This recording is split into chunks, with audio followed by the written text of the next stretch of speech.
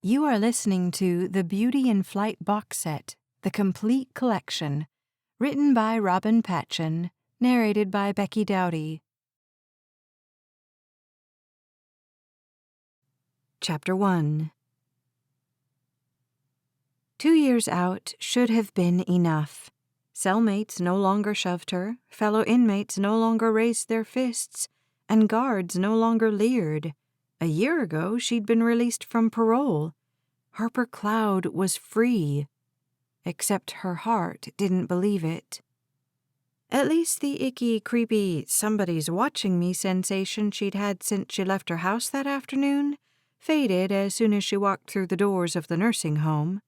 Among these beautiful residents, Harper felt safer than she did anywhere else in the world. "Harper, Miss Estelle's asking for you."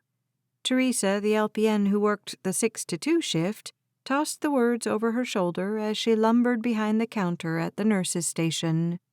"She feeling all right?" "As good as can be, all things considered." Teresa typed something into the computer, then looked at Harper again. "New guy in room 104, peanut allergy." "Got it." Harper had been trained as an LPN and had once hoped to become a registered nurse. Prison had changed all that. She was lucky to have landed this job as a nursing assistant.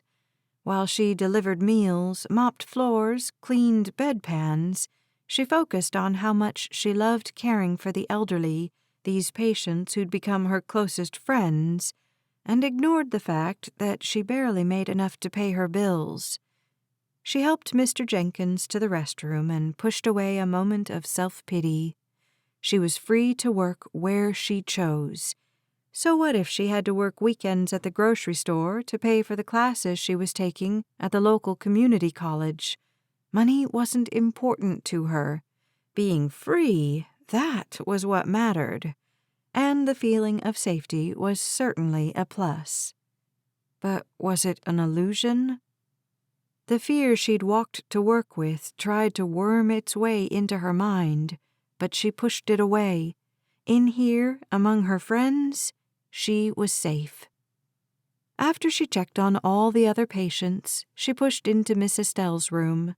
"How you feeling today?" The old woman's wrinkled face split into a big smile, and Harper raised the bed so Estelle could sit up. Her puffy blue-gray hair was flattened on one side from a recent catnap. Her brown eyes sparkled in her pale skin. "I wondered when you'd finally get around to me." Harper leaned in and kissed the woman's cheek.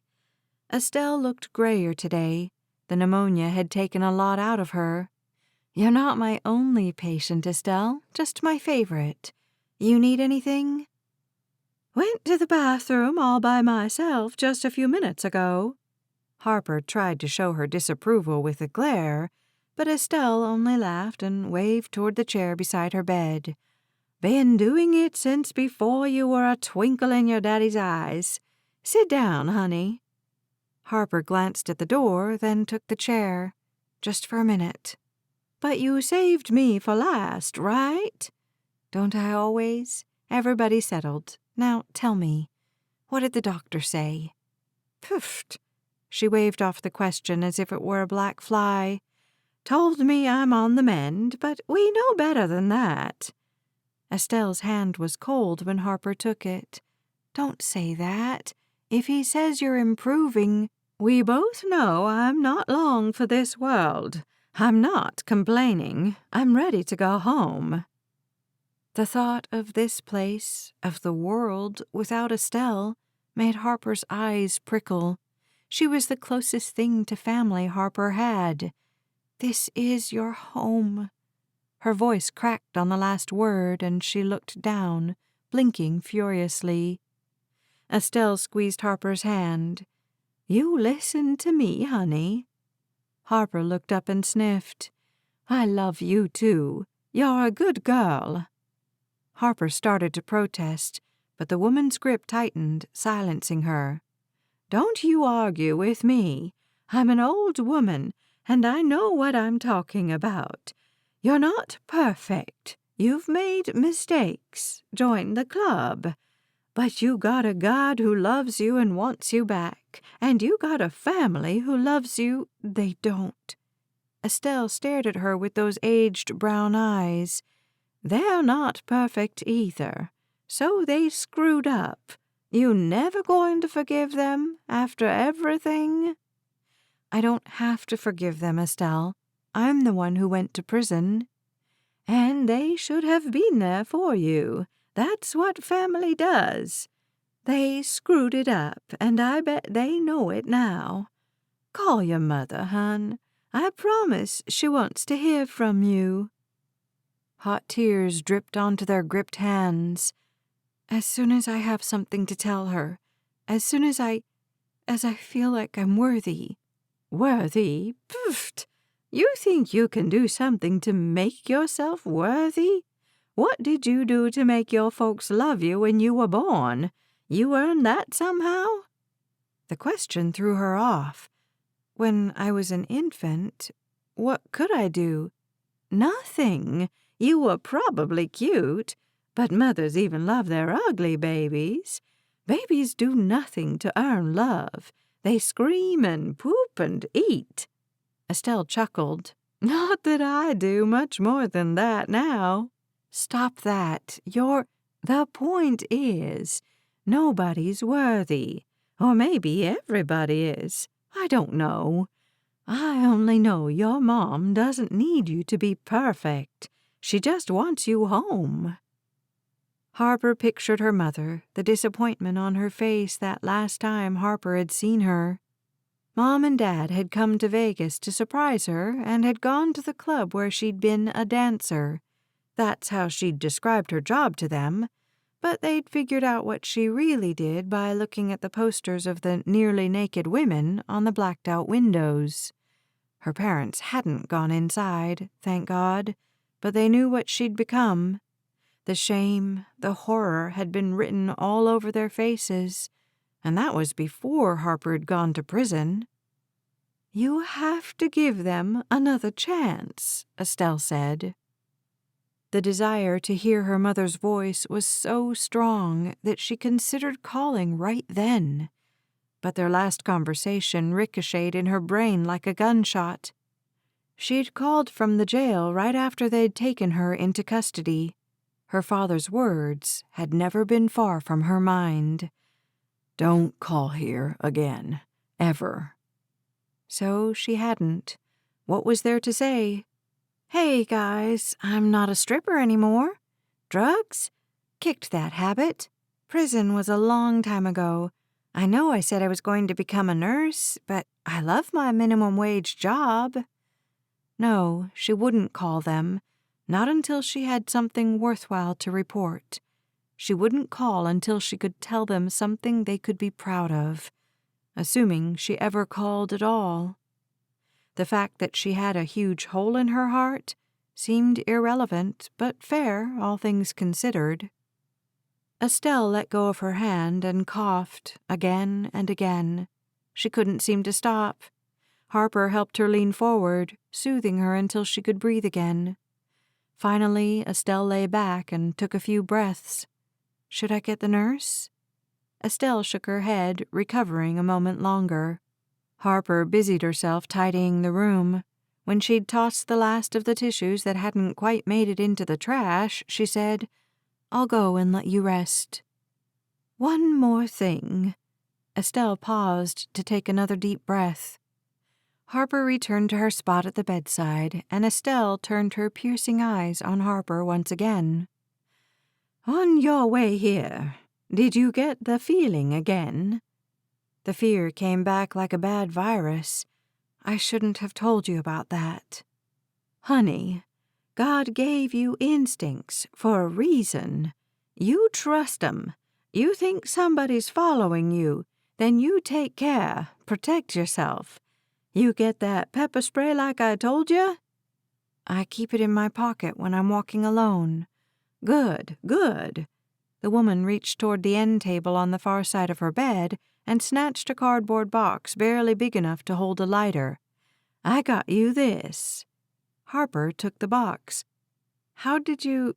Amazon. They got everything. Open it."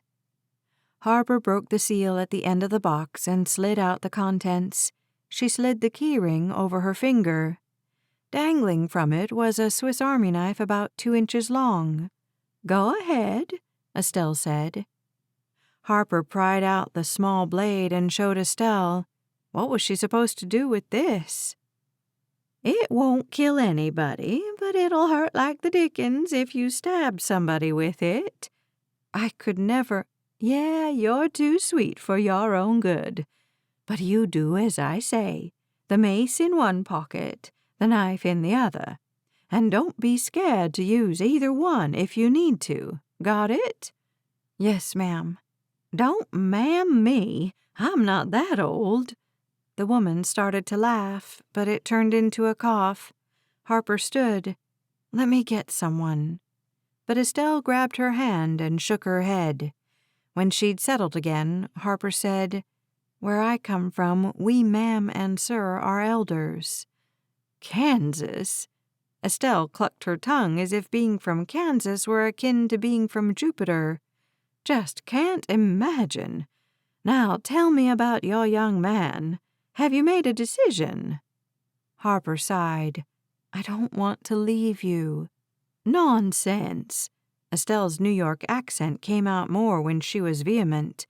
"The question is, do you love him?" "I don't know." Harper pictured Derrick Burns, his kind eyes, his gentle demeanor. "He's nice to me. We have great conversations on the phone. When we're together, it's as if I'm the only person in his whole world." "You feel that way about him?" She'd been burned by so many guys, it was hard to trust. "Maybe, someday." "Humph." Estelle pinned Harper with her gaze. "But you'd leave your stalker here. Surely he wouldn't follow you across the country." "I don't have a stalker." "Don't you pooh-pooh it. Even if not for the creep following you, there's the job. If it doesn't work out with the guy, the job would be good. You gotta think of your future." "Assuming Derrick wouldn't fire me if we broke up." "That'd be up to his grandfather, though, not your boyfriend. And you'll win over the old man in about 5 minutes. Then, whatever happens with Derrick, at least you'll have that job." "Is it wrong to go there for the job, not for him?" "It's not like he proposed, right?" "He just wants me closer to him so he doesn't have to come to Vegas to see me." "What's wrong with Vegas? It's a far sight better than where he's from. Who wants all that cold and rain and humidity anyway?"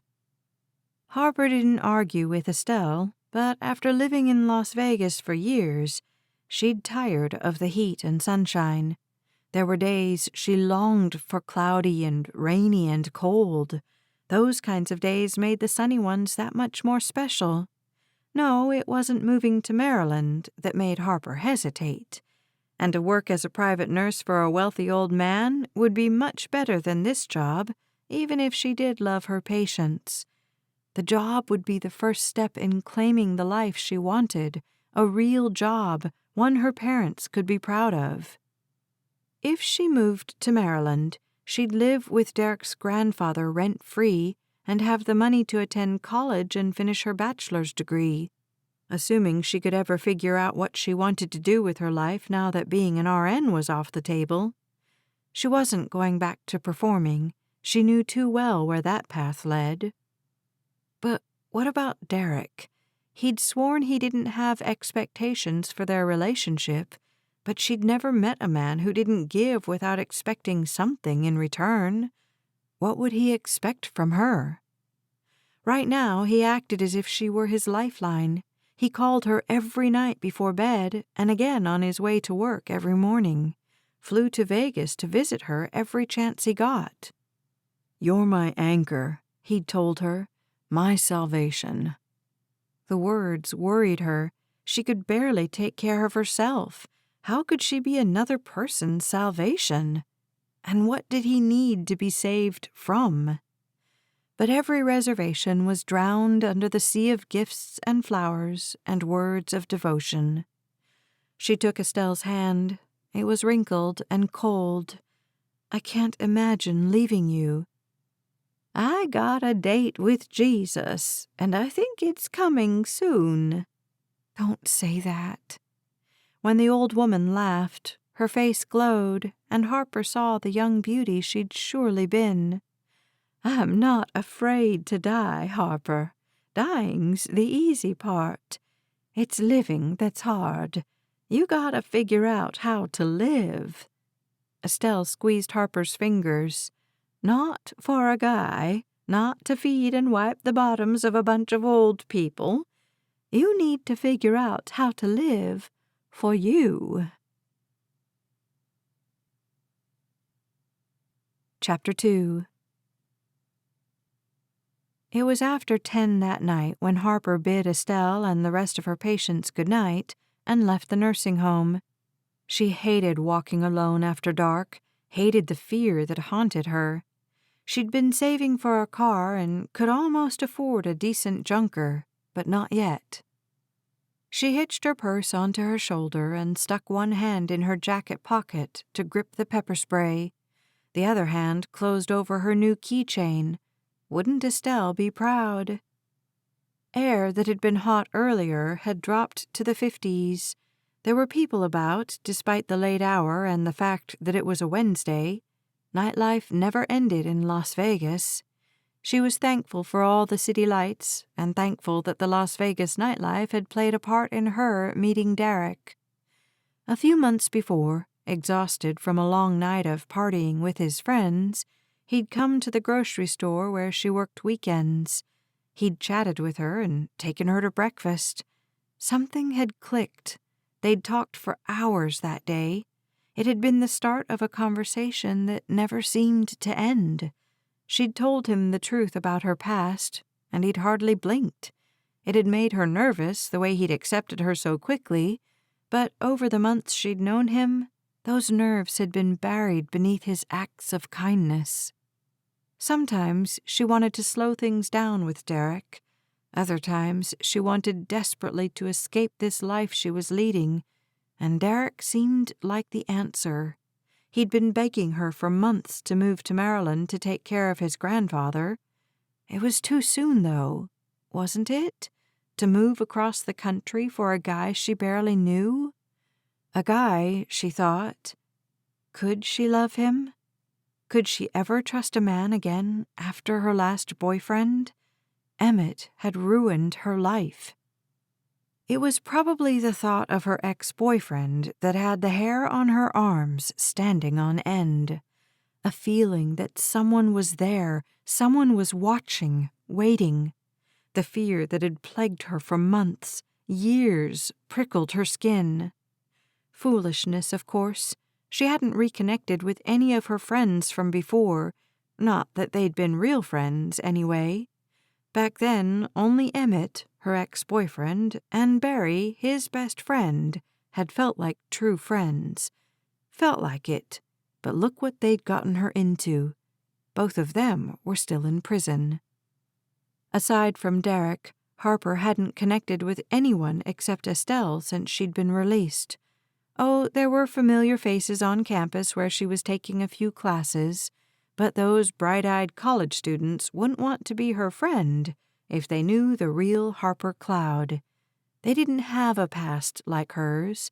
They didn't have her sins, her criminal record. Compared to her, they were innocent. There was nobody in Vegas who cared enough about Harper to follow her. She'd been telling herself that for weeks. She was safe. Of course she was safe. Adrenaline flooded her veins anyway. She walked faster past a loud group of tourists who smelled of cigarettes and marijuana and liquor. Since prison, she had no desire for that kind of life. She passed an off-the-strip hotel where the dings and beeps of the slot machines in the lobby carried through the open door. She kept her head down and crossed the street. The fear crossed with her. The sound of footsteps behind her seemed to get louder, closer, until they pounded in her ears. The narrow alley that led to the back door of her apartment building was just ahead. She could walk around to the front, but to get there she had to pass a very dark stretch of sidewalk before reaching the floodlights and street traffic. Or she could cut through the alley. A stalker could hurt her on the sidewalk or in the alley. She'd be inside faster if she cut through the alley. She was crazy. Nobody was following her. This insanity had to stop. Whoever was behind her was just a tourist or one of the millions of workers who kept this town running. This feeling was just her own anxiety chasing her like demons, mocking her. She was fine. She was safe. She was practically invisible these days. Outside the nursing home, nobody even saw her anymore. Great. Now she was being maudlin. She squared her shoulders and turned down the alley. The footsteps followed. Adjusting her key so it would be ready for the lock, she moved faster. She was nearly there when something moved at the far end of the alley. A man in the shadows walked toward her. 2 men were closing in, one behind, one in front.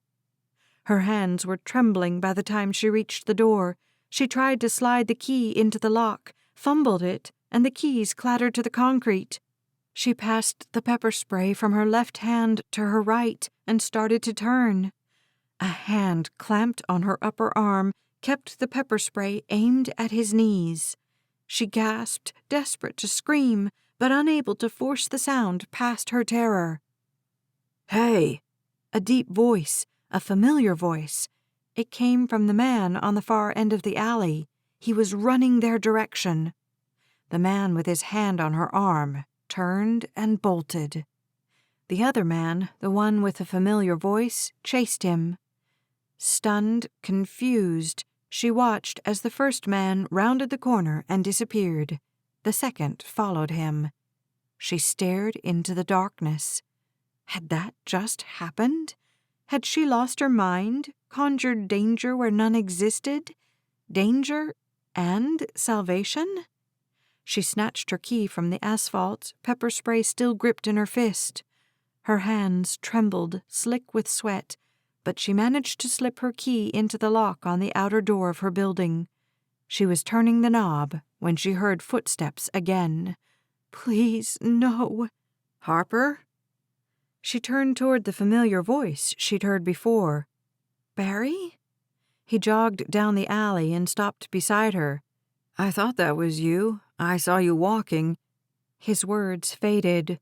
Or maybe she did. Suddenly, the dark night got darker, and her legs turned to jelly. She gasped as if she hadn't taken a breath in minutes. Maybe she hadn't. "Hey." Barry gripped her upper arms. "You okay? You look like you're about to pass out." "If you hadn't been there." But she couldn't finish her statement. "But I was." He pulled her close and wrapped his arms around her back. "You're safe." Safe. She was safe. She took a deep breath, straightened. She was all right. She'd survived worse. He let her go, turned the knob, and pushed the door open. "This is your building?" "I'm fine. I'll be okay now." "I'm walking you to your door anyway, just to be sure. What if that guy went around to the front and got someone to let him in?" The thought had her heart dropping. "Okay, thank you." She led the way into the building and up the narrow staircase, down the hall and to the door of her tiny studio apartment. Oh, she'd left her key dangling from the keyhole downstairs. When she turned to Barry, he lifted his hand, and her key ring hung from his index finger, her key swinging beside the new knife. "Here." He nodded to the keyhole. "Let me." She stepped out of the way while he unlocked her door and pushed it open. "Thank you." "I'm just glad I happened by when I did." The hair on her arms rose. Nobody happened by this part of town, just a few blocks off the strip, but it might as well have been miles and miles. Suspicion had her stepping into her apartment, never taking her eyes off him. She kept one hand on the doorknob, prepared to slam it shut. "What were you doing in the alley?" His smile seemed natural enough. I saw you at the end of the block. I was on the other corner. I was going to cut through the alley, see if I could catch up with you. When you turned in, I wasn't sure if it was you or not. I was getting closer to make sure. Then I saw that guy behind you." Seemed reasonable, but what were you doing on the street? "There's a little bar on the next block. I met some friends there. My car was parked in that lot on the corner." The story sounded plausible, and it definitely hadn't been Barry following her into the alley. If Barry hadn't been there, she hated to think what would have happened. She held out her hand, palm up, and he dropped the keys in it.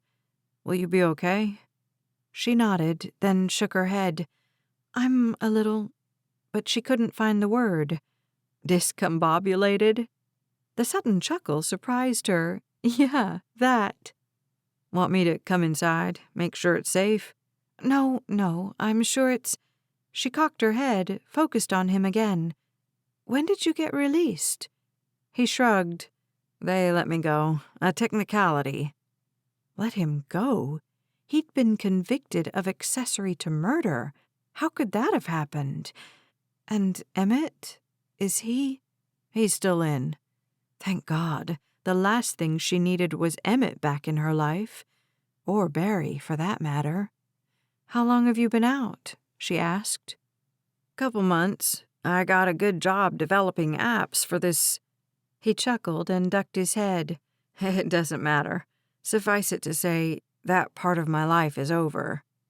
He took in her apartment, the little dinette set beside the tiny kitchen, the love seat that faced the TV she'd bought used for $50, the twin bed, unmade, pushed against the far wall. "And what about you?" "I work, I go to school, I work some more." "Nursing?" "You remember?" "You're hard to forget, Harper." She ignored the remark, not sure what to make of it. "I'm taking general ed classes until I figure out what I want to do." "You don't want to be an RN?" "With a felony? I'm lucky I got hired as a nurse's assistant." She smiled, yawned. "I'm sorry. It's been a long day. I owe you so much more than a thank you, but that's all I have to offer." He took her hand in both of his. They were warm and clammy. "Please be careful. You can't be walking down alleys by yourself at night. It's not safe." The memory of that man. How long had he been following her? What would he have done if Barry hadn't been there? "I know. You're right. Next time I'll stick to the main roads and go in the front." He tilted his head to the side. "No car?" "I'm saving for one." "You need—" "I appreciate your concern, Barry, truly. I'll manage." She showed him her pepper spray. "See, I had it well in hand." He didn't even crack a smile. "If you ever need anything—" He reached in his pocket and pulled out a business card. It was crisp, professional. So was he. The long hair he'd worn before had been cut to a respectable length. He wore crisp trousers and a long-sleeved golf shirt, tucked in. He looked like the young professional he'd been before he fell in with Emmett. Nobody would ever guess Barry was an ex-con. Good looks were about as trustworthy as a heroin junkie. She pictured Derrick, his smile. No, he was a good guy with a good job. He treated her like gold. She took Barry's business card, though she knew she'd never call. He'd saved her tonight, no doubt. But Barry was in her past, and she didn't want to bring anything from that life into this one. Chapter 3. Harper was slipping on the oversized t-shirt she slept in when her phone rang. She snatched it up and crawled into bed. "Hey." "You're home safe?" Derrick's voice brought tears she hadn't expected. "I'm home." A beat passed, then, "Did something happen?" Was she really that easy to read over the phone and across the miles? Sort of. When I was walking home, she told him the story.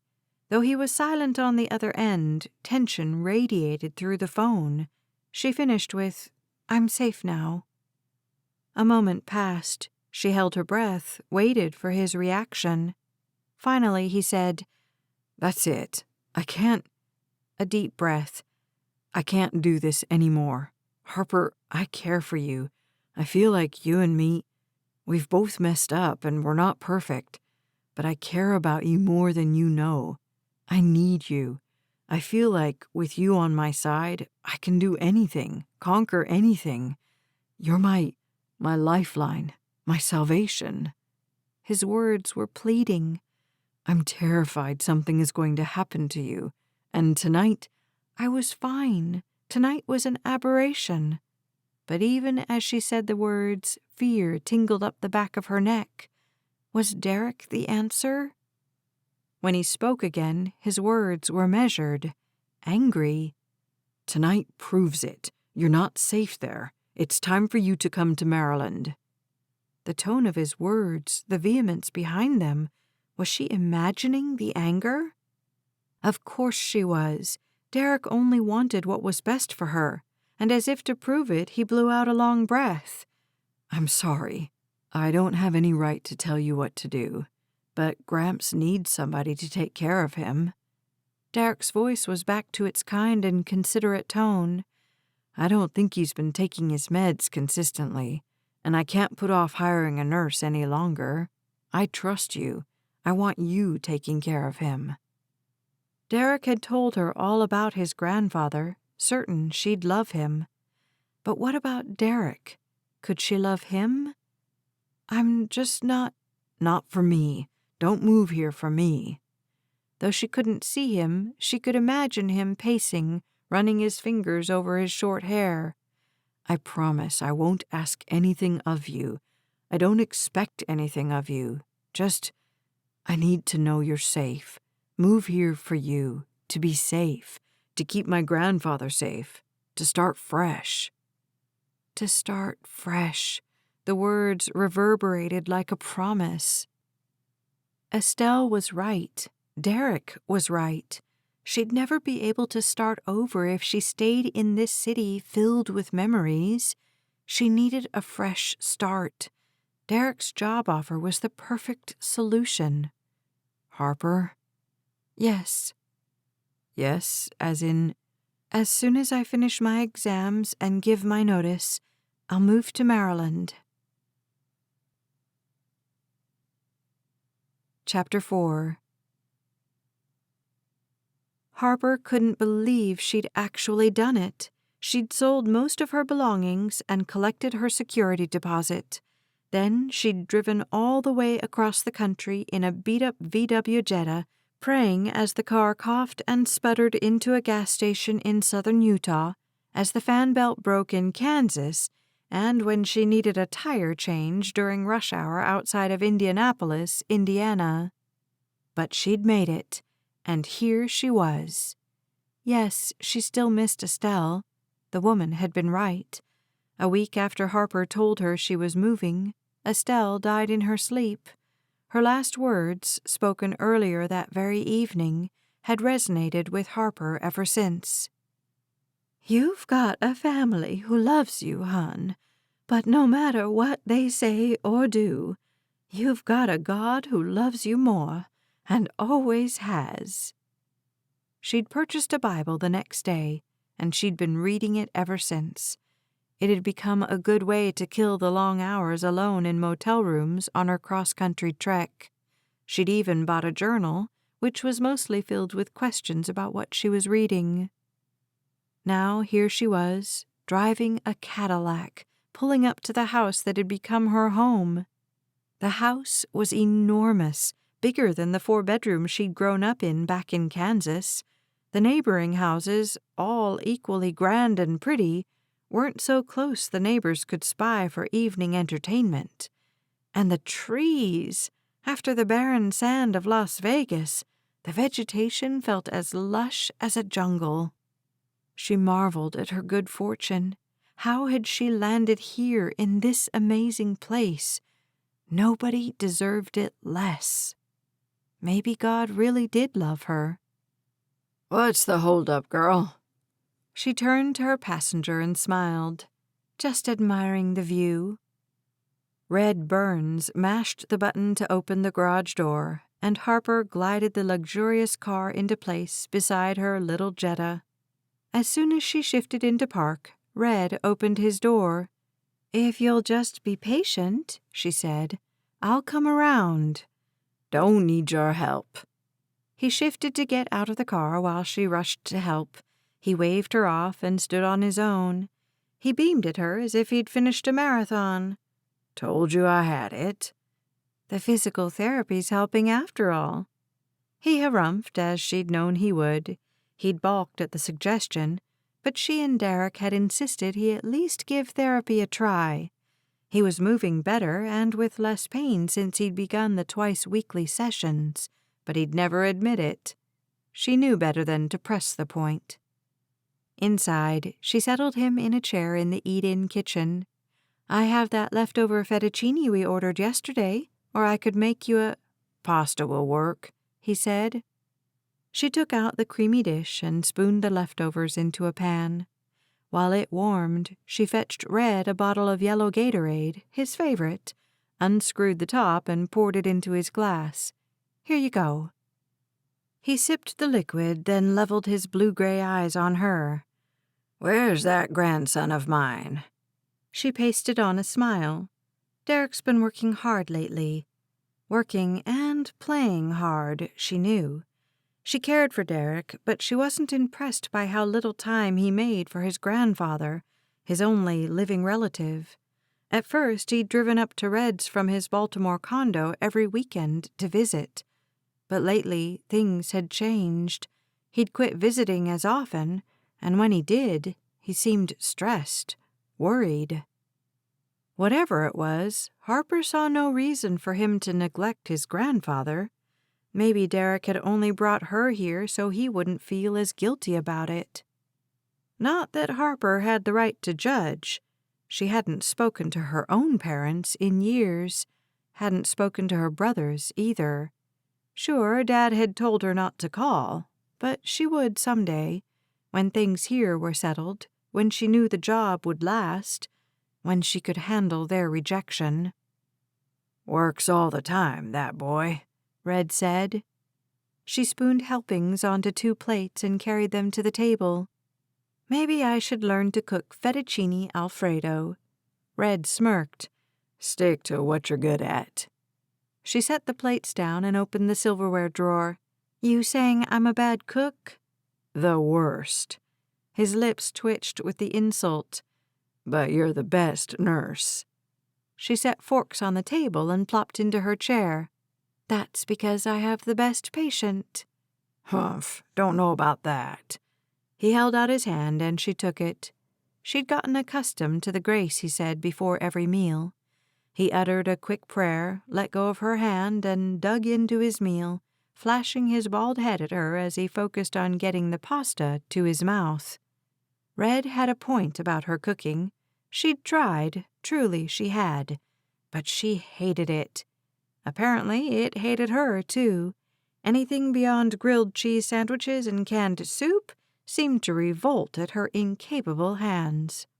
She was no cook, but caring for Red, that came as naturally as breathing, maybe because she loved the old man so. Harper felt so fortunate to be working for him, living in this lovely house. The thought from earlier returned. Maybe God really did love her. Could it be true? Estelle had been so sure. And now Red, and the pastor at the church Red attended. "What you thinking on, girl?" The pastor's message yesterday. He wiped his mouth, nodding. "Good message. Got a question?" She didn't have a question, not really. She just wasn't sure about it.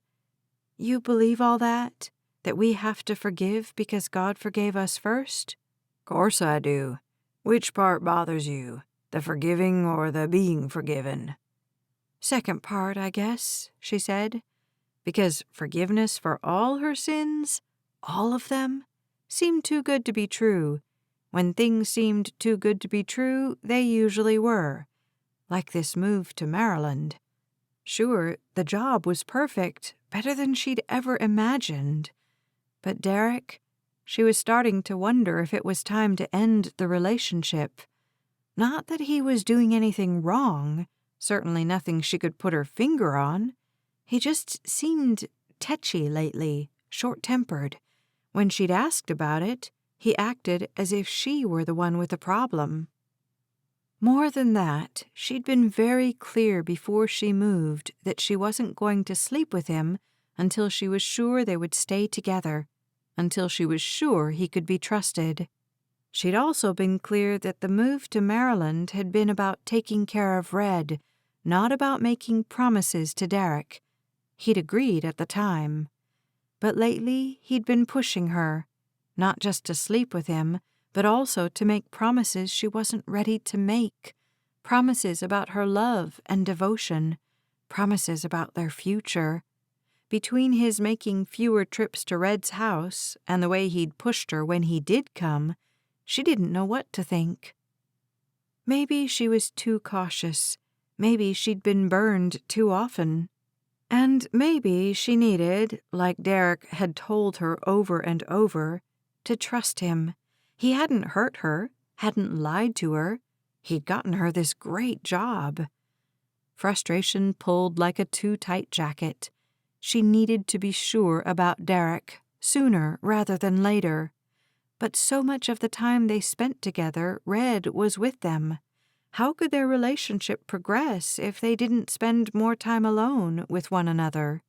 How could she learn to trust him when he was absent so often?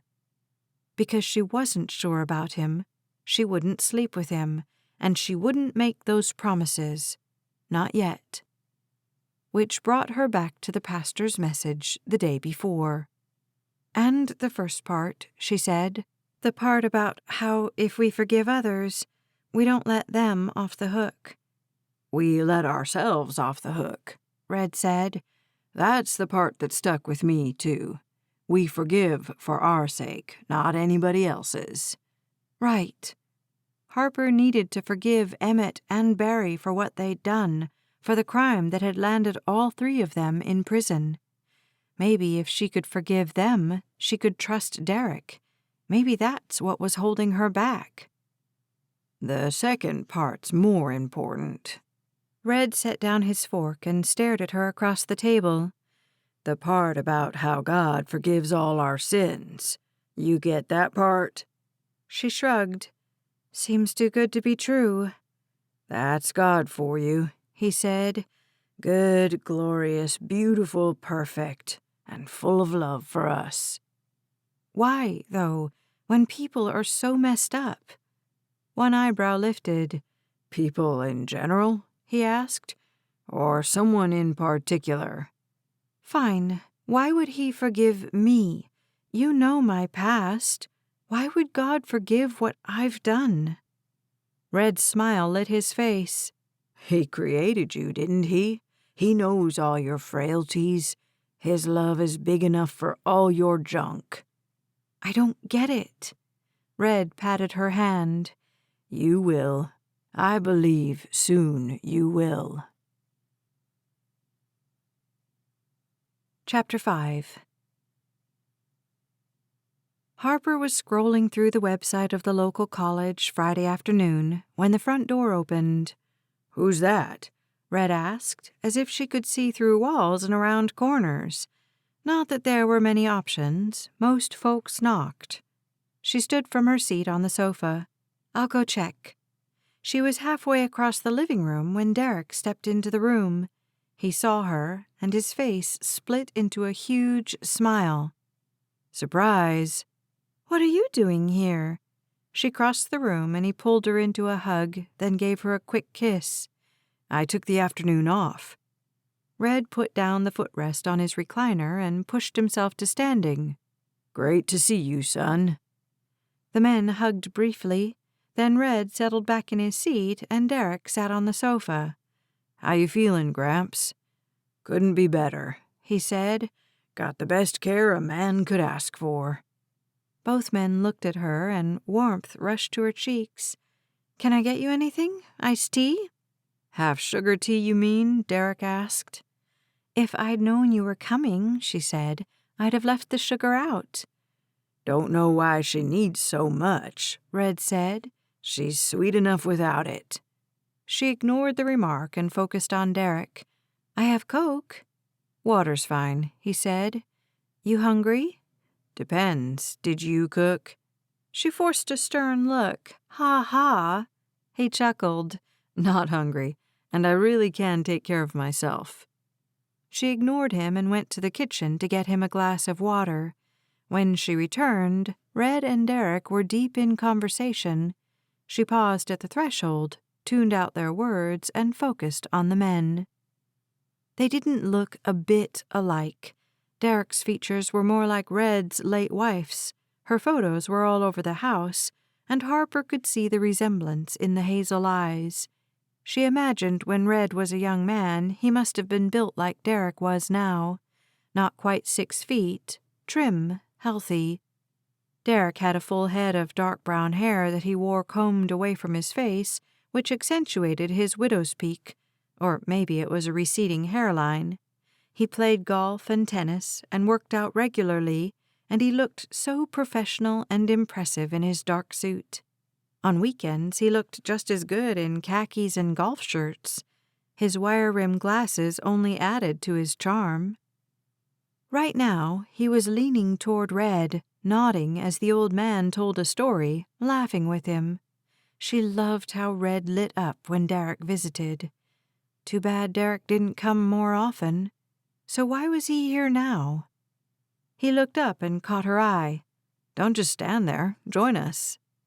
She stepped into the living room and handed him the ice water.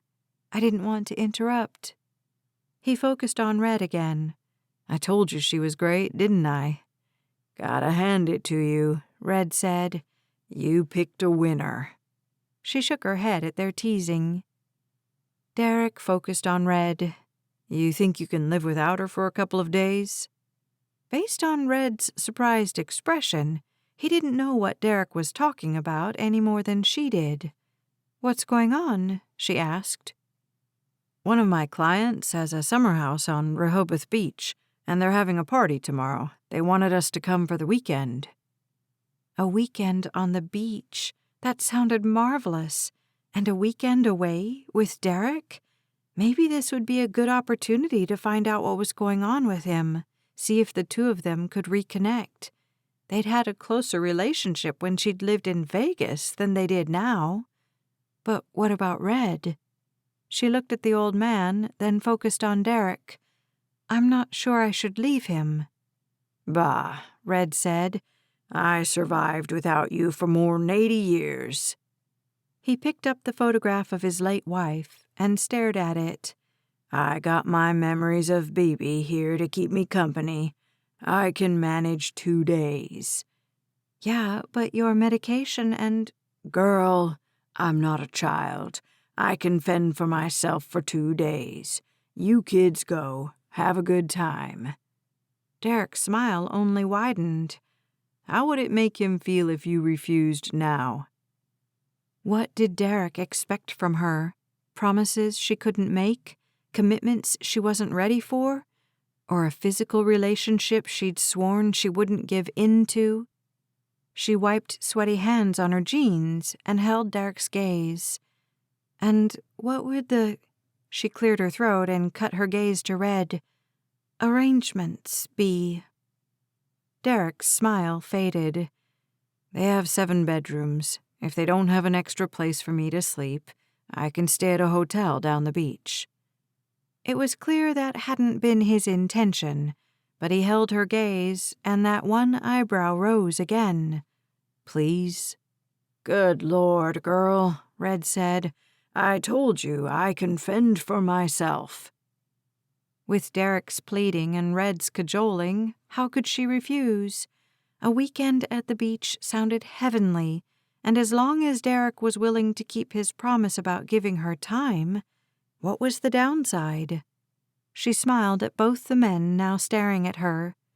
When do we leave? As soon as you're ready. Chapter 6. Harper pulled her smallest bag from the closet. She could do nothing about its shabbiness, the splitting seam, or the rickety wheel. With a sigh, she turned to study her wardrobe. She'd need a dress for the party. Knowing Derrick's friends, she'd need something at least a little dressy. She didn't have a lot of options, but she found a pretty skirt and a peasant top that seemed suitable for a party on the beach. Derrick had bought both for her shortly after she'd moved. She added a pair of strappy sandals to go with that outfit. After throwing her bathing suit and cover-up in the bag, she added a couple pairs of shorts and a pair of patterned capris, a few of her nicer t-shirts, and her ugliest pajamas, just in case she was tempted to break her own rules. She freshened her makeup, gathered her toiletries, and added them to the suitcase.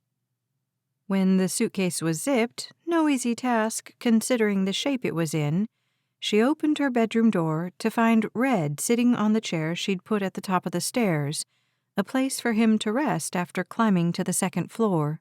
She froze. "Are you all right?" "Course." He glanced toward the back staircase, at the bottom of which Derrick was probably pacing, waiting for her. He lowered his voice. "I've been thinking. Can I talk to you for a second?" She backed into her bedroom, and Red stepped just far enough inside to close the door. He hadn't been in her room since the day he'd showed her to it when she moved there, but this was his house, and he was practically family. "What's up?" He rubbed his bald head. "Got the feeling you weren't excited about this trip." "It'll be fun." He studied her a moment. "Something tells me it won't." Hadn't he just urged her to go? What's that mean? He stared past her out the window to the sunshiny day beyond, took a deep breath and blew it out. Then he focused on her. "I love my grandson, but I don't know. I'm afraid." He half smiled. "Maybe I just don't want you to go." She stepped toward him. "I can stay if it makes you nervous." "Nothing like that." He waved her words away. "Just don't let Derrick talk you into anything. I know how you kids are these days, and I'm not judging. I'm just saying that boy of mine, he doesn't have the best—" He seemed to falter, then shrugged. "Morals, I guess. His father didn't either. Good man, my son, but he made a lot of mistakes. Derrick has too. He's a decent kid, and I know he cares about you, but don't you let him talk you into anything you don't want to do." That this man she'd only known for a couple of months would haul himself up the stairs to say this to her? Her eyes tingled, and she stepped closer. She set her hand over his where he leaned on her bureau. "If Derrick's half the man you are, any woman would be lucky to have him." The man's cheeks reddened.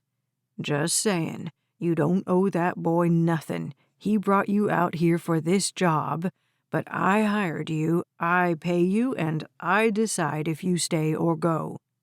His bushy eyebrows pushed up on his forehead. "You understand what I'm saying?"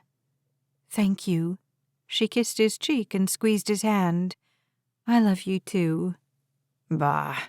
His cheeks turned an even darker shade. He huffed out the door. The sweet, grouchy, beautiful old man. He'd meant every word, and so had she.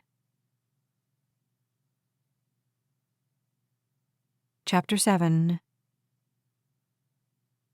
Harper had never been to the beach on the East Coast. Red's house wasn't far from Chesapeake Bay, but this was different. While Derrick maneuvered his Mercedes toward the beach house that afternoon, cursing the traffic, Harper stared across the sand to the ocean beyond. The sky was blue, and the steel-gray water seemed to go on forever. The waves were high, higher than usual, Derrick said, thanks to a storm a few hundred miles south. It was predicted to head out to sea long before it reached the Delaware coast. Funny how the waters churned and battered the shore because of a storm she couldn't even see. "Come on, buddy." Derrick hammered the steering wheel when the car in front of them stopped for a yellow light. At this rate, we'll never get there." He was more keyed up than she'd ever seen him. He'd spent most of the bumper-to-bumper 3-hour drive on the phone with clients, because apparently stockbrokers didn't get to take time off, not even lazy Friday afternoons in July. When Derrick wasn't on the phone, he was yelling at other drivers. She turned to him and smiled. "How can you be so grouchy? Look around, it's beautiful." Her voice hitched on the last word, excitement and joy bubbling up and over. When was the last time she'd had a vacation, gone anywhere fun? Derrick glared at her, but the expression only lasted a moment. Then his lips drew tightly across his teeth. "You're right. Sorry. We're just late." "Late for what?" "Russell told me to be there by dinner time, and it's—" He glanced at the clock on the dash. "Nearly 6:30. "I'm sure he'll understand." His plastic smile faded to a scowl. "I'm sure you don't understand. Russell is my biggest client. Not only that, but he's recommended me to a lot of his associates, and if this weekend goes well, he'll recommend me to more. I think his friend will be there this weekend, Constantine. The guy's loaded and swears his lineage goes back to Aphrodite." He smiled at that. "Or so goes the story he likes to tell. I've been trying to get his business for a couple of years. If I can impress him—" The promise of riches lay at the end of that unfinished sentence, but Derrick didn't smile at the thought of it. No, his lips tightened at the corners, and he focused on the road as they inched along. There was that stress again, that worry. What was going on with him? There was something he hadn't told her, something that mattered. Maybe this weekend she'd get to the bottom of it. One thing was sure. She'd need to do her best to impress this Russell guy and his buddy, Constantine, who traced his lineage back to a goddess. No pressure there. The phrase delusions of grandeur passed through her mind, but she pushed it away. She had to be charming and pleasant, which would be a feat in itself, more so if she were silently judging everyone, as if she had the right to judge another living soul. Despite Derrick's dire predictions, they arrived at the house 10 minutes later. She wasn't sure what she'd expected. Derrick had told her the house had 7 bedrooms, so she'd assumed it would be palatial, would have land and tended grounds and plenty of parking. All her assumptions had been wrong, though. She stared up at a 3-story structure with a screened-in porch on the bottom floor and balconies on the upper 2. The house was so close to its neighbors there was barely room for a car between them, much less a garage. All the houses had been packed onto this beach like crackers in a sleeve. But the ones behind this didn't have views of the ocean. This one did, and for that the owners must have paid more than she'd earn in a lifetime. Derrick found a parking spot, popped the trunk, and climbed out of the car. She snatched her purse from the back seat and joined him, inhaling the salty, briny scent of the Atlantic. Funny how different this was from the beaches on the West Coast. The people were different here, too. Not all perfectly sculpted as they'd seemed in California, not all blonde and beautiful. They were normal people, her kind of people, and they were everywhere, walking along the sidewalks in bikinis and t-shirts and flip-flops, sitting side by side or standing in groups on porches and balconies, sipping adult beverages and laughing, grilling burgers and hot dogs, enjoying a perfect Friday afternoon in the summertime. A small family clad in dripping suits and gritty sand wandered past. They looked sunburned, exhausted, each holding a snack. The scent of fried dough and cinnamon had her stomach growling. She turned when the trunk slammed. Derrick smiled at her, eyebrows up, and lifted their suitcases. "You ready?" Could she pull this off? Pretend to be a normal person? Someone who belonged among Derrick's high society friends? At least, if nothing else, she could always escape to the beach. "Let's go." Even with a suitcase in each hand, Derrick outpaced her so that she had to practically run to keep up. At the door, Derrick set the suitcases down and knocked. A moment later, a man answered. He was slender and tall and looked to be in his early 50s despite his nearly bald head. He had a strong chin, and though he wasn't physically imposing, he radiated power and confidence. He had piercing blue eyes that regarded Derrick with a look she couldn't discern before they focused on her. He held out his hand. "Russell Caldworth. Harper, is it?" She took it. "Pleasure to meet you." "I've heard a lot about you." She glanced at Derrick. "Good stuff, I hope." "Every word." Russell turned to Derrick and shook his hand. "Great to see you again. Glad you made it. Traffic bad?" "The worst." Russell chuckled. "Friday at the beach. Apparently we weren't the only ones with this idea." He led the way through the living room. In the kitchen on the far side of the great room, a few women were chattering, slicing, stirring.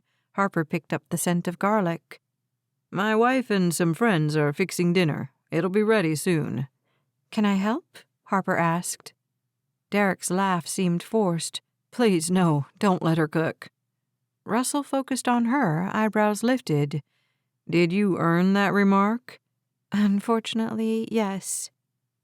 He smiled and continued through the living room. Beyond a wall of windows and sliding glass doors, Harper saw two men in the screened-in porch seated on wicker furniture, beer bottles in hand. Russell climbed a staircase and she and Derrick followed. Though the staircase went up another level, Russell stopped on the second floor, led them down a short hallway, and pushed open a door. "This'll be your room, Harper." She stepped inside, barely glanced at the queen-size bed, and beyond it an attached bath, then walked to the door that led to a balcony. She took in the beach and the gray waters of the Atlantic. Wow. Behind her, Russell said, "Derrick, are you staying here with her, or do you need another space?" Harper tensed. She hoped Derrick would give the right answer. Derrick said, "Well, I was thinking another space then." Russell's tone left no room for argument. She blew out a breath and turned. The older man winked at her. "There's a kid's room upstairs that should accommodate you.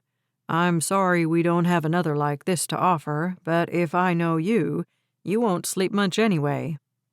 "That'll be great. I'll be happy." Derrick seemed far from it when he cut his gaze to her. "As long as Harper's comfortable." Russell nodded toward the door, and Derrick stepped back into the hallway.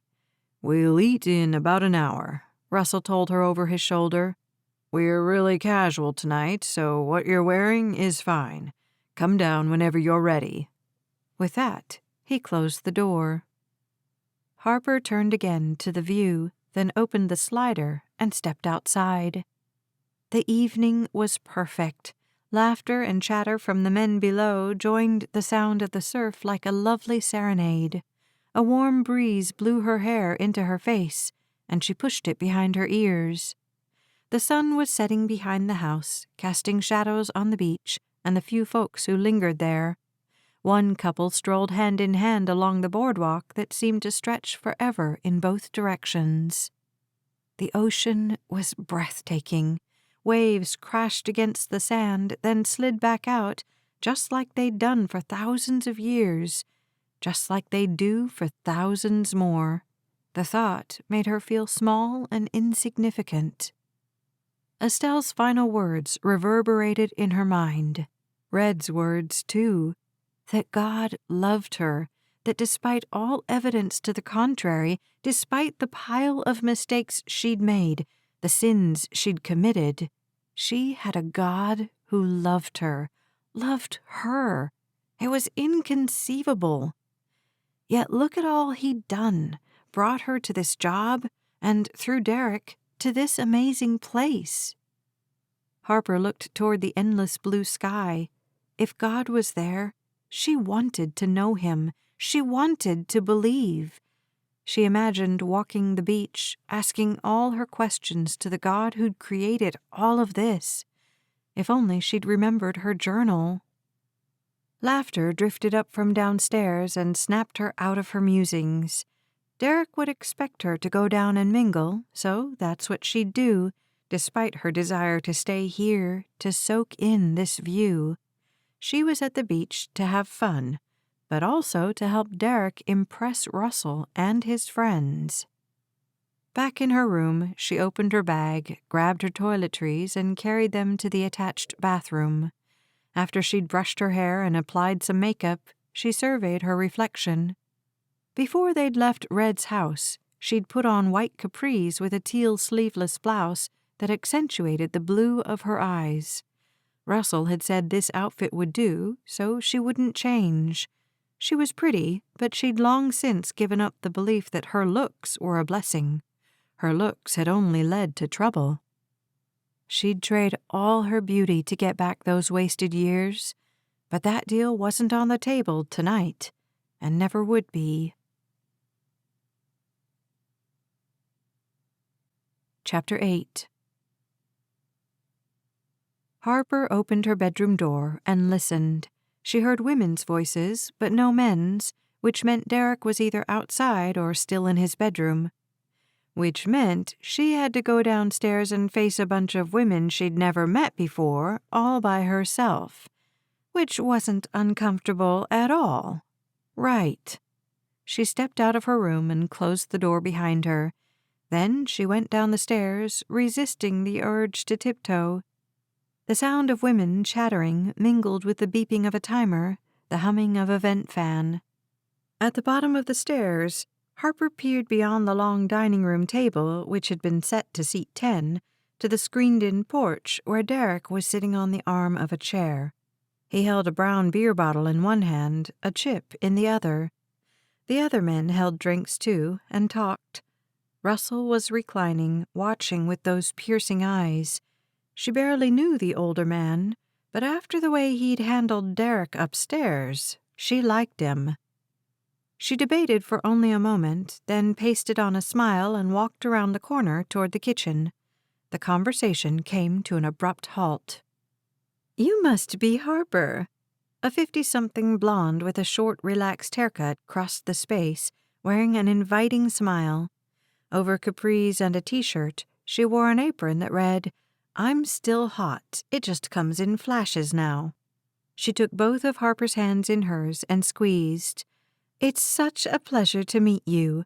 I'm Russell's wife, Bets." With that wide smile and those joyful eyes, this woman seemed genuinely delighted. "Nice to meet you." "I'm so sorry I didn't greet you at the door. I was in a critical moment with the bruschetta toast." Another woman stepped beside Bets. Her hair was also blonde, though the dye job wasn't as professional, nor the haircut. "You know how finicky bruschetta toast can be."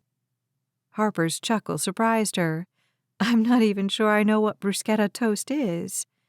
Both women feigned gasps. "We'll need to educate you." Bets nodded toward the woman beside her. "This is my dear friend, Kitty Williams. She goes with Keith, who's outside." Kitty shook Harper's hand. "Glad you could join us." Harper nodded, focused on Bets again. "I appreciate the invitation." Bets waved the thank you off and stepped to the side. Harper focused on the other woman in the room, a thin, perfectly polished brunette with a plastic smile.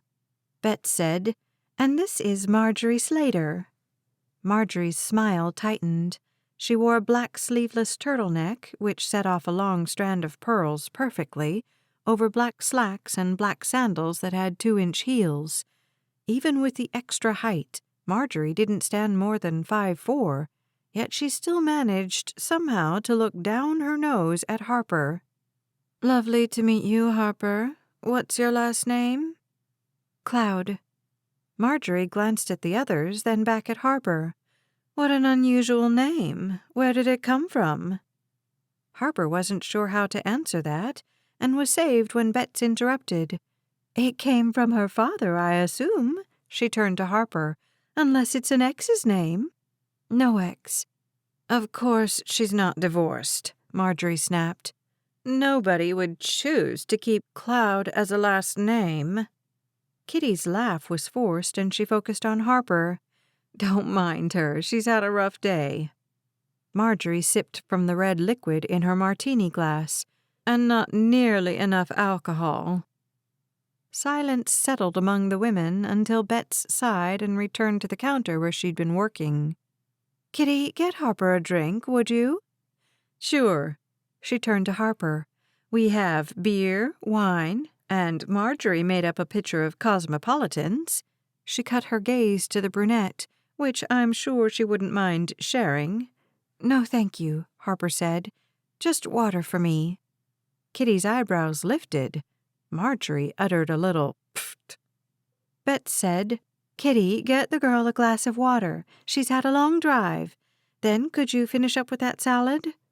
Kitty jumped to action. Betts was stirring some kind of cream sauce on the stove. Marjorie leaned against the counter and sipped her Cosmo. When their gazes met, the woman gave her a saccharine smile. She'd known her 5 minutes, and clearly the woman hated her. The kitchen had been remodeled with granite countertops and had fresh paint on the cabinets, but it was no designer space, just a normal kitchen to fix normal meals, which matched the kind woman currently preparing their dinner. Dishes and pots and pans and various food items covered the counters. "Can I do anything to help?" Betts turned to her with another big smile. The woman seemed as happy as anyone Harper had ever known, and nodded to a cookie sheet where slices of toast covered with some sort of tomato mixture were lined like soldiers. "You can transfer the bruschetta to a serving dish if you don't mind." "The serving dishes are where?"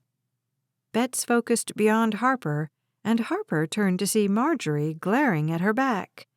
Betts said to Marjorie, "Grab her that blue dish from the cabinet, would you?" Marjorie slid a pretty blue platter from the glass-fronted cabinet, handed it to Harper, and then settled back against the counter. Harper pulled a spatula from a jar of utensils on the counter and shifted the little pieces of toast to the plate. Kitty snatched one and took a bite.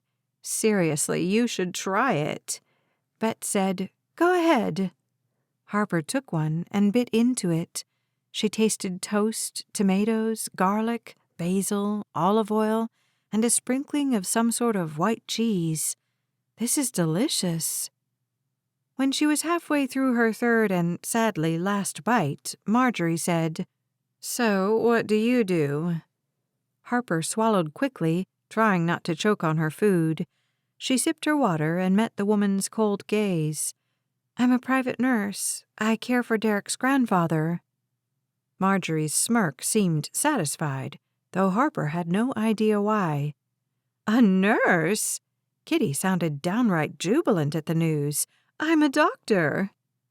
Harper faced her over the huge bowl of salad Kitty was tossing. "What's your specialty?" "Pediatrics." "You like your job?" "Mostly, I love it. I only work part-time right now, so I can be home with my kids." She carried the salad to the dining room table around the corner. When she returned, she said, "But pediatrics is hard. Children aren't supposed to get sick." Betts said, "It's so sad sometimes." Harper turned to her. "You work there too?" "I'm just a volunteer at the hospital," Betts said. "I hold the babies and play with the kids."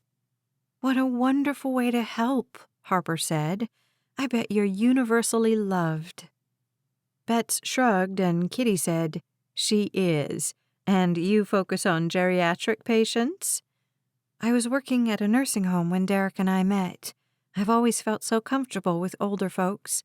I can't imagine doing anything else." "But it's sad, too," Kitty said.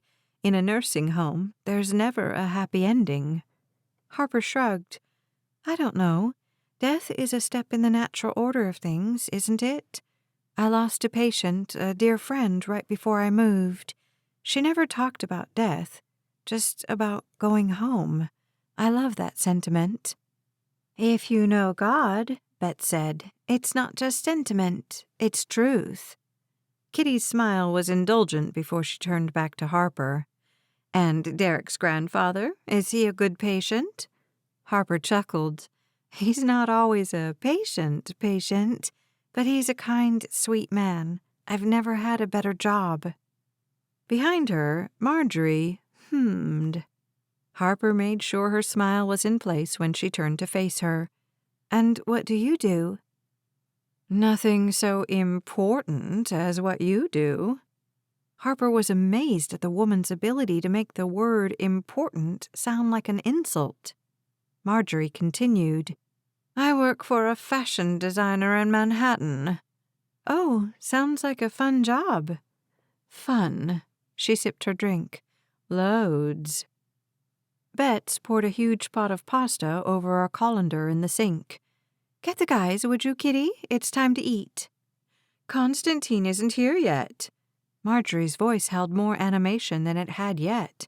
"Shouldn't we wait?" Betts glanced at the clock. "It's 7:30. If he gets here, he gets here. I'm not waiting any longer." Marjorie's tight lips told Harper what she thought of that. Kitty passed the dining room table and opened the slider. "Soup's on." The men walked into the house carrying their drinks and their conversation. Derrick crossed to her side, took her hand, and leaned in. "Having fun?" "Sure, they're nice." Her gaze cut to Marjorie, but Derrick didn't notice. Harper turned to Betts, who was mixing cream sauce into pasta. "What can I do?" Betts got her husband's attention. "Russell, make sure Harper meets everyone." He nodded to his wife, then stood beside Harper. The two men she hadn't met were deep in conversation when Russell led her to them and interrupted. "Gentlemen, this is Harper Cloud." Both men turned to her. One had longish brown hair, brown eyes, and dark skin. He was older and barely cracked a smile. "Keith Williams." Kitty's husband. He couldn't be more different from the friendly woman Harper had met. Russell said, "Keith's a police detective in Baltimore." The word police had her stomach dropping, but only a little. She had nothing to fear from this man. She'd not so much as rolled a stop sign since she'd gotten out of prison. "Nice to meet you." "You too." His voice was gruff, and as soon as he'd spoken, his attention shifted elsewhere. Russell turned to the other man. "And this is Marjorie's husband, Carter Slater." Carter's gray eyes met her gaze with an intensity that made her want to step back. He took her hand in his, then covered it with his other hand. He moved close, too close. "It's a great pleasure to meet you, Harper Cloud." Adrenaline pumped into her veins as if he'd flipped a switch. "Careful, Slater." Derrick's voice, right beside her, held a hint of warning beneath the forced chuckle. "She's spoken for." Carter held her gaze a moment longer, then dropped her hands. "Just getting to know our new friend." She flushed, and this time she did step back. Marjorie glared at her from the far side of the room. Great. They hadn't even eaten dinner yet, and she'd cemented her status as the enemy. Wouldn't this be fun? Chapter 9. The food was passed around the table, fettuccine with a seafood cream sauce, angel hair with a meat sauce, bruschetta, salad, and various side dishes. Harper loaded her plate, ravenous after the long day. "Must be nice to be able to eat such rich and fattening foods." Marjorie, sitting on the other side of the table, eyed Harper's plate with disdain. "I can't imagine." Harper snatched a couple of olives off the antipasto plate before she handed it to Carter. "It is, actually. I can eat whatever I want and never gain a pound." At the look Marjorie gave her, she wondered if the woman knew how to do anything but glare.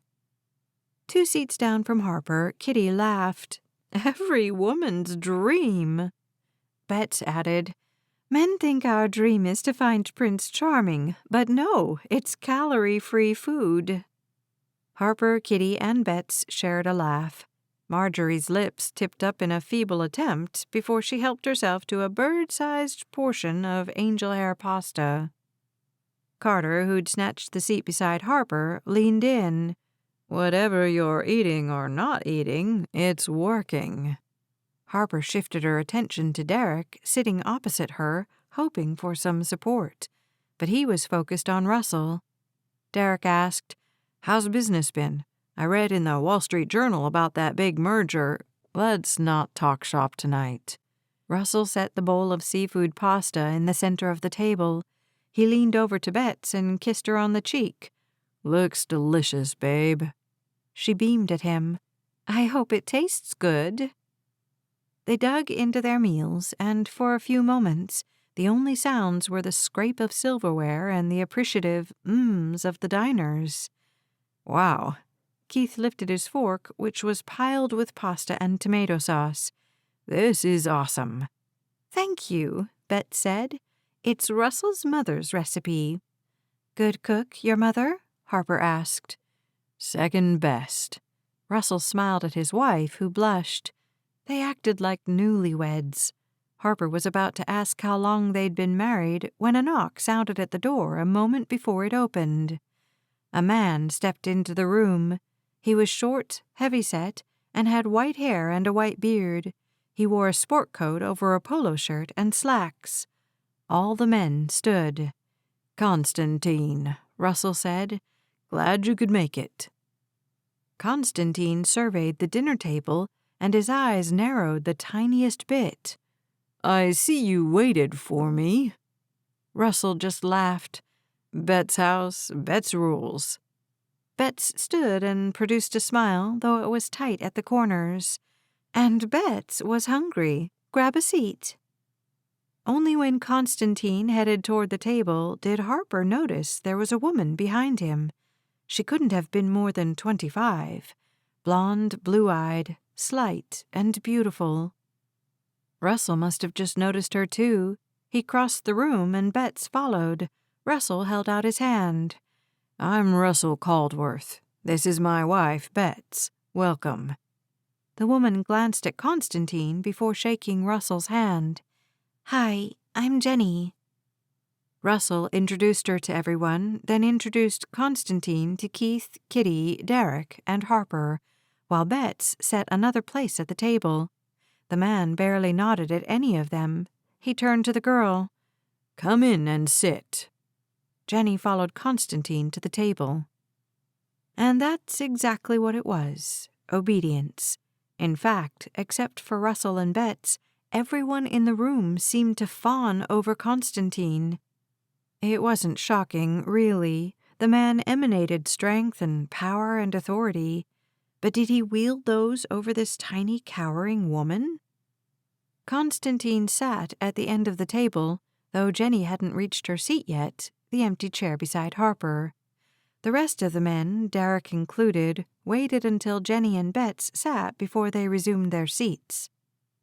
When the food had been passed to the new guests, Harper leaned toward Jenny. "I'm Harper, in case you missed it." Her gaze flicked to Constantine, then to her plate. Then, for an instant, they focused on Harper. "Nice to meet you."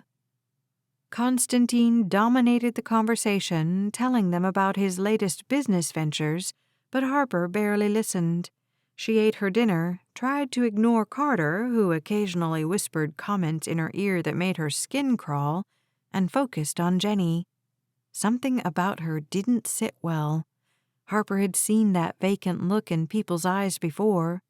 Jenny reminded her of so many women she'd known back in Vegas, women who'd latched on to some man thinking they'd hit the jackpot, only to discover they themselves had been the prize. Women who'd gotten stuck with horrid men in horrid relationships and didn't have the courage to break free. Harper had seen that expression in the mirror. She knew it well. Harper didn't know much about the world of finance and big business, but women being cowed and used, unfortunately, that was a world she knew very well. She'd been there, and she'd met a lot of women who'd been there. If she'd come out of prison with nothing else, she'd come out with the determination to help women who were trapped in relationships with cruel men. She didn't know if Jenny was in that category, but she intended to find out and, if she could, to help. Derrick caught her eye across the table. She could see the need there, the need for her to help him schmooze Constantine. She didn't think she'd be helping Derrick much tonight. Maybe if he knew what she did, he'd understand. Something told her he wouldn't. Chapter 10. Constantine regaled them with stories like a king with his court. Harper couldn't deny the man was compelling. Marjorie even forgot to give Harper hate-filled glances when he was talking. Unfortunately, Carter didn't forget about Harper. Instead, when Constantine's stories alluded to the many women he'd known, Carter whispered comments under his breath that only Harper could hear, comments that had her hands clenching beneath the table. She said nothing in return, refusing to acknowledge his presence, though even if she could have pretended not to hear, his beer and garlic-scented breath was impossible to ignore.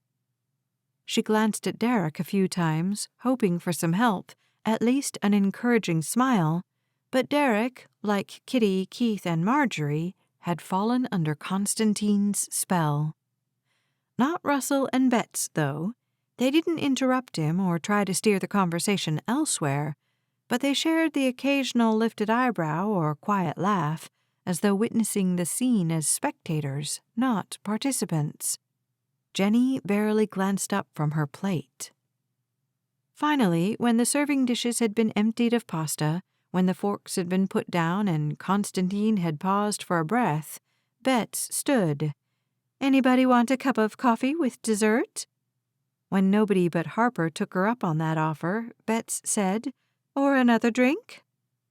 Russell stood beside his wife, kissed her cheek, and said, "I'll manage the drinks. You get the pie." "Who can possibly eat pie after such a heavy meal?" Marjorie spoke to the table, but gave Harper a pointed look. "I'd love some." Harper stood and began gathering dinner dishes. Kitty helped too. "Maybe if you moved more and drank less, Marjorie, you could eat dessert." "Now, Kitty," Bet said, "I don't need anyone's help. Marjorie's our guest." Kitty met Harper's gaze and rolled her eyes. For the first time since they'd sat for dinner, Harper felt a glimmer of amusement. When she reached for Jenny's plate, she smiled at her. "Want to join us?" Jenny's gaze cut to Constantine. His nod was tiny, nearly imperceptible. Jenny pushed back her chair and took his plate. They headed for the kitchen and started scraping dishes. Jenny went to the sink and ran the water. "Oh, honey," Bet said, "I'll do the dishes if you'll just help clear the table." Jenny's pale cheeks reddened just a bit. "I'll wash the pots and pans if you don't mind." Betts regarded her with kind eyes, then snatched her apron off the counter. "Wear this so you don't get your pretty outfit dirty." Jenny slid it on and settled in with sudsy water and a sponge. Harper returned to the dining room to gather more dishes. "I can't imagine why you don't hire help for these gatherings." Constantine's remark was directed at Russell, who was carrying a few bottles of beer to the table. "I'm sure your wife would appreciate it." Russell laughed. "You know Betts better than that." He looked at his wife, who was halfway to the kitchen with an empty platter in each hand. "I offered, believe me." "My house, my rules." She winked at her husband and disappeared around the corner. Harper snatched the remaining dirty dishes from the table. "Her house?" Derrick took the offered beer, eyebrows lifted. "Did you give it to her?" "Not even close, my friend," Russell said. "Unlike me, Betts came from wealth. This was their family's beach home when she was growing up. Her parents gave it to her when they relocated to Florida. Russell married up, to say the least." Constantine's words seemed laced with indulgence, superiority. If Russell noticed, he didn't let on. "I married up in every conceivable way." From the kitchen, Bet said, "And don't you forget it." Then she rounded the corner and kissed his cheek. "And so did I." To everyone else, she said, "More water? Constantine, you need some scotch?" He nodded, and Russell headed toward the wet bar and poured the drink. Harper took the remaining dishes to the kitchen. She'd never seen such a strong bond between a married couple as the one Russell and Betts shared. Harper's parents loved each other, but they'd never been quite so in love. Though Betts had been focused on everyone at the table, her focus had always, first, been on Russell, and he'd been the same way. So unlike Derrick, who'd not only not sat beside her, but who'd barely looked at her all night. Derrick had been too busy sucking up to Russell and Constantine to pay any attention to her. Did he have any idea how he looked to outsiders? How desperate he seemed? Desperate. That was the word, the only word to describe what had changed with him in the previous few weeks. Now that she thought about it, it was crystal clear. It was the reason he'd barely spared her a glance all night, apparently hadn't even noticed how Carter had come on to her. The realization had her stomach dropping for the second time that evening, because desperate men couldn't be trusted. She'd learned that the hard way. "Would you see who wants pie?" Betts asked. "Sure." Harper pushed her worries about Derrick aside and returned to the dining room. When everyone who wanted a slice of Betts' apparently famous cherry pie had some, that was to say, everyone except Marjorie and Jenny, who was still in the kitchen, Harper poured herself a cup of decaf and took her seat. She'd offered to help Jenny, but the girl shooed her away. She seemed in no hurry to return to the dining room. Carter leaned close and whispered in her ear. "What's this I hear?" She'd had it with his whispered remarks. Whatever Derrick's issue was, it wasn't her problem. She didn't have to put up with these comments from Carter or anybody.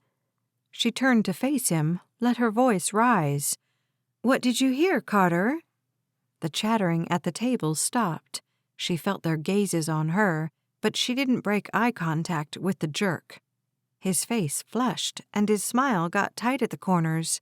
He glanced at Marjorie, and Harper followed the gaze. The woman was glaring at them both. Harper didn't have to put up with that, either. She ignored her. "What's this?" Derrick's eyes narrowed as if he'd just realized what was going on. "I hear you two are sleeping in separate bedrooms." Carter said it with a hint of humor and an undertone of spite. Marjorie said, "Oh, for the love of... what about it?" Derrick's face flushed, and his gaze flicked to Constantine and back to Carter. "Just thought it was curious." Russell's hand clamped down on Carter's shoulder. "Doesn't seem like that's any of your business, my friend." He focused on Marjorie. "Are you two planning anything special for your anniversary? That's coming up, right?" 5 glorious years in September. Her expression said her marriage had been anything but, and Harper's animosity toward the woman shifted to sympathy. Who could blame her with a husband like Carter? "We were considering Florence." "Wonderful choice," Bet said. Harper focused on Marjorie. "Have you been there before?" The woman blinked, focused on her, seemed to forget to scowl. In fact, she looked wistful. "When I was a little girl, my father took me. I've always wanted to go back." Harper was about to ask a follow-up question when Constantine cleared his throat. "Yes, Florence is lovely, all that art. Have you ever been to Mykonos?" And he launched into stories of Greece, which he called his homeland, though based on his accent, he'd been born and raised in New York. Finally, dessert was finished, the dishes cleared, and Constantine seemed to run out of stories. He pushed back in his chair and stood. "Let's play cards, shall we?" Chapter 11. Harper poured herself another cup of decaf and glanced at Derrick, who stood beside Constantine at the wet bar, pouring 2 glasses of scotch. Just what Derrick needed, to get a little drunker, suck up a little more. This was not the man she'd met in Vegas. She'd come on this weekend away because she'd wanted to get to know him better. So far, she didn't like what she saw. Harper joined the rest of the ladies on the screened-in porch. After the cool of the air conditioning, the warm, muggy air wrapped around her like a blanket. Hot coffee had been a bad idea. A white wicker sofa and a couple of matching chairs were arranged to form a seating area. Bets, Kitty, and Marjorie were on the sofa. Jenny chose one of the chairs, so Harper settled into the other and stared at the surf beyond the boardwalk. "It's beautiful." "It's my happy place," Bet said. "I have a lot of good memories in this house." "And you're making a lot more," Kitty said. "Are you missing your kids tonight?" Bet smiled. "A little, but they're having fun with my folks in Florida. They'll be back next week." "How old are they?" Harper asked. Harper learned about Bet's and Russell's 2 teenagers, then about Kitty and Keith's 3 kids, all under 4. Apparently, Marjorie and Carter didn't have any children, though whether by choice or not, she didn't know. "Do you want children?" Bet asked Harper, "assuming you find the right man." She laughed and added, "Not that Derrick isn't the right man. That's not what I meant." Harper smiled. "I knew what you meant. Yeah, someday I'd love to have kids. I never thought I'd want them, but you reach a certain age." "What are you?" Marjorie asked. 21. If only she could be that young again. If only she could go back and make better choices and change the previous 7 years. "I'm 28. "Really?" Kitty said. "You're just 2 years younger than I am." She focused on Marjorie. "Take a good look, honey." She pointed back and forth between Harper and herself. "This is what kids'll do to you." She regarded Harper again and added, "Not that I ever looked like that." Harper waved off the comment. "Don't be silly. You're beautiful." Kitty looked at Bets and feigned a sympathetic tone. "So young to be losing her eyesight." Bets bumped Kitty's shoulder. "You're the only person who thinks you're not beautiful. These pregnancy pounds only add to it." Bets turned to Jenny. "And what about you? Do you want kids someday?" The young woman shrugged and glanced inside. "Probably not." "You don't want them?" Bet said. "Or you don't think you'll have them?" "Constantine has children from his first wife. He doesn't want more." Bet's smile faded. "But what do you want?" Jenny swallowed, shrugged. "I don't know." "How long have you 2 been together?" Kitty asked. "A few years." Bet's eyebrows disappeared behind her blonde bangs. "Years? I had no idea." Jenny looked toward the surf. "I prefer to stay at home when he travels. He's always so busy." "Pfft!" Marjorie slammed her glass on the table. "He treats you like dirt." Jenny's face paled, and she glanced through the screen toward the men inside. As if Constantine paid her any attention at all, the men had gathered around the smaller kitchen table and were in the middle of a game of poker. "My dear friend," Bets reached across Kitty and patted Marjorie's leg. "I'm not sure you ought to be throwing stones." She pulled her hand away and focused on Jenny again. "I'd love to hear your story." Marjorie said nothing, just studied Jenny. The woman seemed to wilt under their gazes. Harper cleared her throat and worked up her courage. Being candid was not her strong suit. "I've been there." All the gazes turned to her. "Dated a guy back in—" She swallowed, decided not to share that much. "Before I met Derrick. He started out being so nice to me, treated me like gold for the first few months. After that, I was window dressing, brought along because I looked good on his arm." Had she just complimented herself? How ridiculous she must look. But it was true, so she continued. "Looks are liars, let me tell you. I was a mess. After a while, you start believing you're equal to the way you're being treated, as if you're a reflection of everyone else's opinion of you. He treated me like dirt, until I believed I was dirt." Jenny leaned forward. That interest was enough to keep Harper talking. "Then, one day, I'd had enough. I broke up with him." "What happened?" Jenny asked. It's taken me a long time to stop seeing dirt in the mirror. She reached across the space to Jenny and squeezed her hand, then let it go. Dumping the guy was the first step. I wish I'd had some good friends before I did it. I ended up with another guy who treated me exactly the same, and the cycle started all over again. Not that it's any of my business, Marjorie asked, but is that the reason for the separate bedrooms? The question surprised her, but not as much as the person who'd asked it. That's exactly the reason. I don't trust men very easily. I doubt I'll ever trust a man again. Right now, I need to know I'm not some guy's hobby or decoration, a little something to brag about when people aren't impressed with his new car or new watch. I'm not just the dirt clinging to some man's shoes. Amen. Bets lifted her water glass in a sort of salute. You're smart to wait, to make sure it's real. How will you know if he can be trusted? Marjorie asked. How can anybody ever know?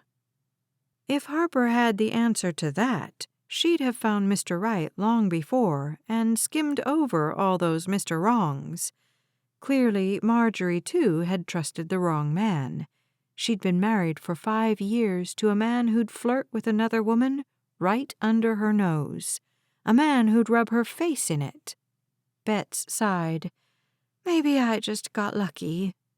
You did, Marjorie said. I did too, Kitty said. Keith's a good guy. He's never strayed. He's made some stupid decisions. A shadow crossed her face. But I know he loves me and the kids. Bets said, He does. The rest of it, he'll get figured out. Apparently Bets knew the story, whatever it was. The women were quiet a moment as a few young men wandered down the boardwalk, laughing and ribbing each other. Their voices faded until only the sound of the surf and the muted noise of the men inside filled the silence. An enjoyable moment, not just because of the beach and the women who surrounded her, but because she realized she didn't feel nervous, didn't feel like somebody was watching her. Even at Red's house, she sometimes got that prickly feeling on her arms. That's how she knew she was crazy. What kind of stalker would follow her across the country? None, obviously. But she felt safe tonight. Maybe the fear was wearing off. Maybe that's all it had ever been. The man in the alley back in Vegas must have just seen her and followed. Bad luck on her part, nothing more. I think... It was Jenny who spoke, and the rest of the women turned to her. Harper leaned in, willed her to continue. Jenny swallowed. I think maybe I've trusted the wrong man.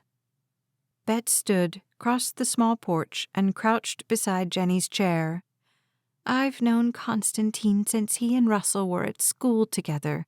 They've been friends for 30 years. Constantine is a great businessman. He used to be a good man. But the wealth, the success, he's changed, and not for the better. She patted the young woman's knee. I don't say this to hurt you, Jenny, but to help, okay? Okay. You say you've been with him for years? At Jenny's nod, Bets continued. We've seen him many times in the last few years. He's never without a woman, and he's never mentioned your name. Jenny's expression didn't change, except for the tears that filled her eyes. She opened her mouth, then closed it again. Where does your family live? Harper asked. I'm from Missouri. Go home, Harper said. That's what I did wrong. I was too proud to go home after I dumped loser number 1. If she had, everything would have been different. Jenny nodded, tried a smile. I could do that. Could. The telltale word. You need money? Not that Harper had it to give, but she'd scrape it up if she had to. For a plane ticket? But Jenny wiped her eyes, sat straighter. I'm okay.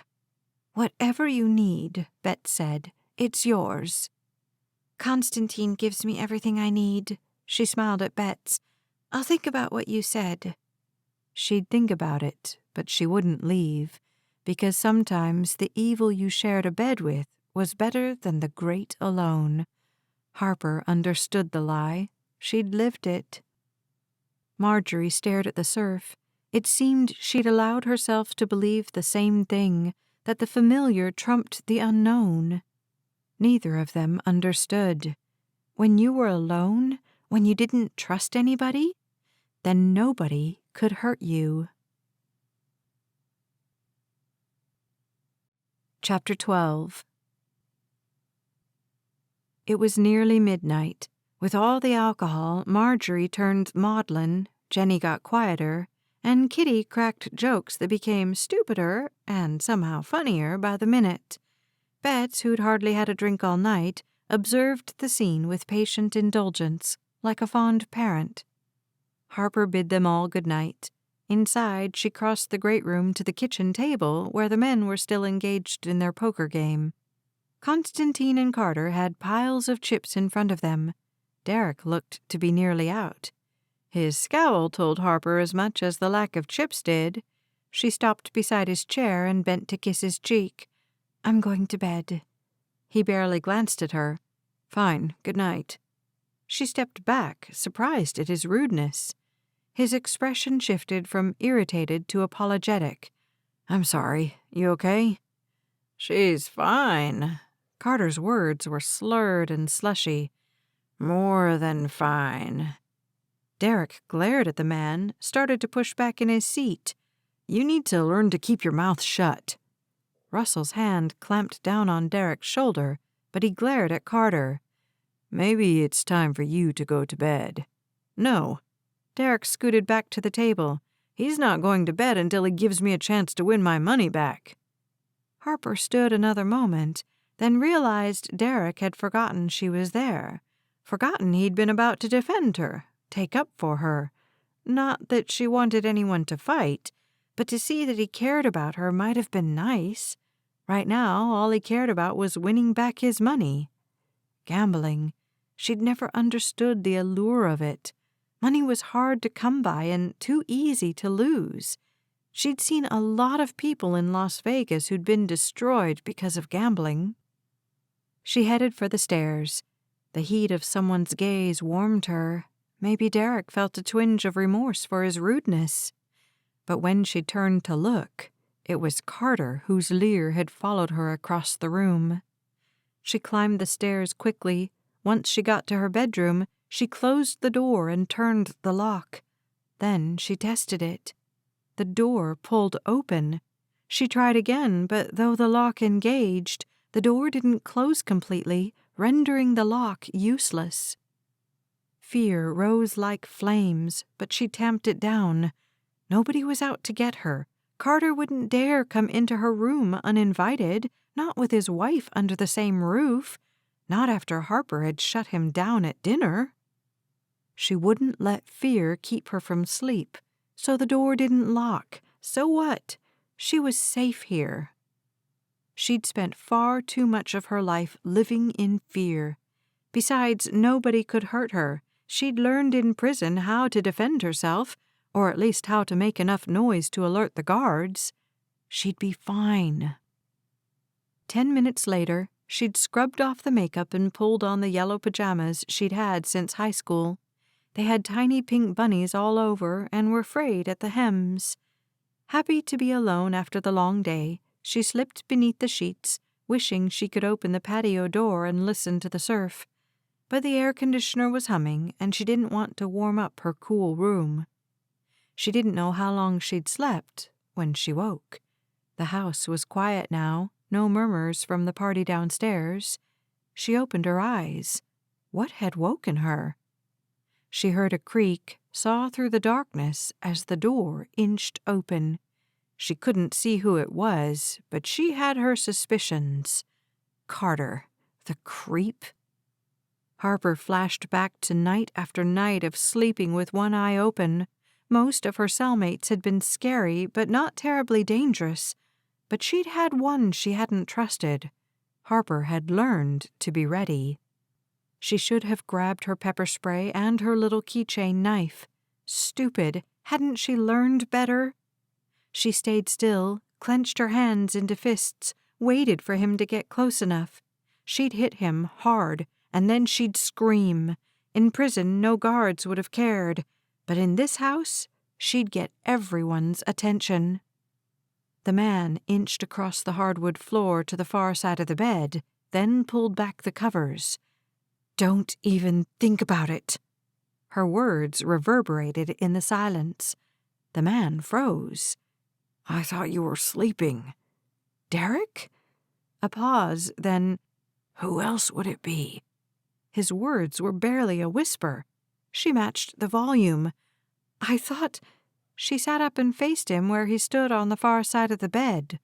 The moonlight beyond the gauzy curtains in front of the sliding door offered just enough to make out his silhouette. "You thought what?" She shook off the fear, unclenched her fists. "Nothing. What are you doing?" He sat heavily on the bed and stared toward the glass. "Rough night. I just thought I needed to be with you." She shifted to face his back and rested her palm there. "Did something happen?" "I lost, big time." She patted his shoulder. "That's not the end of the world, is it?" His laugh was short and filled with bitterness. "You don't understand." "Explain it to me, then." He said nothing, just stared toward the sliders. "It's okay," she said. "You can tell me about it tomorrow. Why don't you go on to bed, sleep it off?" He shifted so that he was facing her, his bare feet on the bed with the rest of him. He leaned on one arm, pulled her against his chest with the other. "I need you, Harper." He leaned in and kissed her. He tasted like booze. She knew what he needed, and it had nothing to do with her. Any warm female body could have satisfied that need. She rested her palms against his chest and pushed. "No, you're drunk, and I'm not interested." He pulled her close again, nestled his face against her neck, kissed the skin there. "Don't you understand? You're the only one who can save me." She waited for some twinge of desire, but all she felt was annoyance. Maybe a little fear. She scooted away, tossed the covers back, and slipped out of the bed. "Save you from what?" From myself." He leaned toward her, held out his hand. "Please let me hold you." She flipped on the light. They both blinked in the sudden brightness. Derrick seemed to shrink from it. "This isn't going to happen tonight," she said. "I'm not. We don't have to do anything. Just, can I please stay with you? I don't want to be alone." Right. He'd just lie there and let her sleep? Even if he did manage to keep his hands to himself, which she highly doubted, she'd never be able to relax with him there. But he looked so sad, so lost. He needed her. She understood that need, that bone-deep desire to be held, to be loved. It wasn't sex he needed, but affection. This man who'd lost both his parents, who had no siblings, whose only relative was an octogenarian grandfather. Derrick felt alone, lonely. He needed her. She was being selfish. "Please." His arm was still stretched toward her. She started to reach for him, then let her arm drop while the words he'd uttered earlier came back. "You're the only one who can save me." What did he need to be saved from, and why would he think she could do it? She flashed back to those sweet counselors who'd visited the prison. They'd taught her that her biggest addiction wasn't substances, but people. Her need to love and be loved. She remembered the pattern they'd pointed out, and how she'd spent years of her life spinning around a jagged triangle among the roles of rescuer, prosecutor, and victim. Right now, Derrick was playing the victim and asking her to play the rescuer.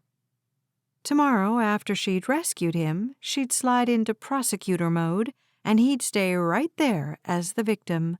Only then he'd consider himself her victim, because she'd be angry. And maybe none of that was on his mind right now. Maybe all he wanted was what all the men she'd known since she left home had wanted from her. It might be as simple as that.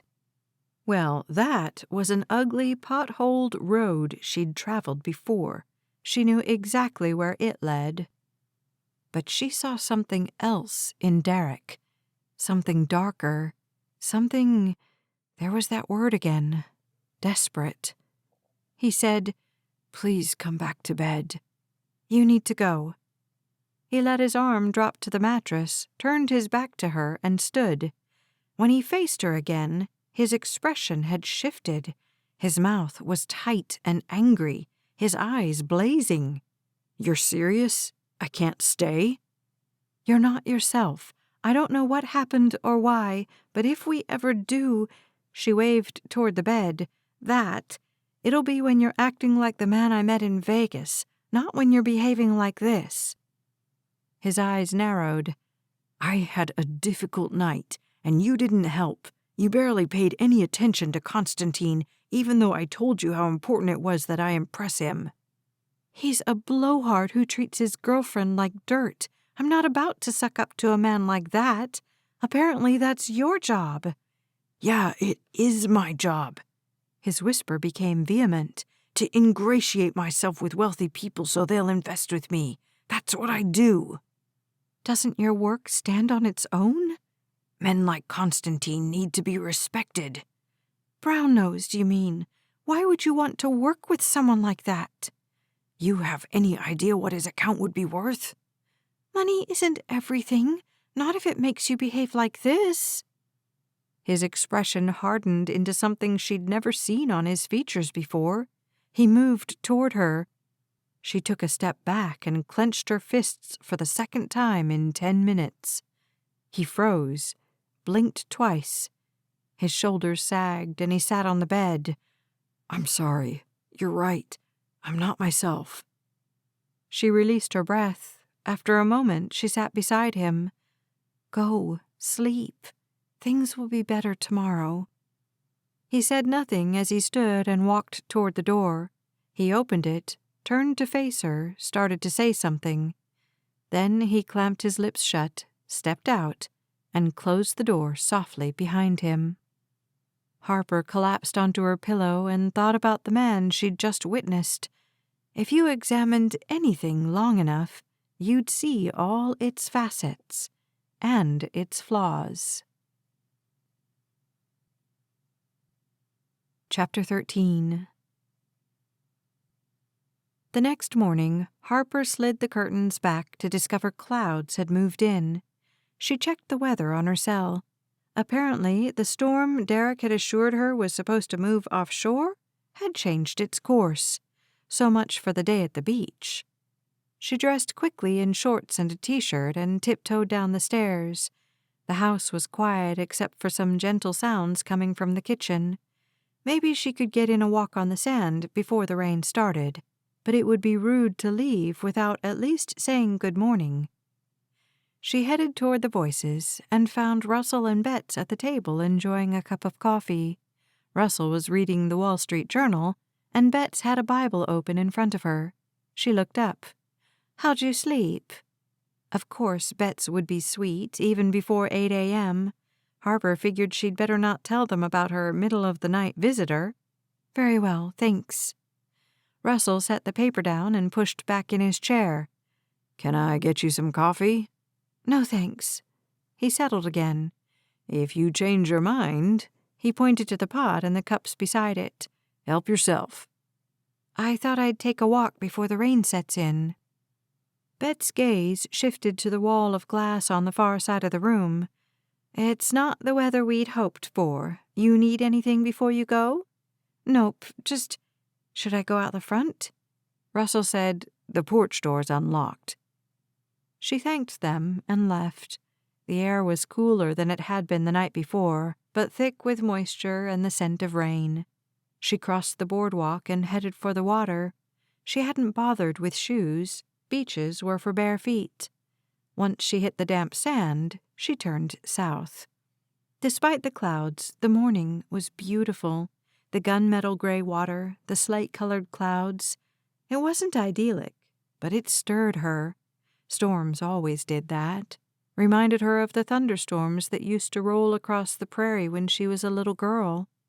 She'd look out her window and gaze at the lightning, then count until the boom of thunder hit. She'd eagerly watch the news for reports of tornadoes, even after watching The Wizard of Oz. When she was a kid, Harper secretly wanted to be in a tornado, to experience what it would be like to have the wind lift her from her feet, to throw her off balance. She hadn't been afraid of storms. No, she'd loved them. The interruption of normal life, the drama. What a foolish child she'd been. Today, she knew what real storms were.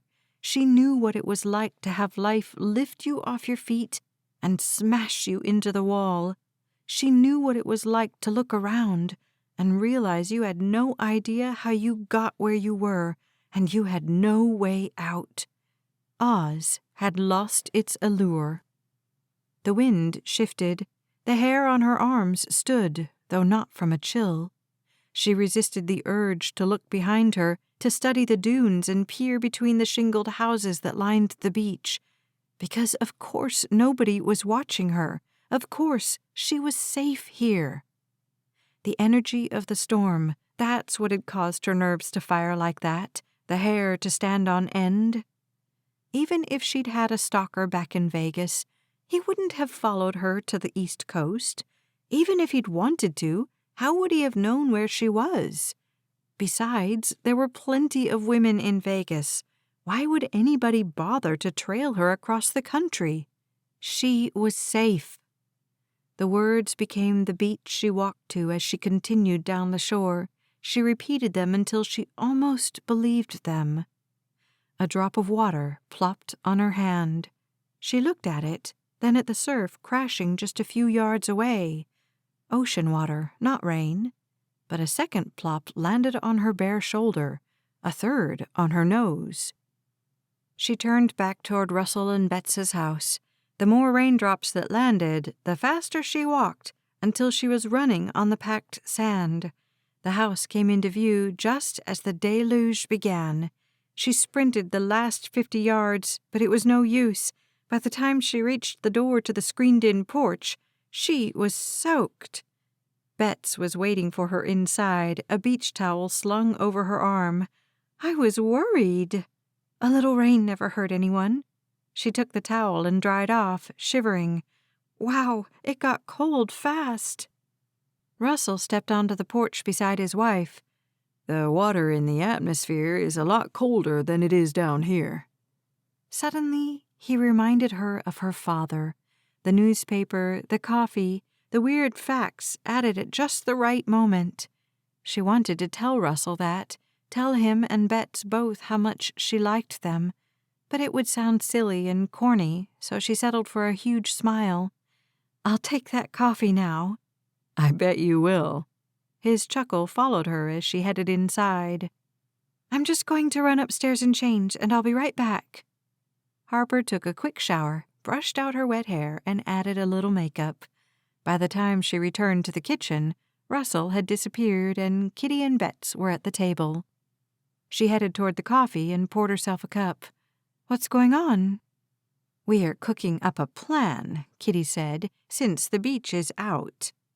Harper added sugar and cream, then looked beyond the glass to the darkness that had settled outside. What were you thinking? The outlet mall. Kitty seemed giddy at the prospect. Harper tried to match her enthusiasm, but the thought of spending all day in and out of shops didn't appeal at all. Even if she had money to spend, which she didn't, she hated shopping. Betts shook her head at her friend's glee, then focused on Harper. Does that sound like fun, or do you have another idea? Shopping is fine. She slipped into a chair at the table. We'll have a nice lunch out, Betts said. My treat. That'll break up the day a little. Will the guys go with us? Harper asked. Geez, I hope not, Kitty said. Shopping with Keith is like dragging around a 200-pound bag of sand all day long. Grouchy sand. Harper giggled. Derrick likes to shop, but if the rest of the guys aren't going, he probably won't either. Bets said, considering how late they stayed up last night, I think most of them will sleep the day away. Did Russell stay up? Harper asked, because he was awake early. Until about 12:30. He'll wake up at 6, no matter what time he goes to bed. We're alike in that way. You two are alike in a million ways, Kitty said. Was it always like that, or did you grow more alike as the years went by? Bets seemed to consider the question. I think, we're alike in some ways. Our sleeping habits, for one thing. We both love to entertain. Neither of us likes to watch TV very much. We're both pretty high energy. I guess we've grown more alike. But we didn't start out that way. Our relationship was built on some pretty sandy soil when we first got married. Harper leaned forward. That's hard to believe, seeing you now. What changed? Bets shrugged, smiled.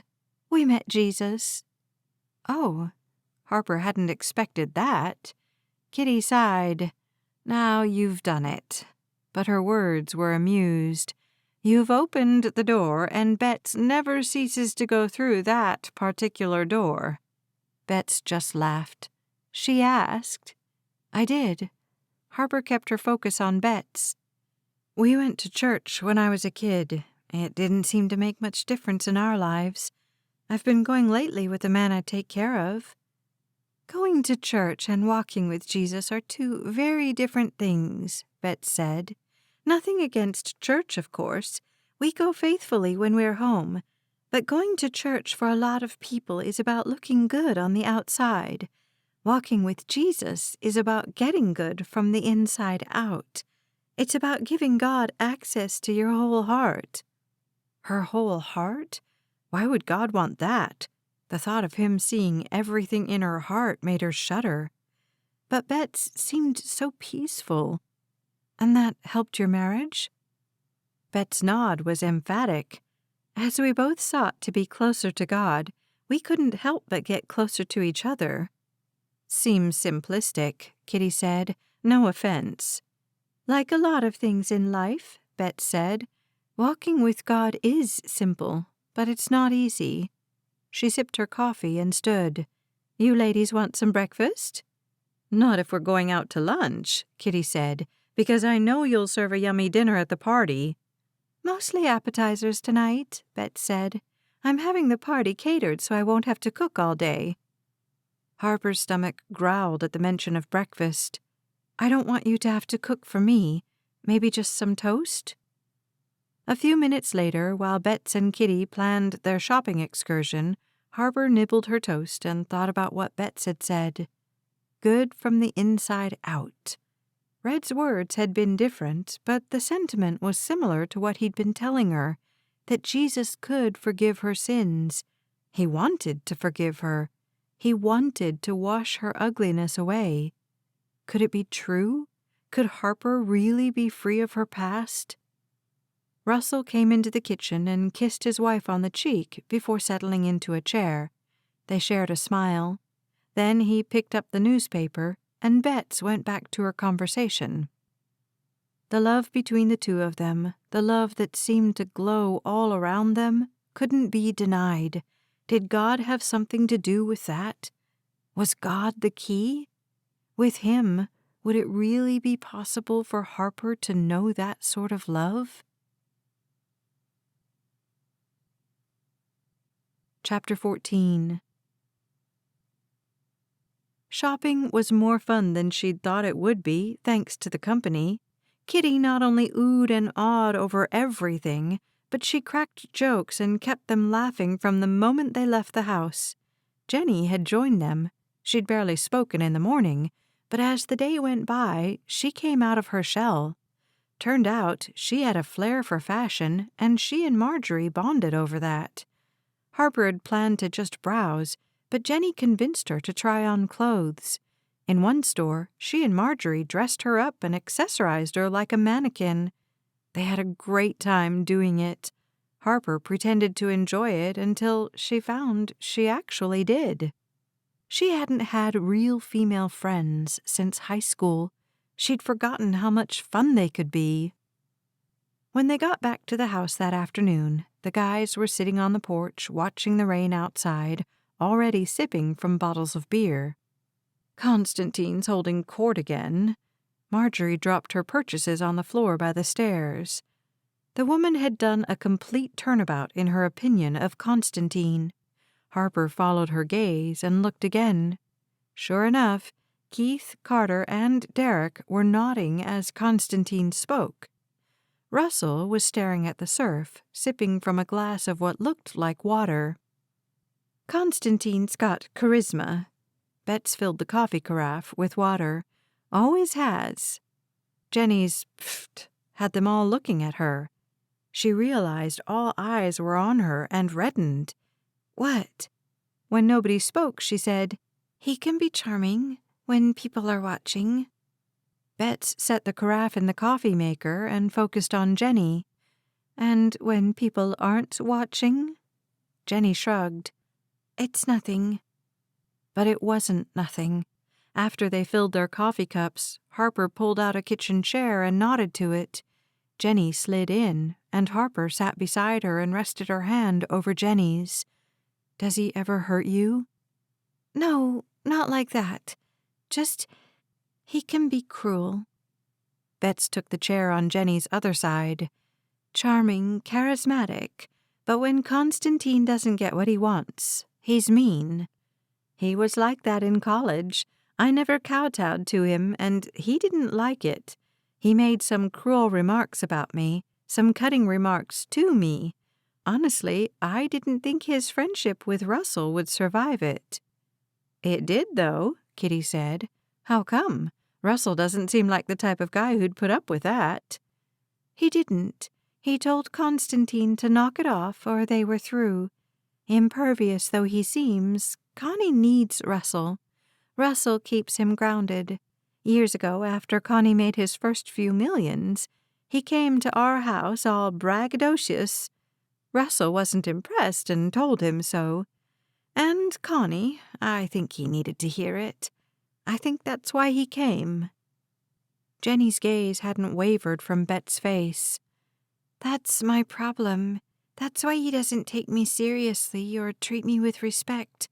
I always, how do you put it? I kowtow to him. I cower. I never stand up for myself. I never argue with him. I never call him out when he lies to me or treats me badly. I just put up with it." Harper could relate. She'd allowed herself to be treated like property, like decoration. Shame inched its way into her heart, but she forced it out. She wasn't that woman anymore. She never would be again. "And as long as you put up with it," Bet said, "he'll continue to treat you like he does." The doorbell rang and Betts left to answer it. A moment later, women in chef's coats carried platters and trays into the kitchen. Betts followed. "You girls might want to go into the living room. It's about to get busy in here." Kitty and Marjorie headed upstairs to get ready for the party. Betts stayed in the kitchen with the caterers. Harper sat on the comfy brown sofa and gestured for Jenny to join her. Jenny settled in and set her coffee on the table, then turned to Harper. "I know what you're saying, you and Betts, and I know you're right. But what if I stand up to him and he dumps me?" "No man is worth losing yourself over." "You say that as if you're sure." "It's a lesson I paid a really steep price for. Steep didn't begin to cover it. The things she'd done, the way she'd sold her soul for some counterfeit version of love. She'd trusted men, and one by one, they'd all let her down. The only exceptions were bald or gray-headed, too old to do any damage, and even them she had a hard time trusting. I'll never allow myself to be used by a man again. Never." Jenny sat back and swallowed. She reached for her coffee cup and took a long sip. Her hand was shaking. Harper squeezed her hand and pushed her own demons aside. She needed Jenny to understand all of it. It's very likely he'll dump you at some point. I wish I could tell you differently, but what I see in your relationship isn't love. It's power on his part, submission on yours. I can't see how he's going to take you seriously at this point, no matter what you do. You have to decide if you'd rather live like this or live without him. I was destitute before I met him. Now, but her words trailed off. Now you have a lot of nice stuff, beautiful clothes, lovely jewelry, but life isn't about stuff. Jenny swallowed, looked at the blank TV screen, and said nothing. Harper looked beyond Jenny to the men on the porch. Constantine's gaze locked with hers. He narrowed his eyes. She broke eye contact. The hair on her arms stood again, and it wasn't from the cold. Chapter 15. That night, people kept coming until the beach house looked like it might burst at the seams. Of course, when Betts and Russell had invited all their friends for the party, they'd thought the weather would be nice. Harper imagined how different it would be if guests could gather on the patio and on the beach. That kind of party would be lovely. But this? She surveyed the huge crowd. There were well-dressed people sitting on every chair and standing on nearly every square foot of floor space. Harper stood a few steps up on the staircase and tried to talk herself into continuing down. She'd already been in that mess, had been introduced to so many people that all their faces were blending together. Perfectly coiffed blondes and brunettes, dripping with jewelry, dignified gentlemen with open collars and sports coats, all holding drinks and nibbling appetizers and talking about people Harper didn't know and businesses Harper didn't understand. Who could have blamed her for escaping to her bedroom for a few minutes of privacy? She wondered, had she stayed up there, if anybody would have noticed her absence. Not that she minded. Aside from Jenny, whom she hadn't seen, Harper's new friends were having fun. They knew the people here tonight. They enjoyed this kind of thing. Harper would rather be home with Red. Near the front door, Jenny and Constantine were engaged in a private discussion. It was the first time Harper'd seen the man not surrounded by sycophants, though plenty seemed to be hovering nearby. That morning, before they'd left for shopping, she and Derrick had found a few moments alone on the porch, and she'd asked him about Constantine, trying to understand why the man was so well respected. Derrick had rolled his eyes. "You're the only person here who doesn't know the answer to that question. He's worth hundreds of millions of dollars." Hundreds of millions. No wonder people hung on his every word. Apparently, he'd invested in offshore oil and drilling technology, not to mention real estate. Apparently, being rich recommended a person to this crowd. She didn't belong here. Jenny didn't fit in either. The woman dressed the part, but she certainly didn't act it. It seemed she and Constantine were embroiled in a battle. By her feet, was that a suitcase? Indeed it was. A moment later, Jenny snatched it and walked out. Good for her. Harper wanted to shout her support. All her boredom whooshed away with the closing of that door. Jenny'd done it, and maybe, just maybe, Harper had given her a little encouragement. All the junk she'd gone through, maybe sharing it had made a difference. Maybe all those years and experiences hadn't been a complete waste. Constantine stared at the closed door a moment, then turned, a plastic smile on his face. Not 10 seconds went by before people surrounded him. She couldn't hear them, of course, but she could imagine the flattering and fawning. He responded, but then he saw Harper on the stairs. Their gazes met.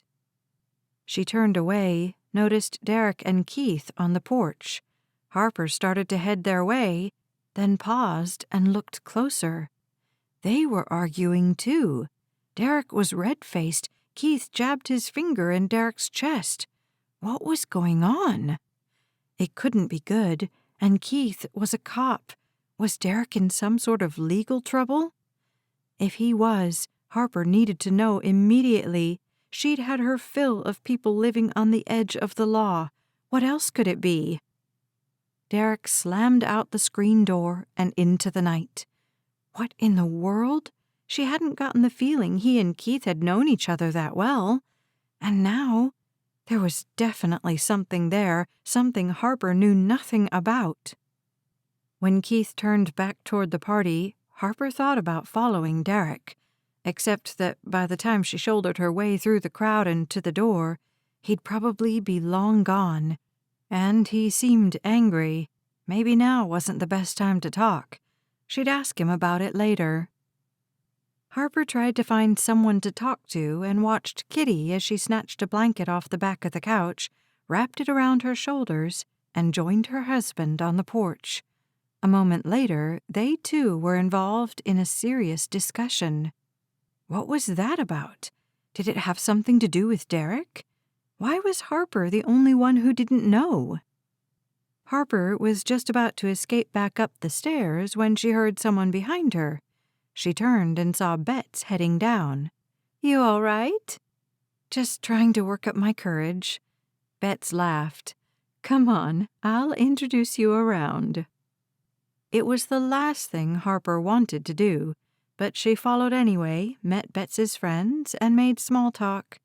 Usually, when people realized who she was, nobody important, and what she did, nothing impressive, they nodded politely and looked for the bigger, better deal. Betts wouldn't realize that, of course. She saw the best in everyone. Saw it when it wasn't even there to see. Not 30 minutes had passed when Harper found herself alone again in a sea of bodies. She leaned against the living room wall, sipped a glass of tea that needed more sugar, and watched, wishing like crazy she'd escaped when she had the chance. A moment later, she felt a presence beside her and turned. Constantine. He was no taller than she was, though his presence seemed to loom large over the room. She hadn't been this close to him all weekend, and she didn't like it. Didn't like the strength he emanated, the confidence, the anger. She looked around for his ever-present posse, but he was alone. He stared out at the partygoers. "Having fun?" She followed his gaze, happy not to have to look into his eyes. There was something menacing there. "Sure." "You're lying. You hate it." She glanced at him, forced a smile. "Okay, I hate it. You seem to be enjoying yourself." He shrugged. "You know what I don't enjoy?" He paused, seemed to wait for her to answer. She couldn't imagine and couldn't care less. He leaned closer and whispered, "Sleeping alone." Acid pooled in her stomach. She didn't react to his words. She'd known men like this one. Like dogs, they could smell fear. "Sorry to hear that." "Good to know, considering it's your fault." She turned to face him then, tamping down the fear in favor of the irritation that rose.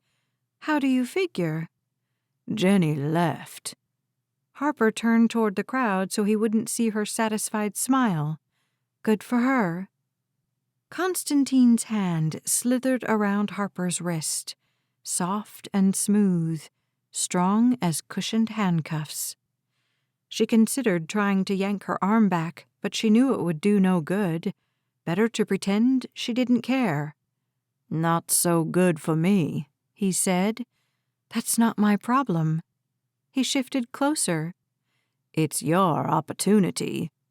Instinct had her yanking at her hand, but he tightened his grip. "Your boyfriend needs me.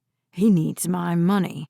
Tonight, you can make all his troubles go away." How dare he? Did she look like a prostitute, or did he think everyone was for sale if you had enough money? She clenched her hands into fists and contemplated a good, loud scream. People would probably accuse her of harming their hero. And then the rest of his words registered. Derrick's troubles? What did Constantine know that she didn't? That he had troubles that money would solve, obviously. She pushed that thought away. First, she had to deal with this. She couldn't even come up with a bad enough word. She forced herself to think. She didn't want to make a scene. She wanted this man away from her. Now. She took a calming breath and blew it out. Then she faced him full on. So you're saying that if we spend this one night together, you'll move your investment accounts to Derrick? Some of them. For how long? A slow smile spread across his lips. I guess that depends on how much fun we have. She forced a laugh, leaned very close, waited until he'd become quite sure of her, the slithering snake. I've done a whole list of bad things in my life, Connie. He flinched at the name. Things I'm not proud of, but I've never been a whore, and I'm not about to add that to the list tonight. His smile faded. Not a whore, an opportunist. So here's the deal, she said. You're going to release my wrist, or I'm going to scream and embarrass us both. And if you set one foot near my bedroom tonight, you'll regret it. Like you could stop me. You want to risk it? After a little shrug, she added, I spent a couple years in prison. His eyes widened and his jaw dropped. I learned a few tricks there. She glanced toward the kitchen doorway. Have you seen Betts's knife collection? He released her arm and stepped back. She smiled at the doubt in his expression, the wavering confidence in his eyes. You have fun now, Connie. Chapter 16. Back in her bedroom, Harper changed out of her party clothes and scrubbed her face. Before she climbed into bed, she perched her ratty old suitcase against the door. If anybody opened it, the thing would topple over. At least she'd have a moment's notice before anybody got in. If she'd brought her keys, she'd have pulled out the little keychain/knife Estelle had given her. Like a fool, she'd left her keys on the bureau in her bedroom at Red's. She couldn't get back home fast enough. The sooner she put this night behind her, the happier she'd be. Not that she'd be able to sleep after Constantine's proposition, the disgusting creep. She was reading while the party raged downstairs when she heard a soft knock on her door. Who is it? Derrick called. You came upstairs without saying good night. She'd seen him once after the incident with Constantine. He'd been across the room, dripping rainwater and talking to someone she hadn't met. He'd laughed as if his walk in the rain had been a lark. He hadn't noticed her, and she hadn't gone to him. Now she crossed the room and moved the suitcase to open the door. He stood on the other side in his green shirt and khakis. At least they were dry. He looked defeated. You all right? He stepped past her and sat on the end of her bed. He was silent a moment too long. When he spoke, his words were measured. I just need to ask you. When his voice trailed off, she cocked her head to the side. What? Did you think of me at all when you told Jenny she should leave? Oh, she hadn't. She didn't realize Derrick knew anything about that. She closed the bedroom door and stood in front of him. What did Constantine tell you? Derrick swallowed and his lips flattened. He took a deep breath. He said you talked Jenny into leaving him, and she did. He was laughing when he said it, like it was all so funny, so we all laughed with him. But I could tell by the way he looked at me. He didn't think it was funny, and he blames you. It's not my fault he treats his girlfriend like dirt. So you did tell her? I suggested that he'd never respect her if she didn't respect herself. Derrick smoothed the bedspread, nodded slowly. She thought about telling him about Constantine's proposition. Maybe he'd be angry. Maybe he'd be indignant that the man would dare. But she feared there'd be a little spark of something else in his response. Hope, maybe, as if he wouldn't mind trading her for a solution to all his troubles. She kept her conversation with Constantine to herself. Her opinion of Derrick had fallen enough this weekend. The wrong reaction from him would make that opinion plummet beyond repair. Besides, she had something more pressing to say. "What were you and Keith arguing about?" He blinked, looked up, then back at the blankets. "Nothing, really. Nothing important." Looked important from where I stood. He met her gaze with narrowed eyes. "Where was that? Were you listening?" "I was on the stairs. I saw you guys through the windows. Why? Was it something you wouldn't want me to hear?" "I'm managing it." "Managing what? Are you involved in something illegal? Because if you are, It's nothing like that." "I can't be involved with you if you're doing something illegal. No way." "It's nothing to worry about." He reached forward, took her hands, and looked up at her. "I promise, it's nothing to worry about." "But he's a detective. What else?" "He does some work for a guy on the side." "What kind of work?" Derrick sighed, took off his glasses, and rubbed his eyes. "It's a long story." "I have nowhere to go." He slid the glasses back on. "I owe some money to this guy, and Keith works for him." "You owe money? Like to a banker?" "Not exactly."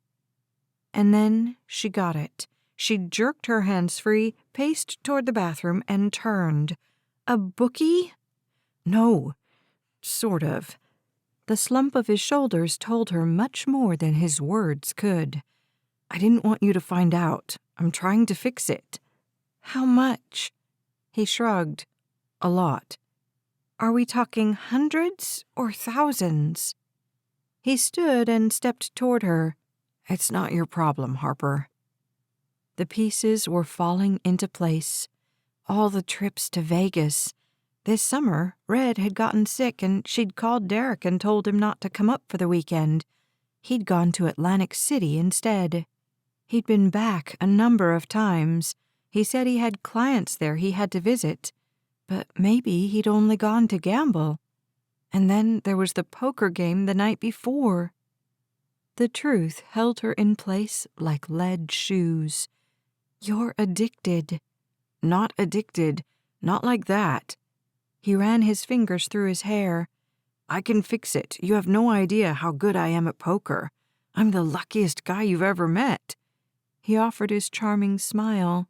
"Obviously I'm lucky. I won you, didn't I?" She wasn't stupid enough to fall for that. She crossed her arms and waited. He sighed. "I'm working on it." Right. He had it under control. He could get a handle on it. It wasn't a problem. She'd been there before. She'd seen addiction. She wasn't going back to that circus. No way. That's what this weekend was about, trying to get more business so you can pay off your gambling debts. His mouth closed, tightened. He said nothing. She crossed the room and pulled back the curtains to stare at the darkness outside, to think. Waves smashed against the sand as if they had a grudge. The murmur of voices and laughter from the party filtered up through the floor and added to the loneliness infecting her like a virus. Because Derrick was with her, but his heart didn't belong to her. It belonged to gambling. How pathetic for both of them. At least now she knew Derrick's troubles. The reason he'd seemed desperate all weekend was because he was desperate. Constantine knew about it. Keith knew. Who else? Did everyone know but Harper? Had they all been feeling sorry for her because she had such lousy taste in men? She'd been so proud trying to help Jenny when she should have been taking her own advice. They probably thought Harper was a fool. Why did she always do this? Let herself believe. At least she hadn't slept with him. She let the curtain fall and turned. How much? I'm going to have to ask Gramps for the money. I was trying to avoid it, but I don't see that I have any choice now. How much? A lot, okay? His voice rose in volume and pitch, anger and embarrassment. A lot. And then, last night, was that a friendly game of poker, like you said? Or was it high stakes? He met her eyes. It started friendly, and then his gaze slid away. And you went deeper into debt. He said nothing, just stared at the floor. Do you owe money to anyone downstairs?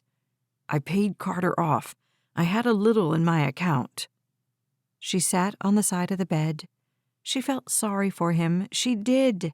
Except that he'd lied to her all along. He circled the bed and sat beside her. His arm slid around her back. She had to force herself not to pull away. He hung his head. I'll get help. I'll start going to those stupid meetings. Maybe do the 12-step program. She nodded, stared at the gauzy curtains, imagined the beach outside. If only she could sail away, avoid all of this.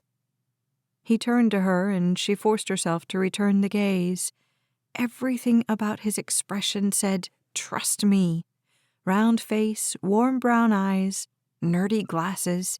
He dressed impeccably and had a good job. He'd been kind, treated her with respect. But he couldn't be trusted. I'm going to fix this, he said. I've gotten myself into a mess before, and I've always managed to get myself out. But without you, please don't leave me. He took her hands and squeezed. I need you, Harper. I can't be involved in anything illegal. You're not. You won't be. I'll get myself together. You and me will be strong together. Promise me you won't let this come between us. You've let it come between us.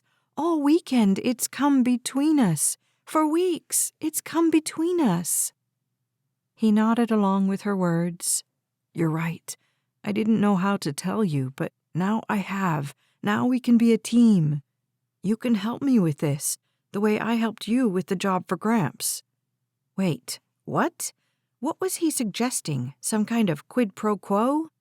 Her feelings must have shown on her face because he said, Not like that. Not like you owe me. I'm just saying I trusted you despite your past because I knew you. I know you, and you know me. You know I'd never hurt you. You know I care for you. Yes, I have a problem and I need to fix it. But I'm more than just a gambler. He released her hands and brushed her hair away from her face. I'm a good guy, Harper. You know this about me. I know. You are. He leaned closer. I have a good job, a solid future. She smiled. I don't care about that. I know. That's one of the reasons I love you. Oh, he'd never said that to her before. He'd told her he needed her. She knew he wanted her. But love? You don't have to say it back. He rested his palm against her cheek. You're not ready. It's okay. But just know, despite all the stupid stuff I've done this weekend, I love you. My love for you is the best thing about me. Love? Was that what this was? Wasn't love supposed to be honest, selfless? You're not there yet. He traced her hairline with the tip of his finger. It's okay. I'm willing to wait for you as long as it takes. He leaned in and kissed her, slowly at first. Then, with a passion she couldn't resist, he lowered her to the bed, never releasing her from the kiss. It would have been so easy to let it happen. He loved her. He'd said so. And look at all he'd done for her. But he had a problem, a serious problem, and she wouldn't be a fool again. She pushed him away. No, I'm not. Please, please don't send me away. I can't do this. You can. It'll be different with me. His hands roved and roamed. and she squirmed, tried to keep them in safe places. "Come on, you can trust me." Could she? He'd kept his addiction from her. He'd kept the truth about his debt from her, which proved she couldn't trust him. No. He dropped his face to her shoulder. "Please, don't send me away." "Go to bed, Derrick." He stood and stared down at her. To bed? He raked his fingers through his hair. "You think I can sleep now?" "I'm sorry. Whatever." He yanked the door open, stepped into the hall, and slammed it behind him. She listened to his footfalls until they faded. Then she crossed the room and leaned her suitcase against the door again. To heck with Derrick, with Constantine, with Carter. If the suitcase fell, she'd scream her head off. Chapter 17. Harper woke to sun streaming in through the curtains. She pulled them back and gazed out at the morning. Amazing what a difference a few hours could make. The blue of the sky was broken up by a few big, puffy clouds. There were already families and joggers on the beach. Although the weather was lovely, waves still pummeled the shore. She dressed in a t-shirt and shorts and slipped out the patio door before anybody saw her. Even though the weather was tranquil and the people cheerful, she couldn't settle her thoughts. She wanted to regret coming on this trip, but she couldn't quite get there. She was glad to have met Russell and Betts. Their marriage was so filled with peace. Like Red, they were content. But what was special about them was that they were happy together, at peace together. Could she ever find that with a man? The question was so foolish, she scoffed. She'd come on this trip to find out what Derrick was hiding. Well, now she knew. Every man she'd ever trusted had let her down. Her first serious boyfriend had hired her for his show in Vegas and had fired her when she'd broken up with him. Her second boyfriend had landed her in prison. Derrick had kept his gambling addiction from her. Then there were all the other men she'd met along the way, the drunk, drooling, disgusting men who frequented the club where she had worked.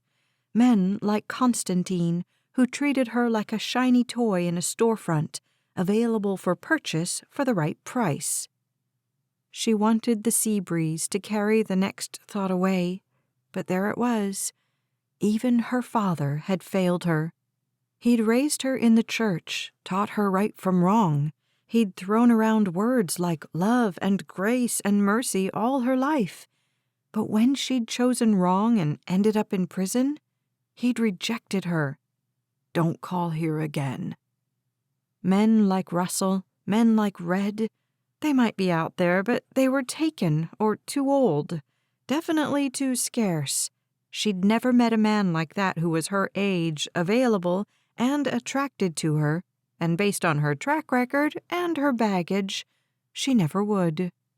Which left her with men like Derrick. It wasn't his addiction that bothered her. Yes, that was an issue.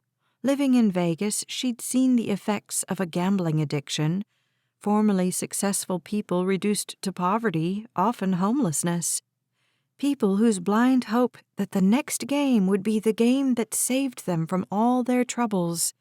She'd seen panhandlers take their meager funds into casinos, certain this would be the day for their big score. She'd also known and heard of plenty of people who'd overcome the addiction. If Derrick were willing, he could overcome it too. But the fact that he'd lied about it said a lot about where he stood. So did the fact that he thought Harper could rescue him. She knew better than to think she could pull him from the deep water. She was barely surviving herself. Derrick might just take them both down. She was nearing the house, hoping Derrick was awake so they could head back to Red's, when she heard people on the porch. With the bright sun beating down on her, she could barely make out who was there. When she heard Derrick's voice, she paused. "Look." The pitch was too high, too eager. "I know it looked bad this weekend. I've just hit a rough patch, but that doesn't affect—" "I'm sorry." Russell, so calm and steady. "Not forever. Just until you grow up a little, settle into your success." Harper stepped around the corner of the house and out of their line of sight. She shouldn't eavesdrop. On the other hand, maybe this was her only opportunity to find out what was really going on. Derrick said, "I'd never gamble with your money." "I believe that," Russell said. "But when people dig themselves into holes, they do things they wouldn't otherwise do. And from what I overheard last night, you're in deep." Overheard? Had he heard the conversation between Derrick and her? No, probably not. So maybe he'd overheard the conversation between Derrick and Keith on the porch. Maybe he knew more than Harper did. "None of that affects the kind of stockbroker I am. I'm good at what I do." "One of the best I've ever worked with," Russell said. "But when I give someone access to my money, I need to know I can trust them. Unfortunately, after your behavior last night, I don't trust you anymore." "It was just one game." A cloud drifted in front of the sun. Harper peeked around the corner and saw inside the screened-in porch. Derrick was seated on one of the chairs, his head rolled forward. Russell stood beside him, his hand on Derrick's shoulder. "Here's the thing," Russell said. "This is not the end for you. You need to get yourself together, keep working hard, and quit gambling. Go to Gamblers Anonymous and seek that higher power they talk about. In fact, do more than that. Seek God, the only real God. He can help you overcome this. If you ever have any questions about God, don't hesitate to call me." Derrick might have said something, but she didn't hear it. Russell walked into the house and closed the slider behind him. At that moment, Derrick looked up, his gaze locked with hers. She took a few steps toward him, but froze at the expression on his face, despair mixed with pure fury. After a deep breath, she stepped inside the porch and sat beside him.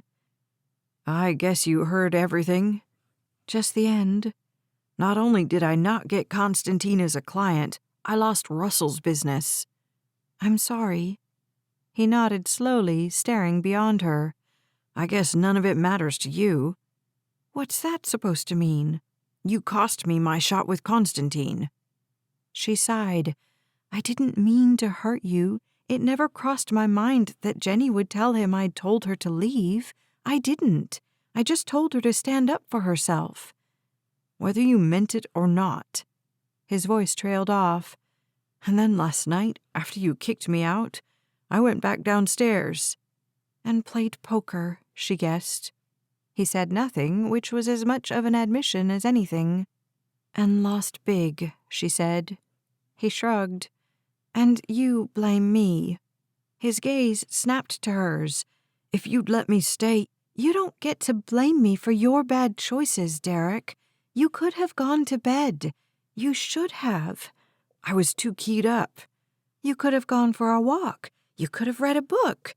You could have gone back downstairs and not gambled. You could have done a lot of things besides play poker." "I know that." He raked his hands through his hair. "Don't you think I've gone over all the things I could have done differently? Don't you think I regret it enough? Thanks for piling on." She didn't like this Derrick one bit. She liked the sweet, generous man she'd met in Vegas. She liked the confident man who'd shown up at the house on Friday. She didn't like this accusing, angry man. She didn't like him, and she didn't think she'd ever trust him again. Chapter 18. The only thing good about the long drive home was the lack of traffic. The tension in the car was palpable, but dwarfed by that at the house when they'd left. Harper had hugged and thanked Russell and Betts, who were kind and gracious as always. Kitty was extra nice to her, inviting her to send along her resume if Harper decided to change jobs. She thanked her for the kindness, but knew she never would. No chance any doctor or hospital would hire a nurse with a felony on her record. Keith was quiet as usual, but grasped her hand and muttered, "It was nice to meet you." Fortunately, Marjorie, Carter, and Constantine had still been upstairs when she and Derrick left, keeping the goodbyes to a minimum. As kind as the two couples were to them, tension hung over the group like the stench of bad fish as Derrick shook the men's hands and kissed the women's cheeks. Did everybody know about his conversation with Russell? About the poker game? Only when they pulled into the circle drive in front of Red's house did Harper let herself begin to relax. She couldn't wait to get inside and away from Derrick. He put the car in park, and she reached for the door handle. He stopped her with a hand on her forearm. "Can we talk for a sec?" "We've been in the car together for hours, and now you want to talk?" "I'm sorry. I don't know what to say." She stepped out of the car. Derrick climbed out on the far side and popped the trunk. He snatched her suitcase, slid out the handle, but didn't let it go. 5 minutes. "Okay." He took a deep breath and looked at the house behind her a moment. "I'm sorry." "I bet you are." "Not for—" He hung his head. "Of all the stupid stuff I did this weekend, I'm most sorry about how I treated you." She considered minimizing it, letting him off the hook, but she kept her mouth shut. "I didn't pay enough attention to you," he said. "I knew Carter was hitting on you, but I was focused on Russell and Constantine, and I figured you could handle yourself." "I can." "I know, but you shouldn't have had to. I should have been there for you." He was right. He should have. She acknowledged that with a nod. "And I'm sorry for not telling you about the gambling. I just thought, when I met you, when I'm with you, I don't think of gambling. I thought I was over it. All those times I came to see you in Vegas, I didn't gamble once." "Really?" "I didn't think I needed to tell you because I thought it was managed." "What happened?" "You were home with Gramps when he was sick, and I thought, just one night in Atlantic City, I thought it would be fine. But I got in over my head. Then I kept going back, trying to fix it." "Just making it worse," she guessed. "I already owed this guy money, and now I'm in really deep." "How deep?" He blew out a long breath. "Couple $100,000. Whoa. She stepped back, caught her breath. "Are you kidding me?" I know. He raked his fingers through his hair. "I've really messed up. The guy I owe is really pressing me for the money." "So what are you going to do?" He shrugged. "I'll figure it out." He stepped toward her and smiled. "It's not your problem, Harper. I know I should have told you, and I hope you can forgive me for that. I know you're probably plotting your escape as we speak." He smiled when he said the words, but she saw the flicker of worry in his eyes.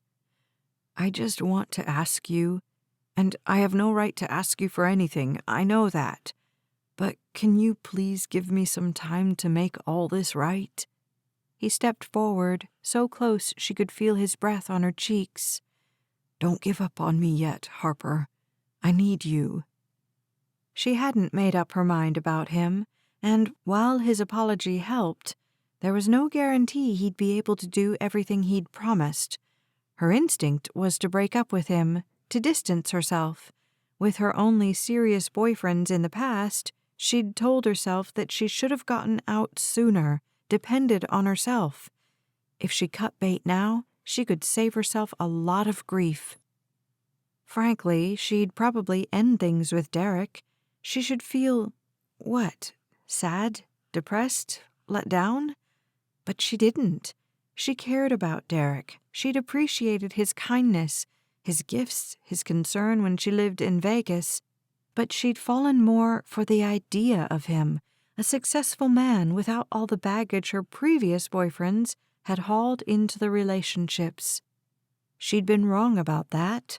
Derrick had just hidden his baggage better. Unless something monumental changed, she'd end things with him. But not today. Today he'd been hurt enough. She'd hang in there a little longer. Maybe he'd surprise her, do everything he promised, and turn out to be her Prince Charming. Okay.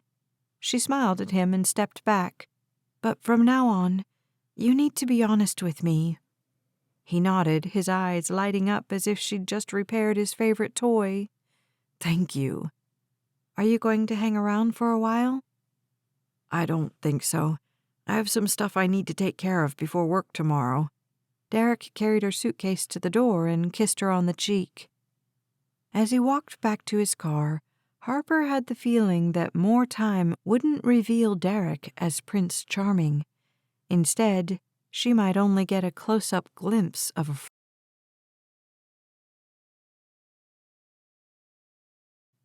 Chapter 19.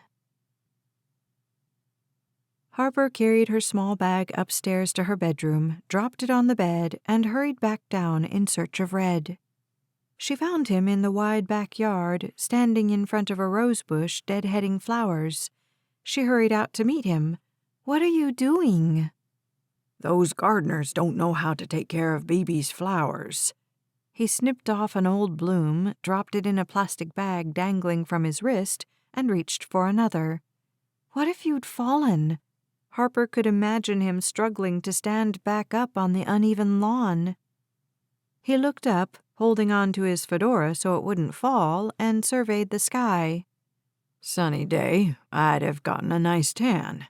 He chuckled and continued with the roses. You're a stubborn old man, you know that? I'm not old. He winked. How was the beach? You got a whopper of a storm yesterday. I thought you might stay later today to soak up the sunshine. We were ready to get back. Red dropped another spent rose in the plastic bag and peered at her with those sharp blue eyes. Something happen? No. His lips closed while he studied her. My grandson treat you well? She didn't want to lie to him, but wasn't prepared to tell him the truth. He spent a lot of time trying to drum up new accounts. Humph. He inched around the bush. She resisted the urge to suggest Red let the gardeners do it, or worse, assist him herself. He was in one of his I don't need your help moods, and offering would only irritate him. Red cut another bloom and dropped it in the bag. I love that boy, but sometimes I don't like him very much. She'd gotten that impression before, but she'd never heard him say it. Why is that? He makes all the money he needs and more, but he spends it as fast as it comes in. Never has an extra dime. Maybe he'll learn to be wiser with it. Another humph told her what Red thought of that. His dad never did, Red said. Died in serious debt, mortgaged to the hilt. Used to gamble, that one. The words were delivered casually, but Red peered at her from beneath the rim of his hat and held her gaze. Oh, well. It wasn't her place to tell Red about Derrick's gambling. She wasn't going to lie to the man either. That must have been hard for you. I like a risk. He turned his gaze back to the bright red blooms and continued snipping. But I risked wisely, risked in real estate, only made safe bets. You buy a house, it's going to be worth something. It has intrinsic value. You work hard, keep it in good shape, do your best to keep renters in it while you make the payments, and the house goes up in value. If the market turns, he shrugged. You did your part. Maybe you lose a little here and there, but you don't lose everything. Gambling, though, that's not earning. That's trying to get something for nothing, and it never works. She'd learned that lesson the hard way. She'd been sent to prison because her boyfriend and his friend had tried to take the easy way out, and they'd used her to help. She'd been ignorant of their schemes, but the judge hadn't believed her claim of innocence, all because Emmett and Barry were too lazy to work and had already spent all the money she'd earned. The memories didn't sit well. The comparison between Emmett and Derrick turned in her stomach like a tilt-a-whirl. "What happened to your son?" Red maneuvered another foot around the bush until he was practically against the fence. "He and his wife were killed in a car accident. On their way home from Atlantic City, George had had too much to drink and swerved to miss a deer. Ended up driving into a tree." "I'm so sorry." "Long time ago." Red focused on the roses. "Derrick never told you?" "Just that they passed away when he was 18, but he never told me how, and I never asked." "Hard time for both of us." He pointed to a fading bloom out of his reach. "Get that one for me, would you?" She took the pruners and cut off the bloom, then got a couple more she didn't think he could see from where he stood. While she worked, she thought of Derrick. She couldn't imagine the pain of burying both his parents at such a young age, legally an adult, but not really, an age when he'd needed his father and mother. At least he'd had Red, who'd taken him in, sent him to college, and supported him all those years. She handed Red the pruners. "You don't have to stay out here with me, girl. I got this." "I'm staying, not because you need me, not that he'd admit, anyway, but because I missed you." She had missed Red. He was kind and gentle and honest, and today he seemed as healthy as she'd ever seen him. His face was pink from the heat, but not frighteningly so. Another hour and he'd need to go inside, get out of the sun. But this morning, she figured the vitamin D was doing him good. His legs seemed strong. His smile was bright as he accomplished his task. He probably didn't need her at all, but she stayed anyway, just in case. And because his peace, his kindness, were a balm to her raw nerves. If she had any hope Derrick would turn out to be like Red, she'd stick it out with him through all the stuff, the gambling addiction, the debt. But Derrick wasn't like his grandfather. He was like his father. And look what a mess that man had left behind. Chapter 20. Derrick arrived for their date on Friday night, bearing his suitcase and a handful of purple irises. Harper glanced at the suitcase and took the bouquet. "You shouldn't have." He kissed her on the cheek. "You deserve these and a million more." She eyed the suitcase. "You're staying?" "I thought I'd spend the weekend, if you don't mind." "It's not up to me." The memory of the previous weekend, of Derrick in her bedroom, flashed through her mind. No, he wouldn't do that this weekend. He was trying to win her trust back. Besides, her bedroom in this house had a lock. "But I certainly don't mind." His overbright smile relaxed into one more natural. "Good. Tomorrow you get the day off. I'll get up with Gramps, make sure he gets his meds, and you can sleep in." Sleep in? She hadn't done that since she'd moved to Maryland, and hardly before that. But a morning off from work? She'd take that. Sounds heavenly. She shooed him into the living room to visit with his grandfather. Then she put the flowers in a vase and ran upstairs to finish getting ready for their date. She chose a red sundress he'd bought for her and added a pair of high-heeled sandals she'd picked up off the clearance rack. She added some lipstick and slid on a pair of earrings and a bracelet. She checked her reflection in the floor-length mirror in her private bath. Her outfit wasn't fancy, but it would be nice enough for wherever they went. Spending so much time in the garden with Red this week had given her a tan and lightened her hair. She looked summery, fancy-free. Maybe achieving the look would be a step toward achieving the feeling. Downstairs, she went into the living room, but found Red alone. He whistled. "You look lovely." She kissed his cheek. "Thank you." "You mind Derrick spending the night?" Red asked. "Not if you don't." He nodded and turned his attention back to the TV. A moment later, Derrick stepped into the room. "You ready?" Sure. To Red, she said, "Call me if you need me."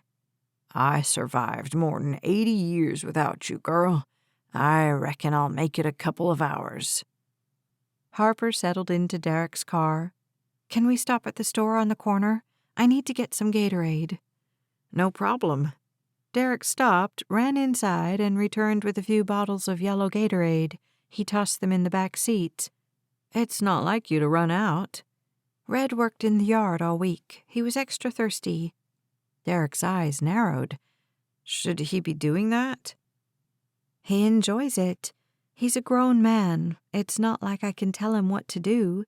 Besides, the sunshine was good for him, and I think the activity was too. You're usually right about these things. Didn't he look good today? He's been so energetic all week. Derrick exited the parking lot and headed toward the bay. You've been good for him, Harper. She shrugged. I don't do much. I make sure he has his medication, make sure he eats, and encourage him to do his exercises. Derrick glanced at her, then took her hand. It's not what you do. It's who you are. You're a balm. Not really, she said, but her cheeks warmed with the compliment. After a long wait with a crowd of tourists at the restaurant, they were seated on a covered patio overlooking a long dock and, beyond that, the sparkling waters of the bay. It was a warm night, but the breeze kept them cool. Every table was taken, and the buzz of conversation added to the gentle lapping of water and the caw of seagulls overhead. Their conversation stayed on safe ground and far from the events of the previous weekend, as they shared a delicious seafood dinner and chocolate dessert, and sipped their drinks, sweet tea for Harper, a cold beer for Derrick. It was beautiful, the perfect night, and Derrick had been his old self, sweet, generous, attentive. Maybe she could make things work with him. Maybe she'd made the right choice when she hadn't broken up with him the week before. She glanced at him to see him not watching the view, but her. He'd taken off his suit jacket and set it over the back of the chair when they'd sat. Now he leaned over to reach something in the inside pocket. A moment later, he turned, holding a thin rectangular box. "Oh." He smiled and handed it to her. "Open it." Her hands trembled as she took the gift. She held it a long moment, trying to name the feeling that had her blood racing, her stomach flipping. It wasn't eagerness. It wasn't excitement or affection. Though she was eager to see the gift and thankful for it, something else caused her reaction. Derrick was watching her, so she lifted the lid. Inside, she saw a sapphire and diamond pendant on a slender gold chain. She stared at the necklace, her hand covering her heart. She couldn't think of a word to say. The sapphire matches your eyes. Sweet. Too much. She set the box down. You didn't need to. You shouldn't have. I wanted to apologize for last weekend. You did apologize on Sunday, and I forgave you. You're not one to hold a grudge. His smile faded. Which is all the more reason I wanted to get you something. But she swallowed, put her hands in her lap, and ignored the jewels glimmering up at her from the tabletop. You can't afford this, Derrick. You need every penny. Don't do that. His lips flattened with the terse remark, turned white. It's a gift. It's rude to refuse a gift. I'm not trying to be rude. I'm trying to... I don't understand why you would spend... It's just a trinket. Oh. The satin-lined box looked fancy, but maybe it only looked expensive. Thank heavens. She blew out a breath. It's not real. I'm glad because... Of course it's real. He sneered the last word. You think I'd buy you some cheap fake jewelry? Slowly, she replaced the lid and held the box out to him. I think you're deeply in debt, and you can't afford to buy me anything. He didn't take it. Seriously? You're refusing it? She set the box on the table and turned toward the bay, thinking of what to say. A little crowd of seagulls had landed on the dock and were clawing and pecking at each other for a scrap of food. Why did life have to be so hard? She turned back to Derrick. "It was very sweet of you, and I love that you wanted to give me something." His lips remained pressed closed. His eyes narrowed the tiniest bit. "The thing is, if we remain together—" "You say that like it's not likely." His words were harsh. "Then we need to work as a team. People in a relationship should be on the same team, shouldn't they?" His head angled just slightly to the side. "How is me giving you a gift showing that we're not on the same team?" She shouldn't have started down this road. What did she know about sports? She'd never played a team sport in her life. But she knew how hard it was for people who weren't aiming toward the same goals to work together. She'd seen that tension at her first dancing job in Vegas. The showgirls had performed the same numbers while working toward their own selfish ambitions. Many had been cutthroat in their attempts to claw or sleep their way to the top. The only women who weren't that way had given up their dreams.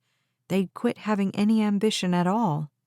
Together, the dancers had looked good on stage, but behind the scenes, the tension and drama had been cancerous. She'd hated it. A relationship wasn't the same as a dance troupe, she knew, or a sports team, but the analogy still worked. "On a basketball team," she said, "everybody wants to win the game. Sometimes that means one player passes the ball to another instead of taking a shot because the other player has the better chance of scoring. Maybe that first person didn't get the applause, but that's not the reason they play. They play to win the game." His eyebrows lifted, and he almost smiled. "I didn't know you were such a fan." "I'm not. I'm just saying, what does basketball have to do with a gift?" When two people care about each other, they work together to achieve their goals. They're on the same page.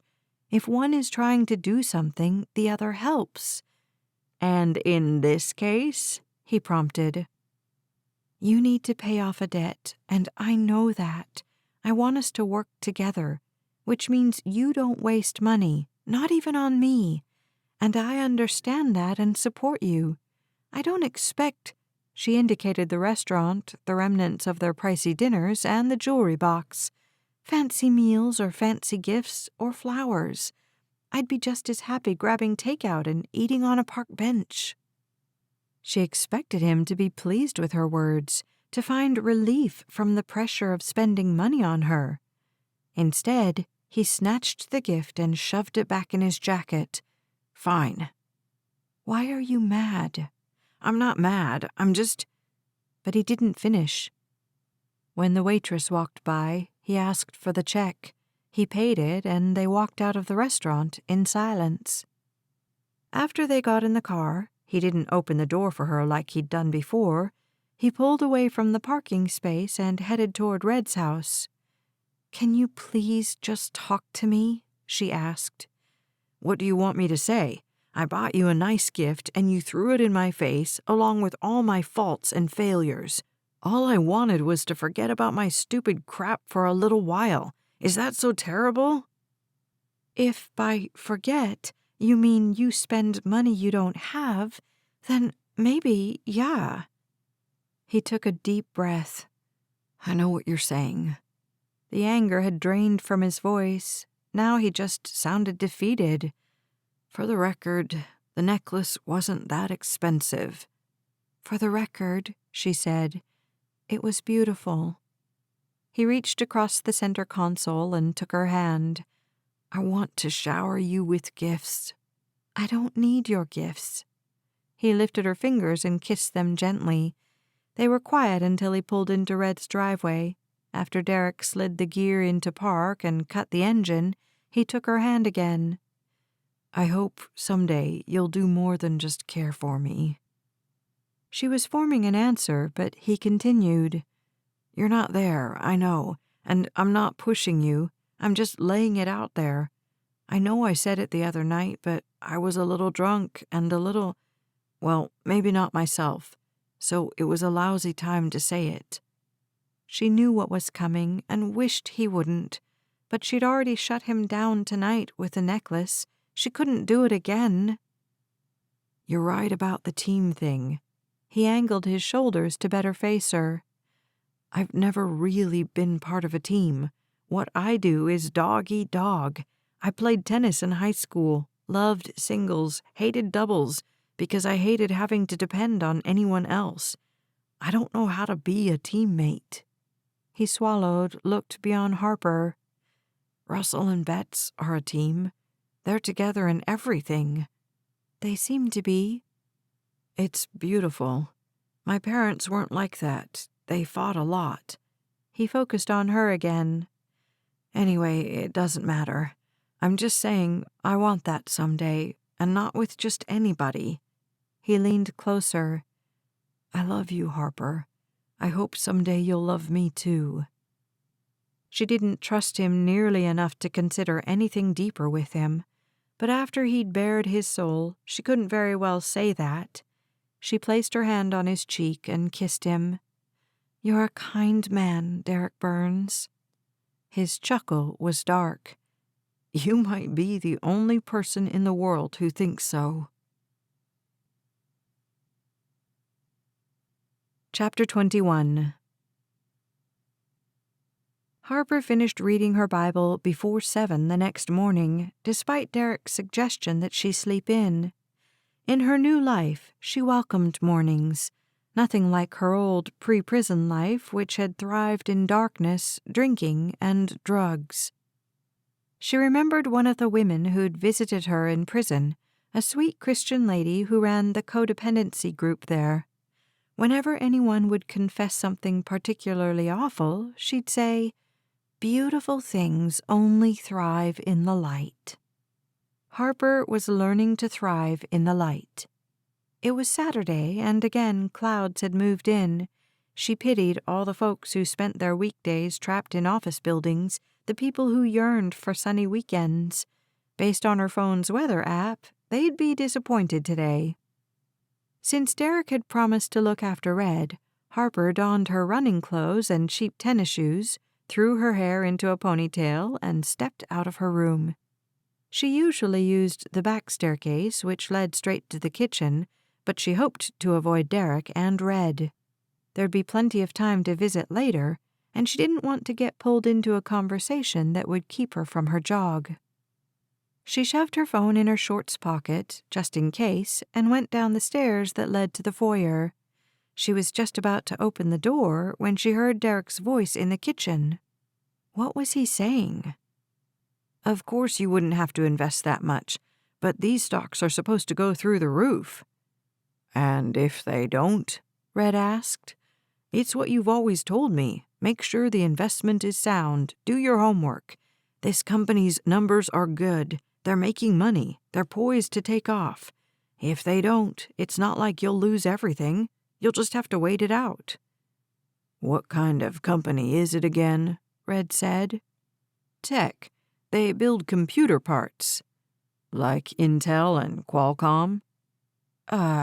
Derrick stumbled, obviously surprised to find Red so well informed. "Yeah, sort of." What was going on? Derrick hadn't mentioned any investment to her. She'd heard nothing about it at the beach the previous weekend. "How much do you need, son?" Red didn't sound eager or curious about the investment. Just tired. "Whatever you want to invest." Derrick, on the other hand, sounded overly relaxed, like it was all no big deal to him. He was good at that offhand tone. Very good. "But if I were you, I'd throw a couple $100,000 at it. I think the stock will double in the initial offering. Then you can sell if you want. Take your profit." Harper looked at the front door, told herself she should go. What happened between Derrick and Red wasn't her business. Derrick was his grandson. She was just Red's nurse. And Derrick's girlfriend. Despite what she told herself, though, she tiptoed into the dining room, careful to stay out of sight. Red blew out a long breath. Let's cut the act. You're in over your head again, and you need me to bail you out. No, Derrick said. It's not that. It's just this investment. Where's the prospectus? Oh, I forgot to bring it, but I can get you one. And you'd need me to make the check out to you? Well, Derrick cleared his throat. I'm investing, and the more we put in, the better. Listen, kid, Red said. This ain't my first rodeo, and you're not the first desperate man who's tried to get money out of me. You forget I was your father's father, and you're your father's son. I told you the last time I bailed you out, I wasn't gonna do it again. The chair scraped against the floor. Then she heard footsteps on the tile. I'm not asking you to bail me out, Gramps. I'm trying to get you in on the investment of a lifetime. Humph. Red was a lot sharper than Derrick gave him credit for. Fortunately, I have all the money I need to last me until I leave this earth. So I'm going to skip your little investment. Fine. Before she could react, footsteps stomped toward her. Derrick stepped into the dining room and froze when he saw her. His face was red, but the color faded as they stared at each other. He continued past and bolted up the staircase. Harper pasted on a smile and entered the kitchen. Red was seated at the table.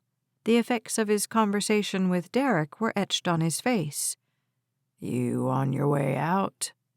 She glanced through the window at the cloudy day. I was going to, but it looks like rain. I think I'll just stay here with you. He nodded, nibbled his breakfast. Seemed Derrick had gone all out. Red had eggs and toast, not to mention a little bowl of assorted berries she'd picked up a few days before. He opened his newspaper and focused on the stories there. She poured herself a cup of coffee, doctored it up, and got a bowl of fruit before joining Red at the table. They sat in silence. The sound of Derrick pacing in his room upstairs was a frantic background beat. She was halfway through her coffee before Red spoke. How deep is he in? It wasn't her place to get involved, but Red wasn't stupid. It's bad. He folded the newspaper and set it down, his fingers wrapped on the table. She ate a blueberry, then a blackberry. The sweet of one mixed with the tart of the other and created a nice combination in her mouth, but she could hardly enjoy it. Overhead, Derrick pounded on something, probably his bureau. He's mad at me, Red said. It's not your problem. I told him the last time I bailed him out that it would be the last time. Did he tell you it was an investment then, too? Red shook his head. Just asked me for money, 20,000.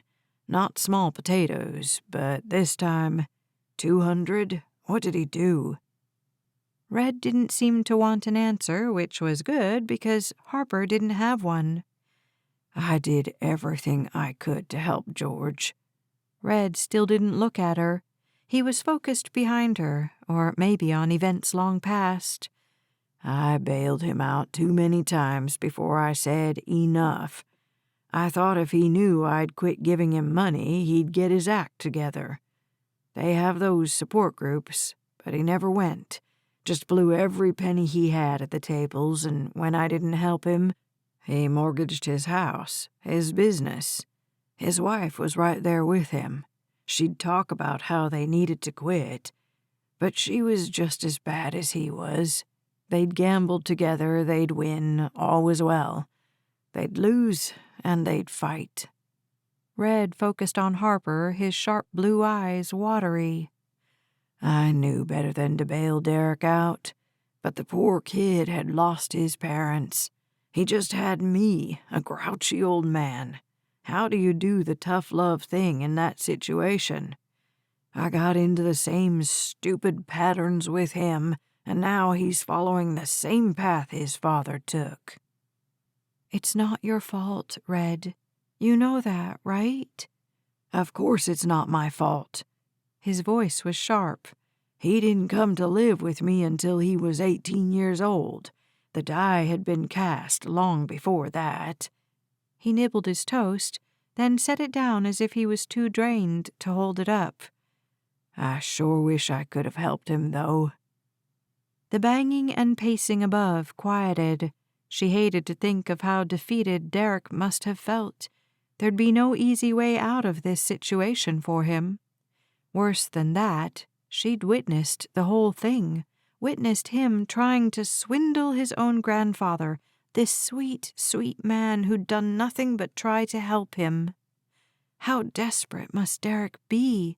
How low could a person fall?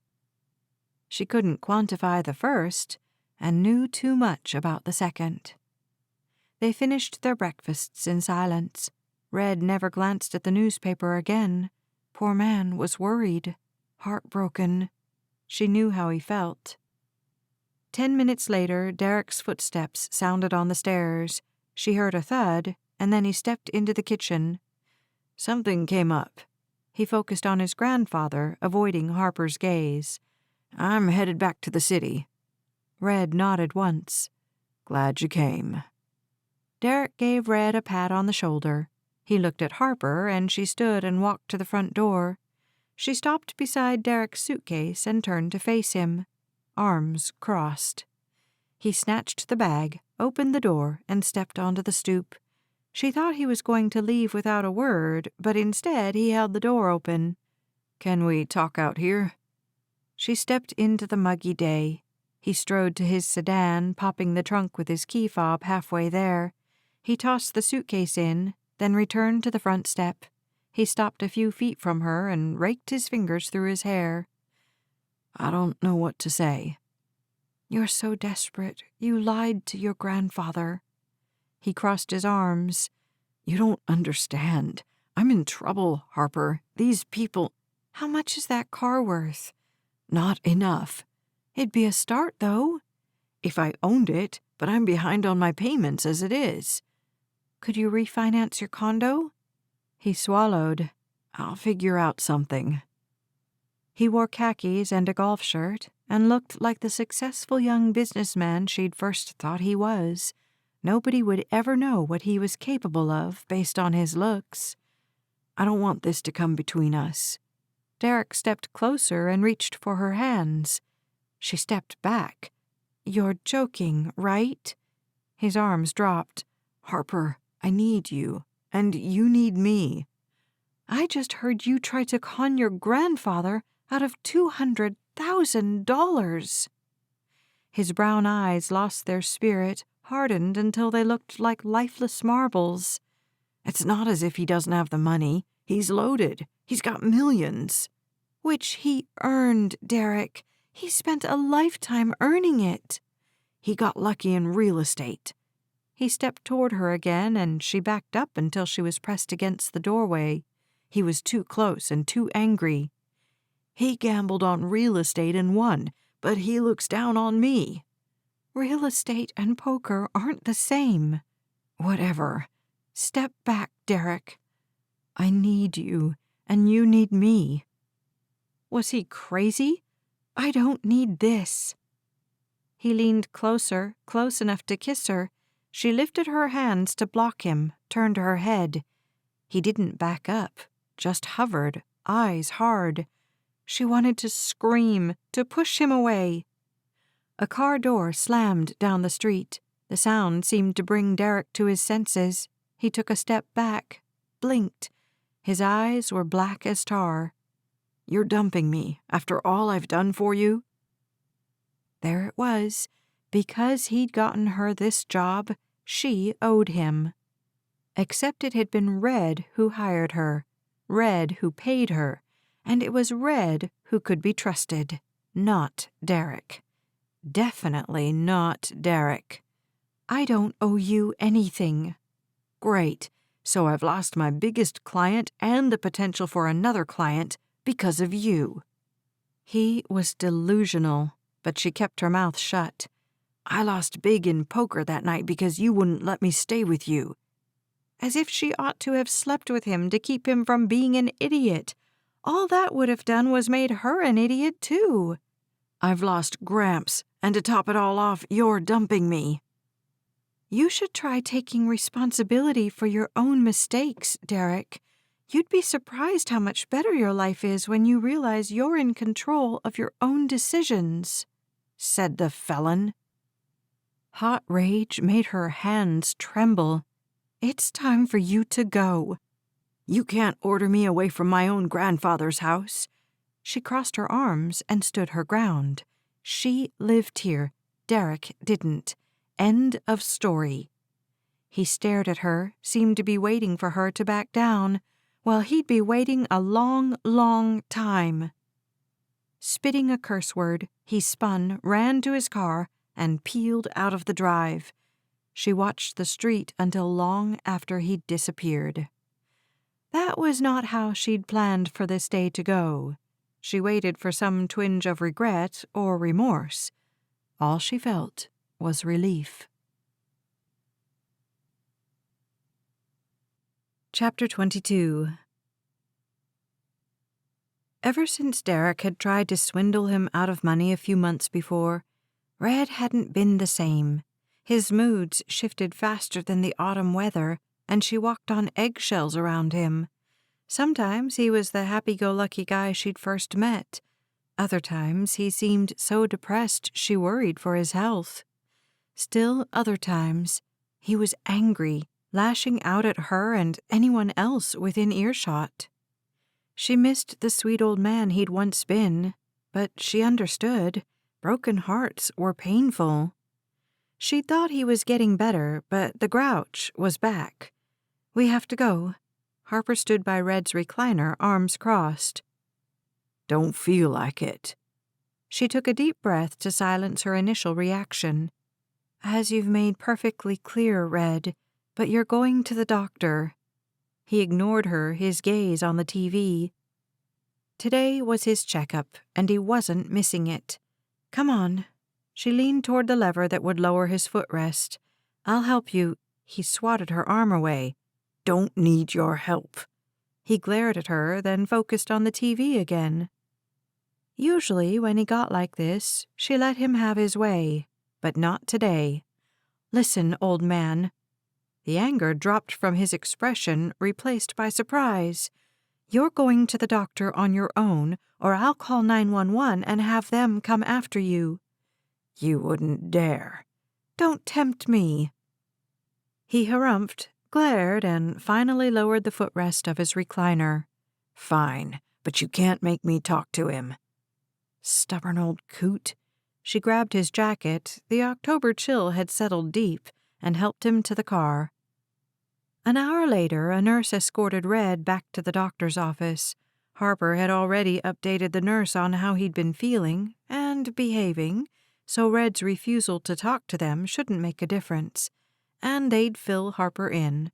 Red had made her his healthcare agent when she'd started working for him.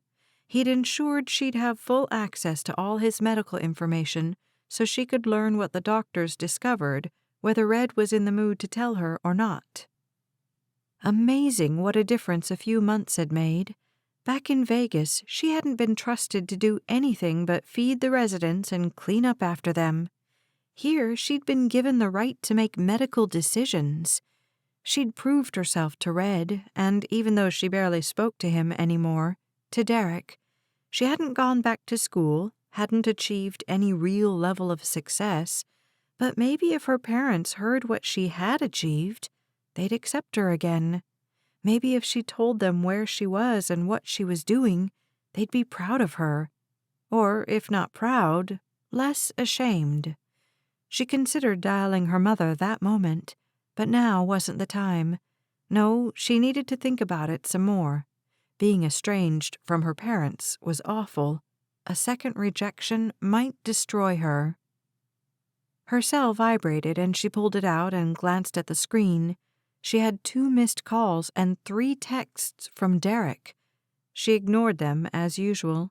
He'd been trying to reconcile with her ever since he'd left her on the front stoop that stormy Saturday morning. At first, she'd been firm but kind. Now she didn't bother to respond.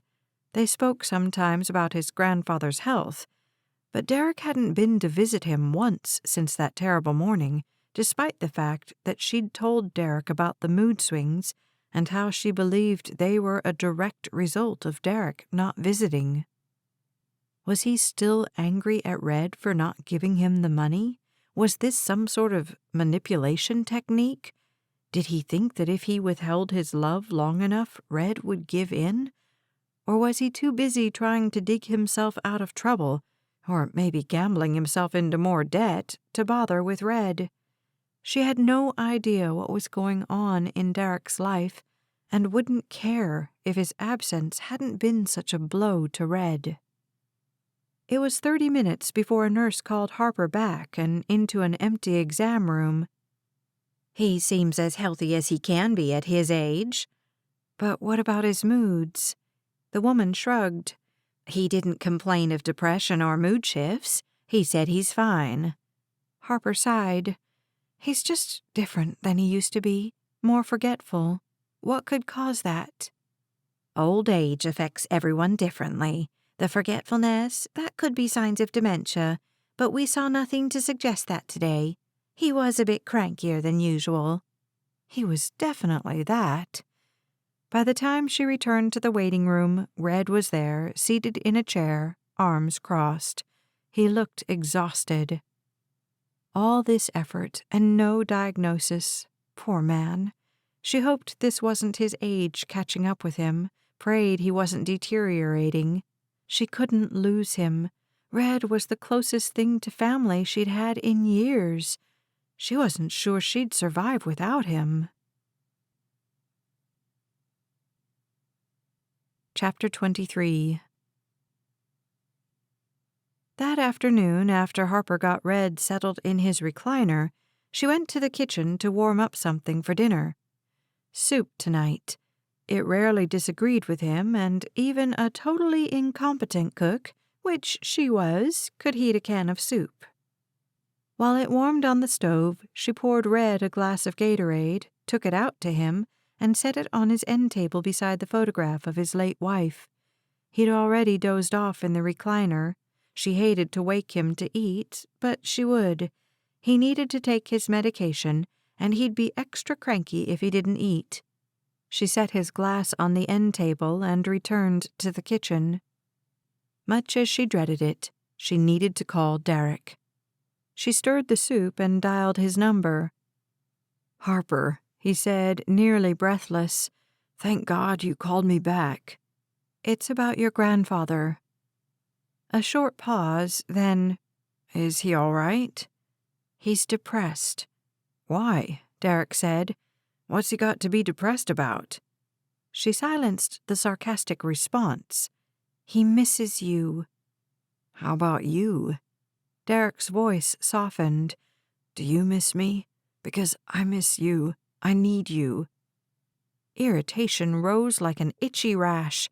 "This isn't about you and me, Derrick. It's about Red. He hasn't laid eyes on you since you took off that day, since you tried to—" "I know what happened, Harper. I was desperate, okay? Don't you think I feel bad enough?" "Nope, she didn't." But she didn't say that. "You're not making it better by staying away. It's been months. You're the only family he has left. He needs to see you." There was a long pause. She heard street noises in the background and wondered where he was. "You're right. I know you're right. I'm ashamed of myself." "Then apologize. He'll forgive you." "But will you? Will you ever forgive me?" She sighed, stirred the soup. "It's not a matter of forgiveness. It's about trust. I care for you and I want what's best for you.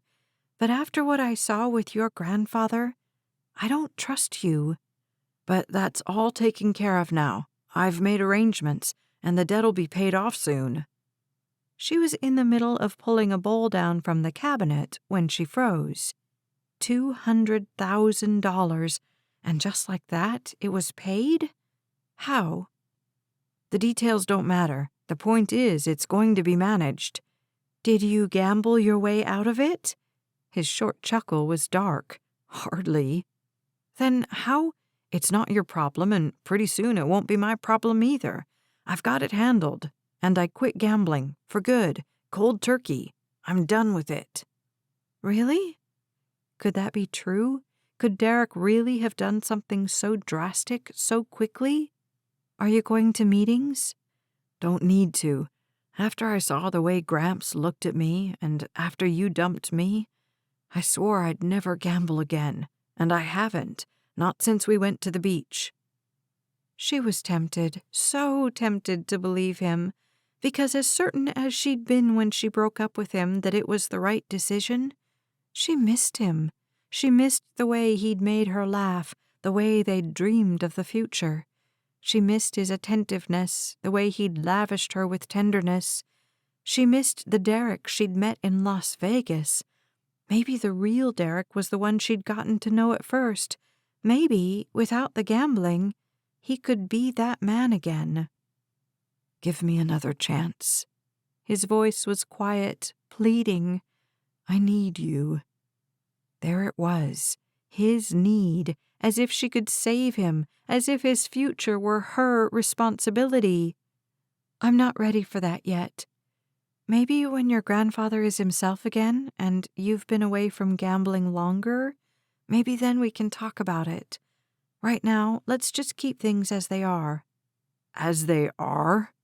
The tenderness had drained from his voice, and what replaced it confirmed her decision. As in, we never see each other? That's your choice, not mine. You know where to find me. Right, and I can visit you if I visit Gramps, but you don't want to date me or talk to me. You don't return my calls or my texts. You don't want anything to do with me. She smelled something funny and realized the soup was bubbling in the pan. Crap, only Harper could screw up soup. She yanked the pan off the burner and stirred. Bits of black came off the bottom. And now you're not even talking to me, Derrick said. She dumped the soup and the scalding hot pan into the sink. Now what would they do for dinner? I guess I'll just hang up, he said. Rage hotter than the soup rolled over her. You know what, Derrick? Do whatever makes you happy. That's all you do anyway. Never mind your grandfather. Never mind that his heart is broken. You keep having your little hissy fit because he wouldn't give you his money and I dumped you. One of these days, you're going to be planning his funeral, and then maybe you'll realize what you missed. The pause that followed was so long, she thought he'd hung up. She was about to do the same when she heard, You're right. So you'll come see him? Yeah, he said. I'll try to get up there this weekend. Chapter 24. Derrick didn't visit the following weekend, and he didn't visit the next or the next. In fact, weeks went by and they didn't hear from him. Meanwhile, Red's moods didn't improve. They didn't get worse either, so she decided to celebrate that. The leaves changed, then dropped from the trees, but she and Red barely left the house to enjoy the cooler weather. It was the first week of November, and Red was having a terrible day. He'd had a headache and been sick to his stomach all night. He'd skipped breakfast but had eaten a decent lunch. After he ate, he slept in his recliner all afternoon. Odd. She wondered if he was fighting a virus. They were in the kitchen, Harper cleaning up from their dinner, when he slammed his glass on the table. Bring me more Gatorade. She set down the dish rag, propped her hands on her hips, and glared at him. I'm sorry, what did you say to me? More. He lifted his empty glass and shook it in her direction. This stuff. His words were slurred as if he were drunk, and then he vomited all over his plate. She rushed to his side, unbuttoned his soiled shirt, and slipped it off of him, leaving him shivering in the t-shirt beneath. She cleaned his hands and his mouth and helped him stand. Come on, let's get you into your recliner. He could hardly get himself up. When he did, he swayed against his walker, a new addition he'd railed against when the doctor had suggested it. She steadied him and kept him from falling. She managed to get him into his chair. He muttered something that sounded like, "Thank you." She took his hands. "Squeeze my fingers." He looked at her as if she were crazy, but did as he was told. His grip was strong. "Lift your hands above your head." What the devil? "Just do it, please." He held his arms out horizontally, then lifted them up high. Touchdown. She chuckled politely. His muscles were working fine. She lifted 3 fingers in front of his face. "How many?" 3. The word was strong and certain. She snatched a pen off his end table. "Track it with your eyes." She moved it slowly in front of his face, and he followed it perfectly. "What's my name?" Harper Cloud. Right answer, but slightly slurred. "Why am I here?"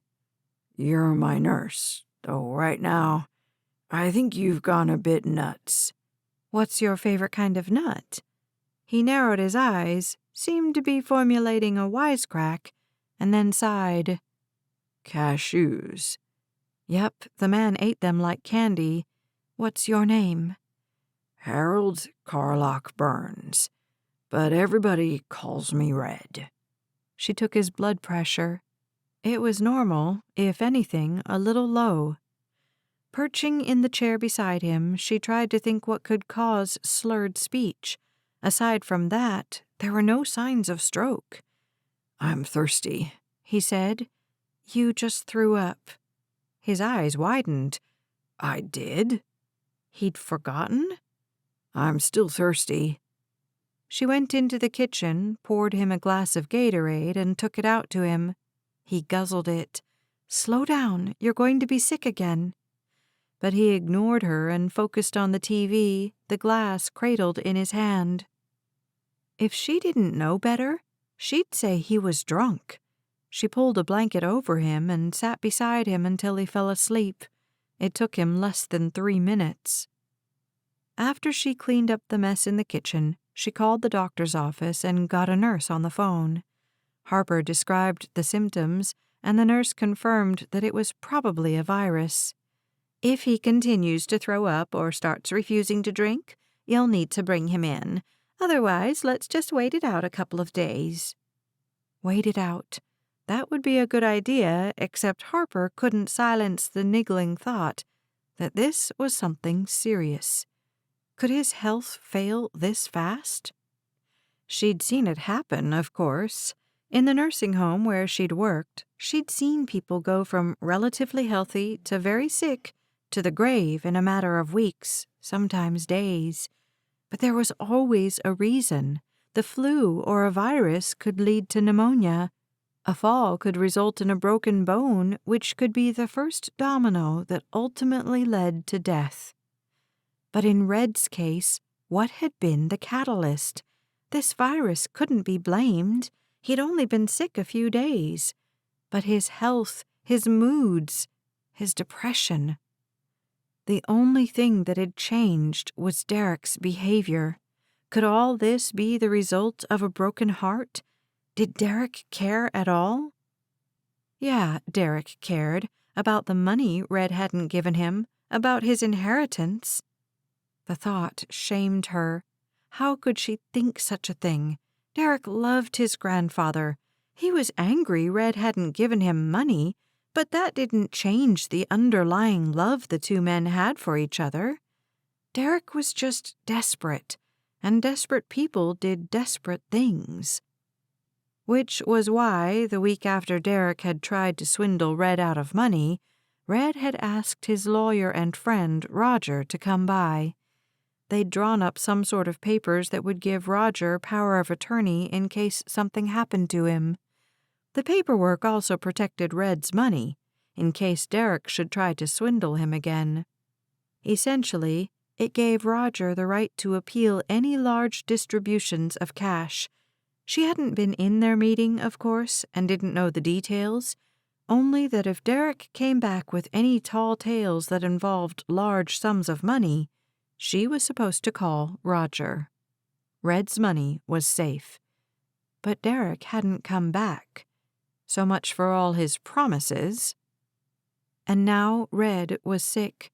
She should call Derrick and tell him, but she knew where that would lead. Absolutely nowhere. Besides, it was Thursday. Derrick wouldn't make the drive from Baltimore until the weekend unless there were an emergency. If things didn't change, she'd call him tomorrow. From the living room, Red shouted, "Bring me a drink." She snatched his cup and poured the last of the yellow-green liquid into it.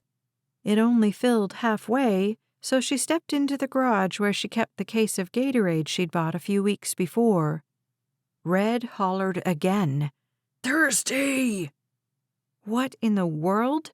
This demanding tone was not like him. A virus couldn't make him mean, could it? She returned to the kitchen and twisted the top of the Gatorade. It opened easily. Far too easily. She lifted the bottle. It looked fine. It probably was fine. Did Gatorade go bad? Did it ferment? No, surely not. But maybe that would explain the vomiting. Had the last bottle been easy to open? She couldn't remember. Well, she wasn't taking any chances with Red's health.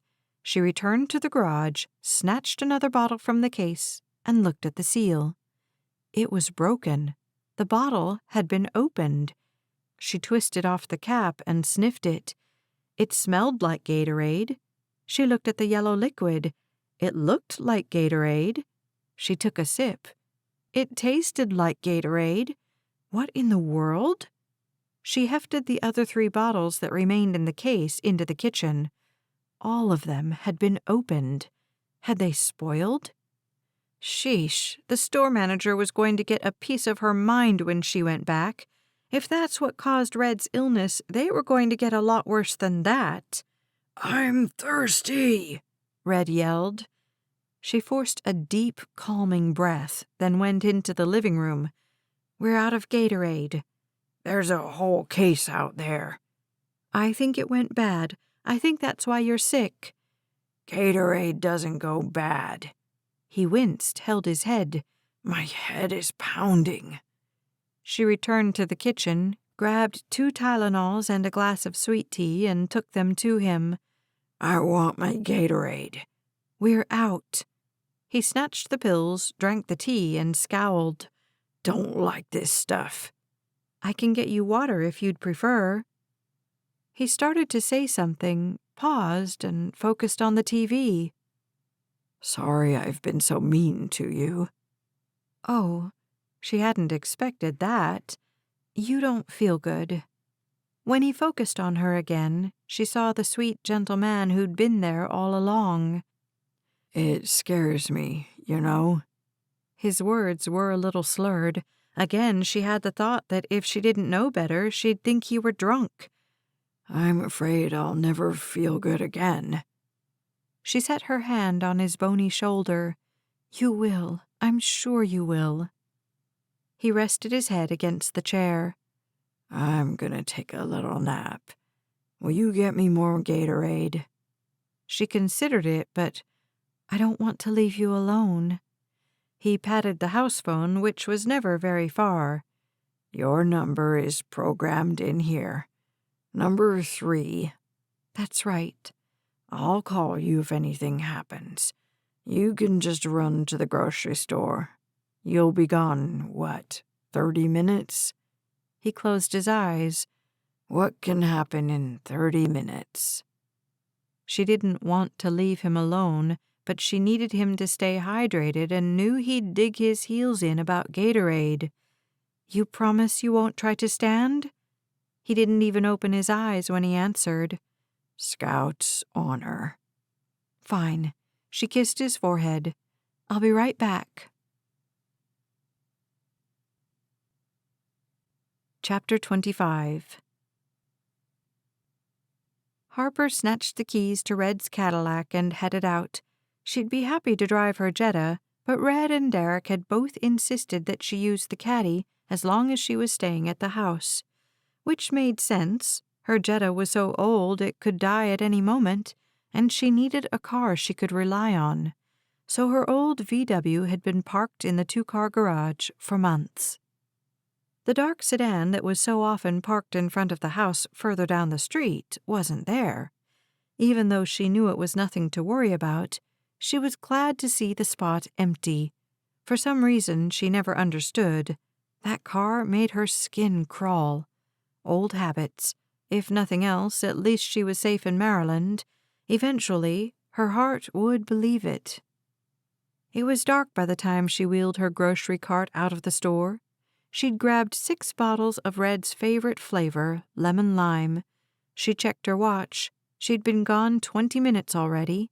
She should have had the Gatorade delivered. She hadn't considered it until she'd stepped into the grocery store and seen the sign advertising home delivery. She'd never used it, relishing her trips away from the house, enjoying the change of scenery. Today, she hurried and told herself Red was fine, asleep, and he'd still be asleep when she returned, alive and snoring softly in his chair. But her stomach filled with acid anyway, and her skin crawled. Paranoia, nothing more. The parking lot was about a third full of cars, but empty of shoppers and store employees at the moment. She stopped the cart beside the trunk of Red's caddy, then walked to the door and pulled it open. She tossed her keys and purse onto the seat and popped the trunk. "Harper." She whipped around, startled. On the other side of the open door stood a man. He wore a ski mask. She opened her mouth to scream, but from behind her a hand clamped over her face and an arm wrapped around her waist. She struggled silently, uselessly. The person holding her pulled her from behind the open door. He pressed her against his body.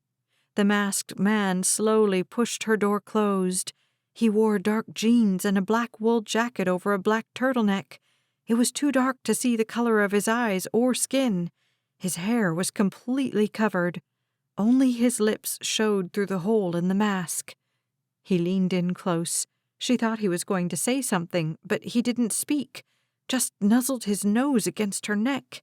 His breath sent a shudder of terror through her, and she lifted her shoulder to block him from touching her. The man behind her yanked her head to the side. The masked man inhaled her scent, then chuckled. A deep, rumbly sound from the pit of hell. He shifted, but she couldn't see what he was doing. The man behind her held her head too tightly. She heard a snap, caught sight of a blade, and squeezed her eyes closed. "Oh, God, help!" The cold edge sliced across her neck. The cut burned, and a warm trickle dribbled toward her collarbone. She was going to die. One more inch, and the blade would slice her jugular. And then the blade was gone. She opened her eyes, saw the man's face just inches from hers. His hot finger slid down her neck in a perversely gentle move. Again, she struggled away from his touch, and again the man behind her held her still. The man lifted his finger so she could see her blood, then wiped it on his jeans.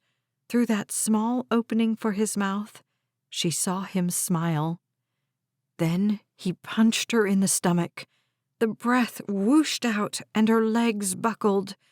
The other man lost his hold over her mouth, but it didn't matter. She couldn't get enough air to scream. He kept her upright, and the other man backhanded her in the face. She crumpled to the ground, curled into the fetal position, and covered her head with her arms. One of them grabbed her arm and yanked her back.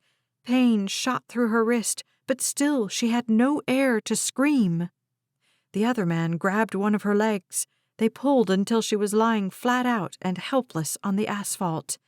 They flipped her on her stomach. She reached forward, desperate to crawl away, to slide beneath the car, to make it all stop. Her hand touched something, and she grabbed it, held on before she realized it was one of the men's shoes. She recoiled as if she'd touched a rattlesnake. One of them stomped a foot between her shoulder blades, and the little air she'd been getting was forced out.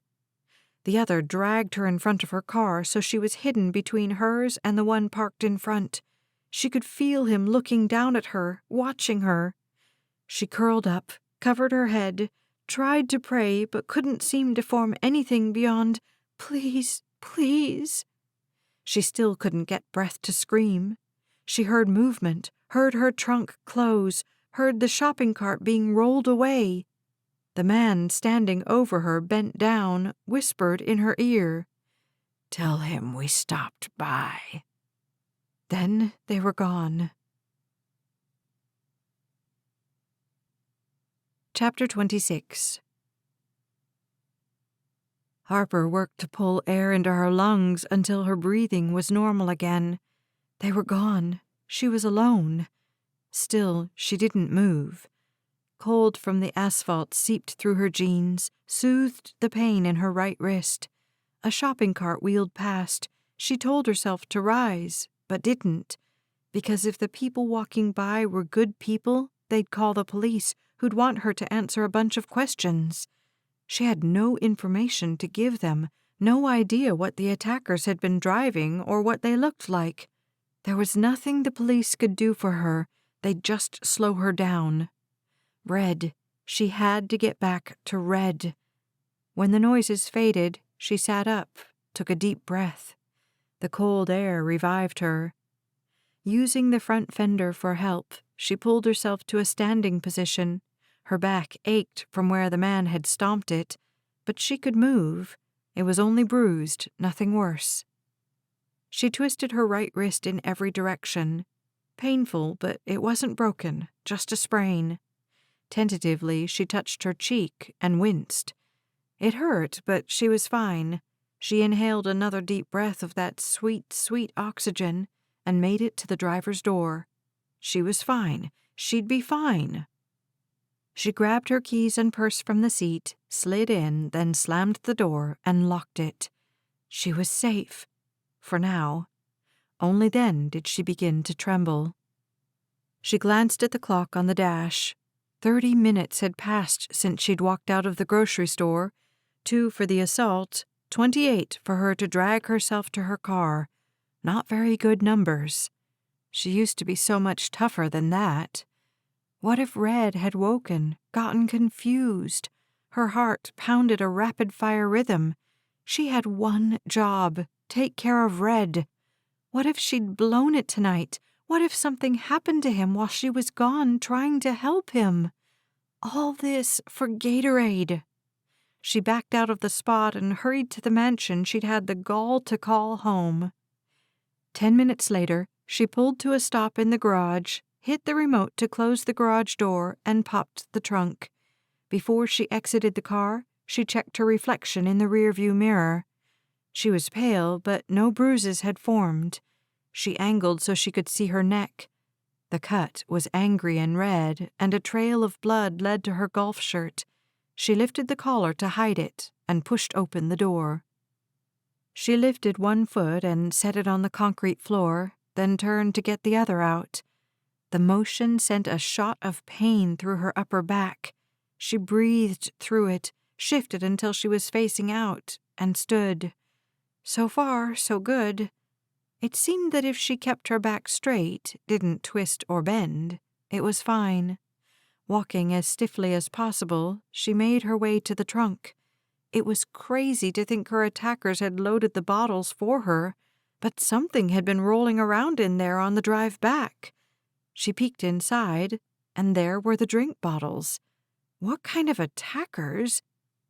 The professional kind. The kind who attacked because it was their job. Though that man's smile...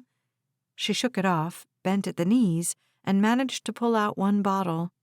She carried it into the house and set it on the counter. Then she moved as fast as she could into the living room. Red woke with a start, glared at her. "Where's the fire?"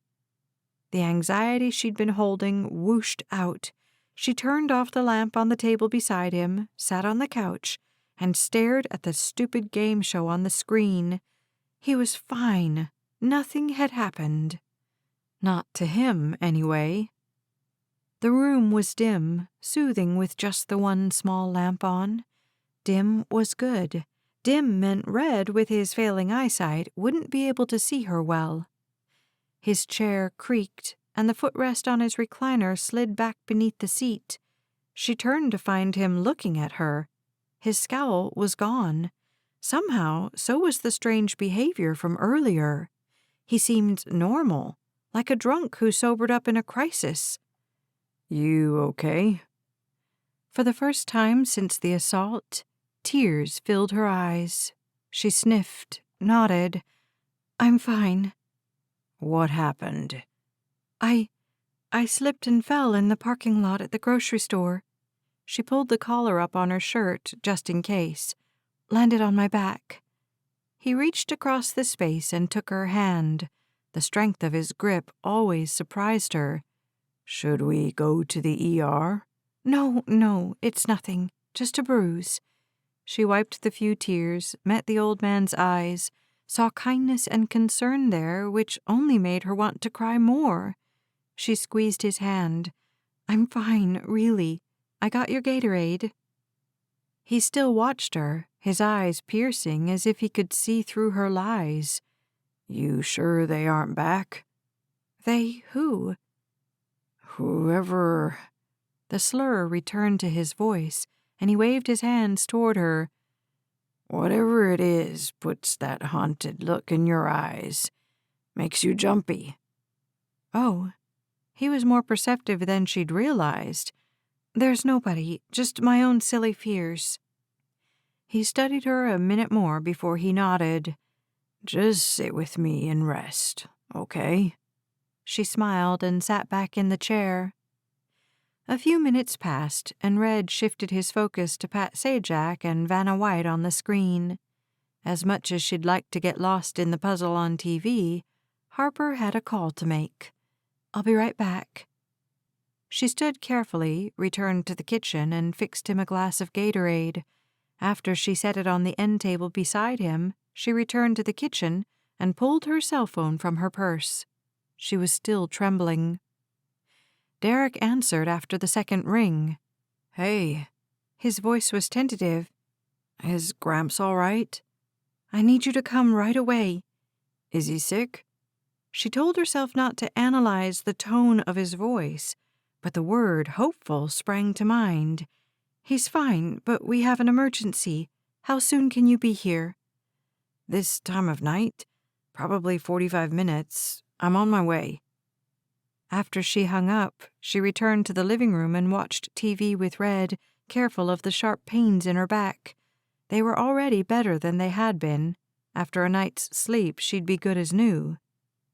Red was quiet, dozing. If not for the strange illness, he'd be studying her, trying to figure out what was going on with her. Even healthy, he'd never guess in a million years that she'd been assaulted.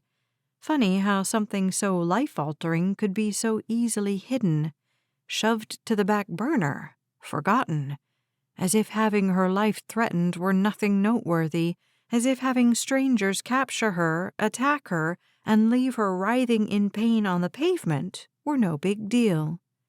But she knew better, knew the 2 minutes tonight in the parking lot would plague her for a long time. Finally, a soft knock at the front door was followed by the sound of the key sliding into the lock. The door opened, and she walked through the formal dining room and met Derrick in the foyer. She stayed on the far side, crossed her arms. In the dim light, she saw the man she'd nearly fallen for. The brown hair with its widow's peak hairline, the kind hazel eyes, and glasses that made him look geeky and kind. Everything about Derrick seemed normal, down to earth, gentle. She should have known better. He looked at her, blinked, stepped closer. What happened? Quite a few things, actually. He flipped on the chandelier. Are you bleeding? She pulled her collar up to hide the cut. Not anymore. He reached toward her. Let's go sit down. Is Gramps okay? She stepped back, out of his reach. Go out to the caddy and grab the Gatorade from the trunk. Please, then we'll talk. She stepped into the half-bath off the foyer, wet a tissue, and dabbed at the dried blood that had left a track along her skin. Thank God Red hadn't seen the cut. She added some antibacterial lotion and a bandage, then returned to the kitchen where Derrick was setting down the bottles of Gatorade he'd carried in. It's not like you to run out of Gatorade. You want them in the garage? Set them on the counter. He did, then they both sat at the table. The light was brighter here than it had been in the foyer, and when he sat, he studied her. Geez, Harper, what happened? He reached out like he might touch her face, the red spot she'd barely glanced at in the bathroom. She leaned back, and he dropped his hand on the table. You're saying you don't know? How would I? Based on the confusion on his face, he had no idea. But she'd quit believing anything Derrick said. He reached for her hand, and she jerked away. Pain shot through her upper back, and she froze, breathed through it. Derrick lowered his hand. You're hurt. I need to take you. You've done enough, I think. His eyes narrowed. He leaned back just enough. What are you talking about? Have you had someone watching me? Of course not. Why would I? Either he was the best liar in the world, and that was entirely possible, or he had no idea. Still, they told me to tell you they stopped by. The color in his face faded. Who? The men who did this to me. Men? He leaned toward her. What men? Where were you? This was about you. I don't know why someone would. I assume they were trying to send you a message, she said. Maybe if you'd let them know we broke up. No, Harper. This wasn't. Whatever happened, it didn't have anything to do with me. I don't know what you're talking about. So you know nothing about the men who beat me up in the grocery store parking lot? He reached across the table. When she didn't take his hand, he left it there, palm up, an invitation she'd never accept. Please, start at the beginning. The memory of it had her rubbing her wrist. He caught the motion. Here, let me. No, you don't get to cause this and then comfort me. Whatever's going on with your goon friends, tell them we're not together anymore.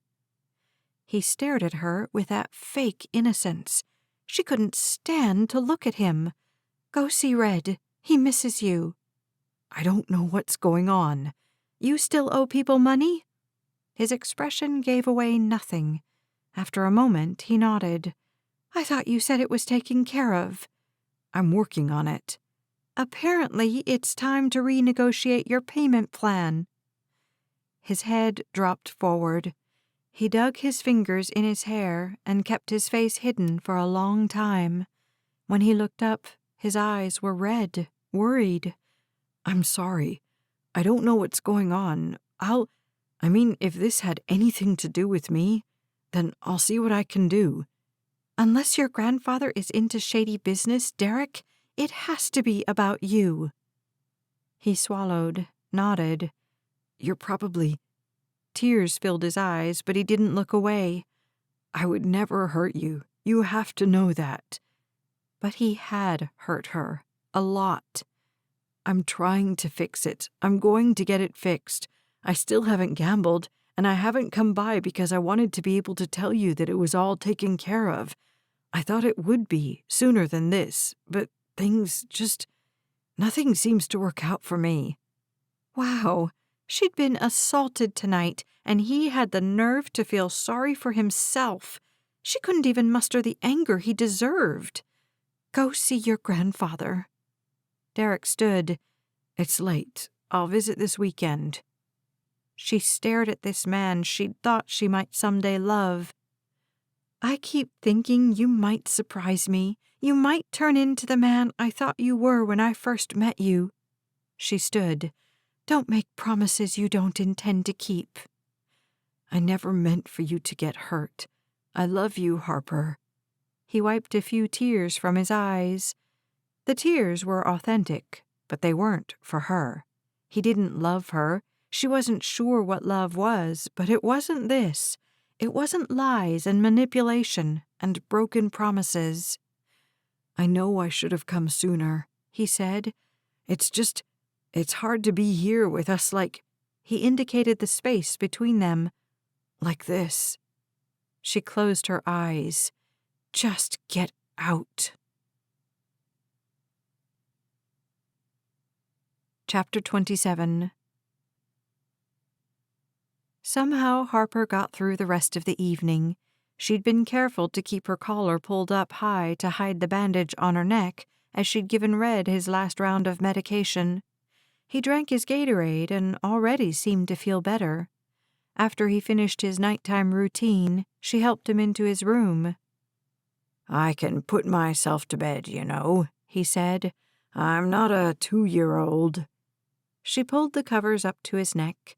Normally, she'd lean down to kiss his forehead, but her back wouldn't like that. And if she leaned too much, he'd have a great view of her neck, and she didn't have the energy to deflect his questions right now. She patted his shoulder. "I want to tuck you in, you grouchy old coot." He gripped her hand. "If your back's not better tomorrow, we're going to the doctor." She didn't bother to argue. Sick as he was, he'd probably forget by morning. After Harper closed his bedroom door, she checked all the doors and windows. Everything was locked. Those goons had sent their message, and she'd passed it along. She was safe now. Why was she always trying to convince herself of that? All the events of the previous few hours came back, and her hands trembled again. She made it to her bedroom and locked the door. She kept the light off and peeked through the blinds out the window.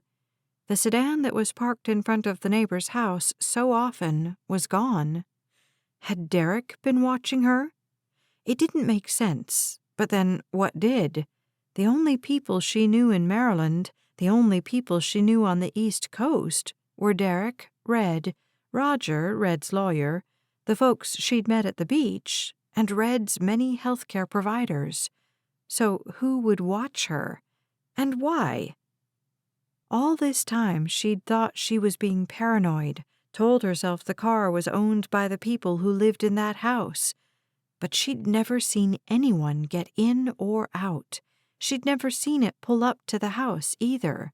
It was almost always there after dark. From here, she'd never been able to see if anybody was inside the car. There'd just been that one time when she'd been sure she saw the glow of a cell phone. She sighed and let go of the blinds. After tonight, she wasn't about to pass off her fear as paranoia. Tonight, her suspicion felt justified. Red's illness had exhausted her. The attack, she didn't want to think about that. She didn't want to think about anything. She went into her private bathroom and locked that door too. She turned on the shower. While it warmed up, she undressed and looked at herself in the mirror. There'd be an ugly bruise on her cheek in the morning. She hoped makeup would cover it so Red wouldn't notice. They'd have to stay close to home the next few days until it faded. She removed the bandage and studied the cut on her neck again. It was ugly, but it wasn't deep. She could wear turtlenecks until it healed. Her stomach and ribs ached, but nobody could tell that from looking at her. A bruise was forming on her wrist. Fortunately, it was cold enough for long sleeves. She turned to look at her upper back, but saw no shoe print there. As usual, the worst blows left no visible marks. She had enough experience to know invisible scars could twinge for years. She turned and met her gaze in the mirror. "You're fine. You've lived through worse." She stepped into the shower, let the hot water wash away the memories, the feel of that man's hand over her mouth, the other man's breath on her neck. Her tears fell, mingled with the water, left her feeling, if not clean, at least cleansed of the evil men she'd encountered that night, the attackers, and Derrick. When the tears were spent, she breathed deeply of the humid air, let even her lungs be washed of the memories so she could think straight. If only she hadn't gone out for Gatorade, if only the Gatorade bottles hadn't already been opened, that a grocery store had let— Wait, The case had been wrapped in plastic when she'd bought it. The bottles couldn't have been opened before that, unless the person who'd opened them had had some way to rewrap them in plastic. But what would have been the point?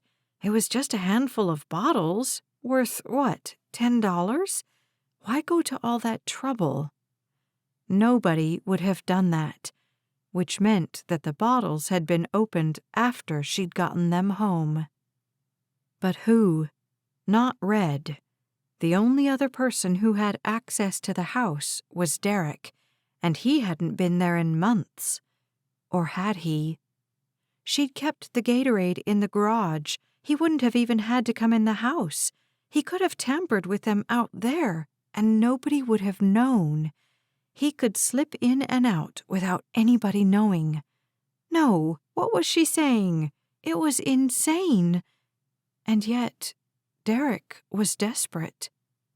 She didn't want it to be true, but by the time the hot water faded to warm, by the time she turned off the spigot and dried off, she knew she needed to call the police.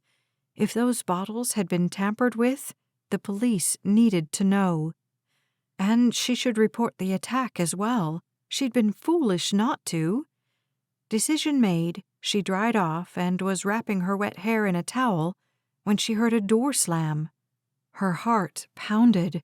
It was probably just Red going to the bathroom.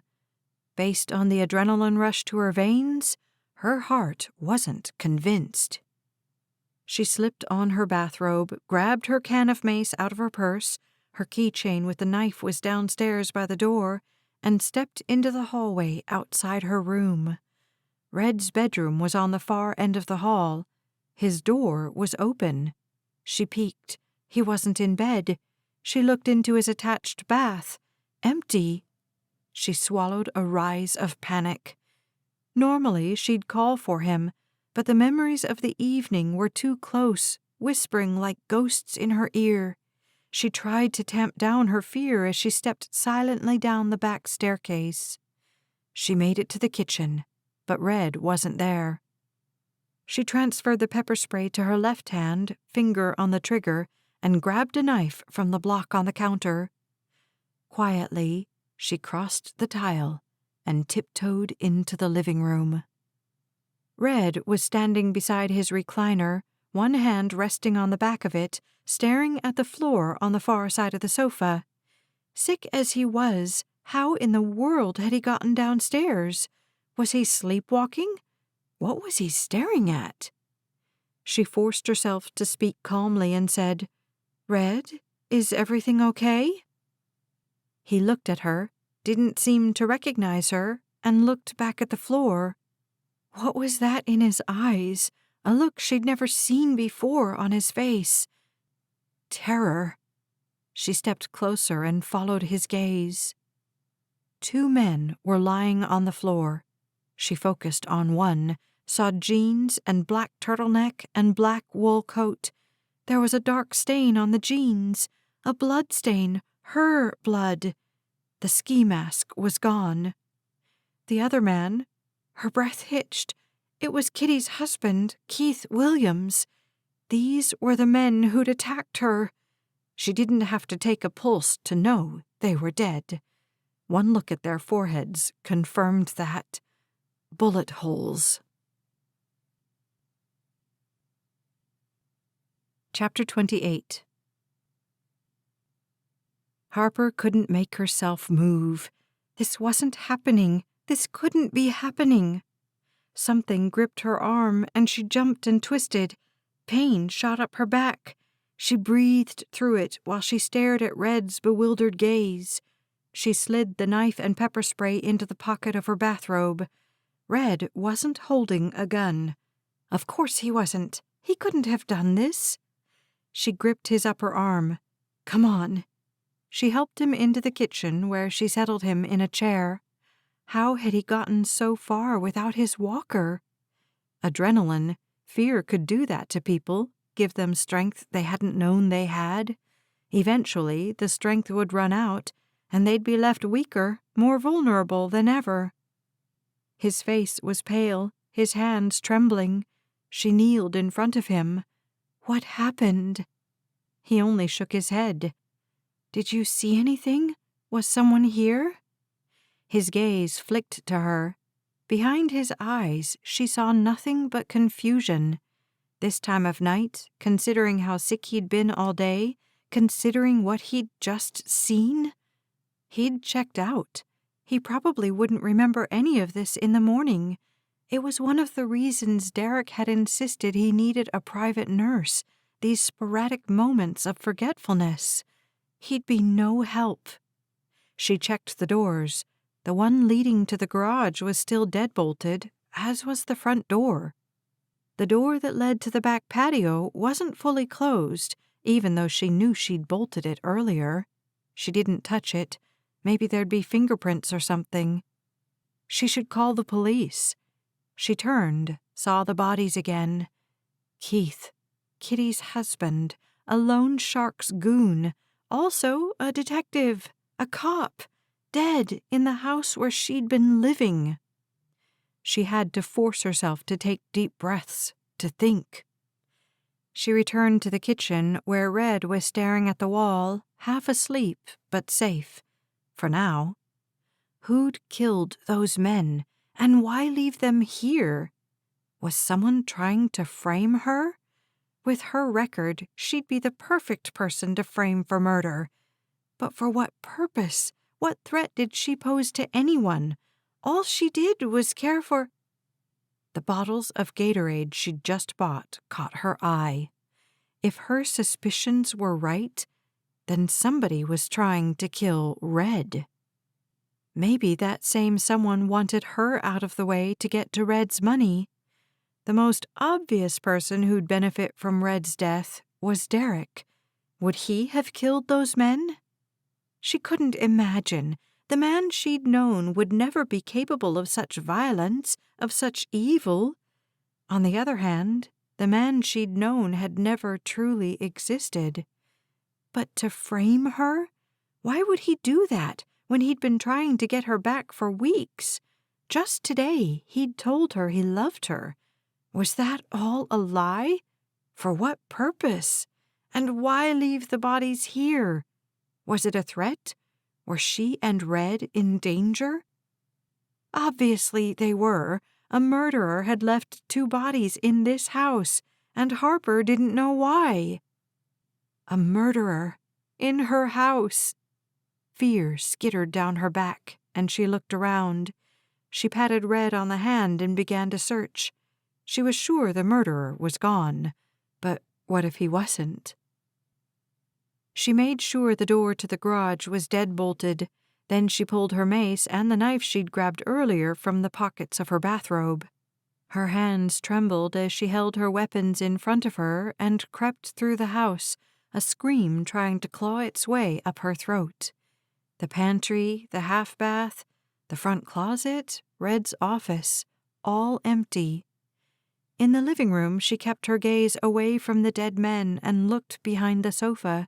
She crept upstairs, searched Derrick's room, his since his parents had died, the guest room and Red's room, then her own room, just in case. She grabbed her cell phone. An intelligent person would have called the police immediately, or just jumped in the car and run. She wasn't making very logical decisions.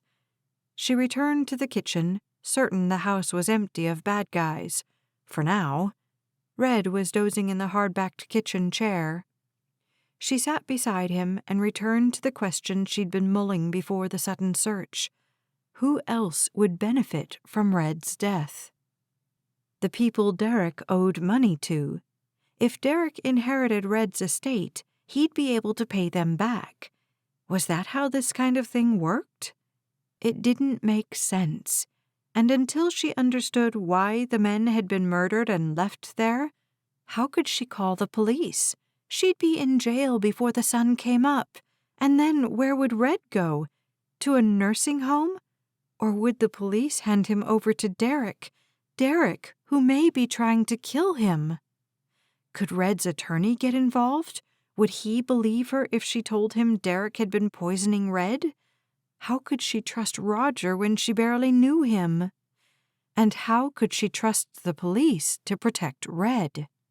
She'd trusted the police before, and she'd paid for that decision with 2 years in a state penitentiary.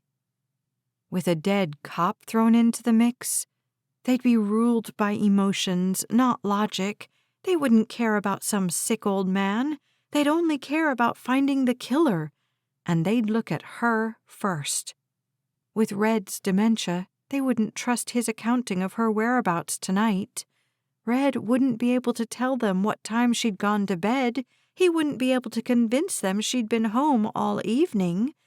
And she hadn't been. She'd gone out for Gatorade. Would they use that against her? The only person who could corroborate her alibi wouldn't be fit to testify. Her reason for going out wouldn't make sense to anyone.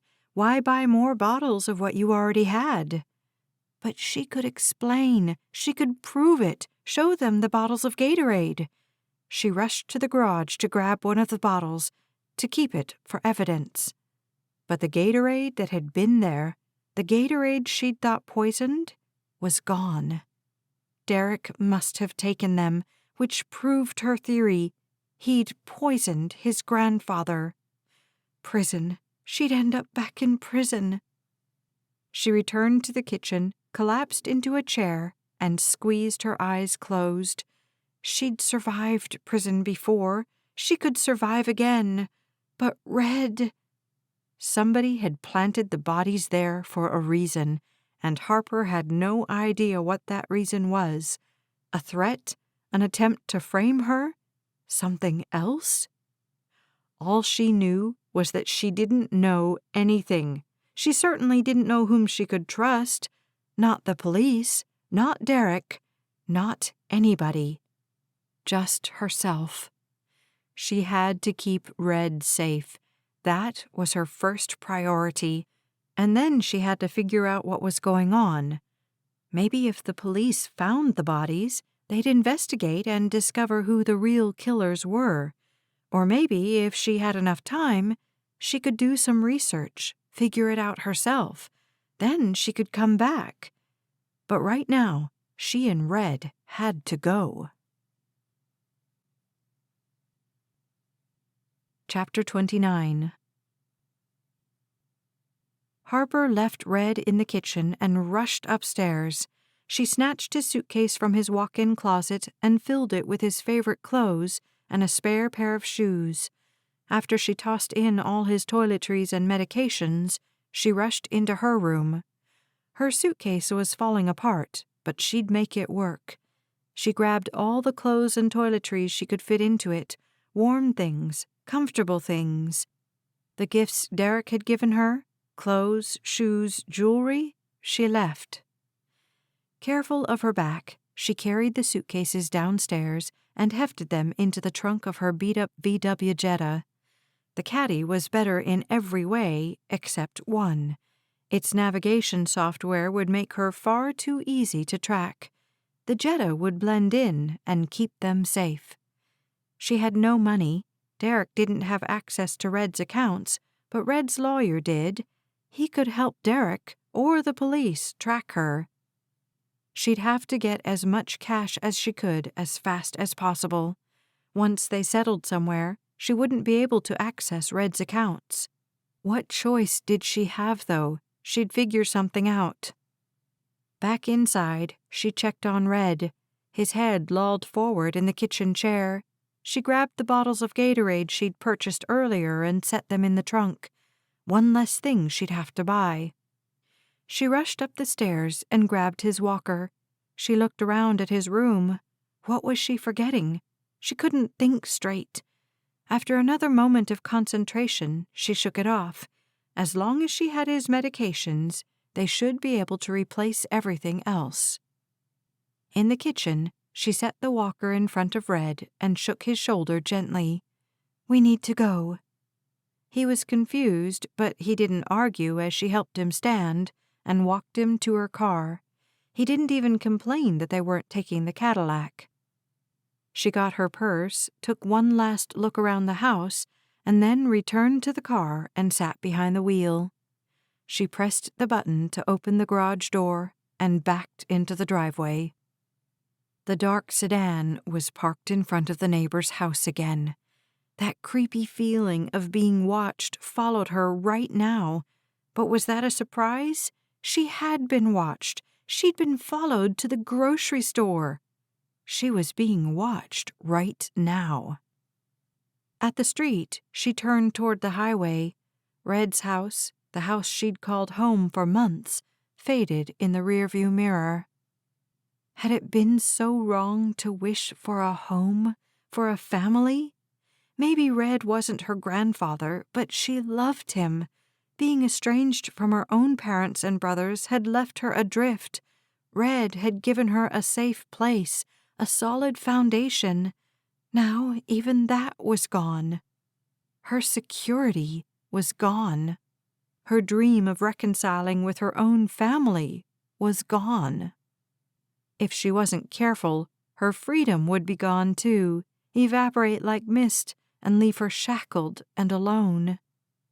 She didn't know where they would go or what they would do. All she knew is that, one way or another, she'd keep Red safe.